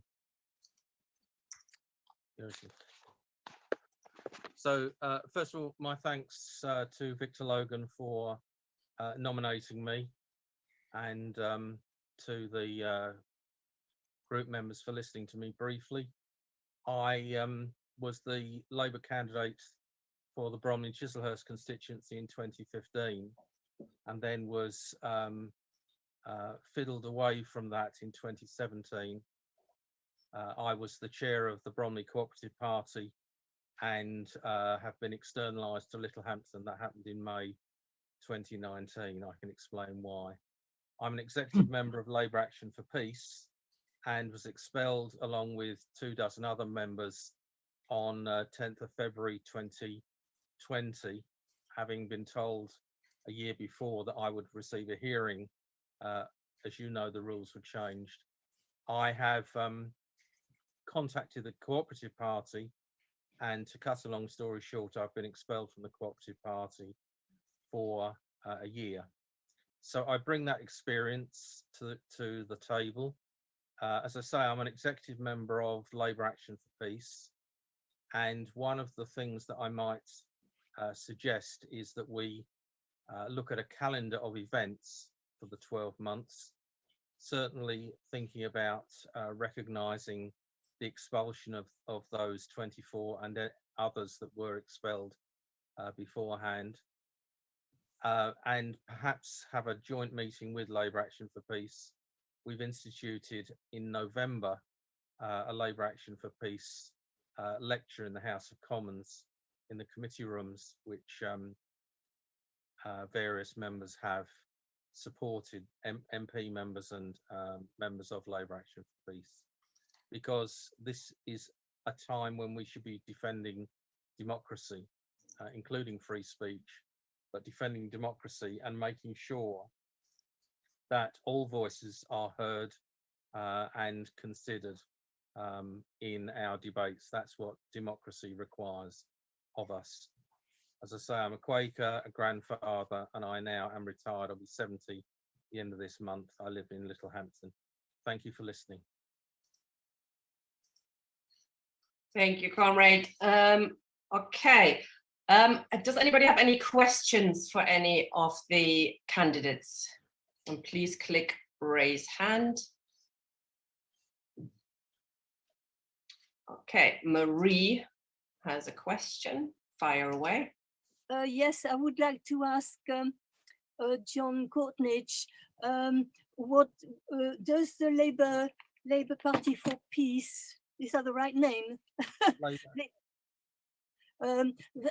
In what way is it relating to Stop the War and CND and all that sort of thing? Could you comment on this, please? Happily, yes. Labour Action for Peace was established about 50 years ago. Some comrades will remember the names of Ron and Rosalie Hazard as long-time members. Colin Bastin is the current chair. Our friend and comrade Walter Wolfgang was very active in Labour CND and CND, and at Labour Party conferences, we always, as Labour Action for Peace, have a joint meeting, a fringe meeting with CND. So that's the closeness of our relationship. I would say that Labour Action for Peace has a broader remit than CND, since we speak about complete disarmament and a world of peace and socialism. And Labour Action for Peace was the first organisation to adopt a plan for cooperative socialism, which I laid on the table about 8 or 9, not quite 10 years ago. And Frank Jackson, as a fellow member of all of those organisations, and the rest of the executive, were all instantly happy to adopt that plan for cooperative socialism. I hope that's a helpful response. If I haven't made that clear, please ask again.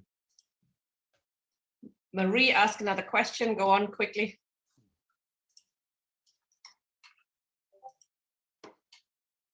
Marie, you have to unmute yourself. Yeah, sorry, I don't mean to be personal, but I rather object to the perspective that you have outlined, because disarming everybody means that as long as those who are, it's making an equidistance, an equivalence between those who attack and those who defend themselves. And I don't think this is right. I think that we should be on the side of those who fight for progress and for socialism, and not just disarm everybody. I don't think this is correct. I don't think this is really the place to debate those issues. No, I think we it's an opinion that we might debate elsewhere, but you know, I think on a steering committee for a campaign for free speech, that's entirely appropriate to have different viewpoints on those issues. So Tony suggested we don't vote because we have 10 candidates for 9 positions. So that's you know, we just have 10 people on it. I've just heard back from Norman, who says thank you very much for the nomination, but he thinks he should be part of the UK left in order to properly be able to intervene, etc. So, but he's very happy to support us as a patron and to come to meetings, etc., which is fantastic. Okay. Well, who would have thought that we finish more or less on time? It's been an excellent day, really. I think it's been fantastic. Thank you so much, everybody, for participating and for staying. I mean, we've shed a few people on the way. We've had over 300 people in the meeting in a working conference, which is fantastic and something I think we could be very, very proud about. I'm hoping to work, looking forward to working together with the other comrades on the steering committee. I believe I have all your contacts. John, perhaps you're the only person who I don't know personally. If you could send an email to Labour Against the Witch Hunt, info@Labour Against the Witch Hunt. I think alternatively, I could get it from the Zoom registration link. But thank you very much, comrades. It's been, I think, a great education. It's also been quite entertaining in parts. It's a very important campaign that we take forward together, and it's been an honor to be in the same meeting with you. I'm trying to unmute everybody so you can all chat or something, but don't overdo it. Apologies for having to switch you off during the meeting, but it would have been a mayhem otherwise. So thank you very much, comrades, and we move forward together. Thank you very much. Well done, everybody. Bye. Bye. Bye. Thank you. Excellent meeting. Well done, everybody. Thank you so much. That was an excellent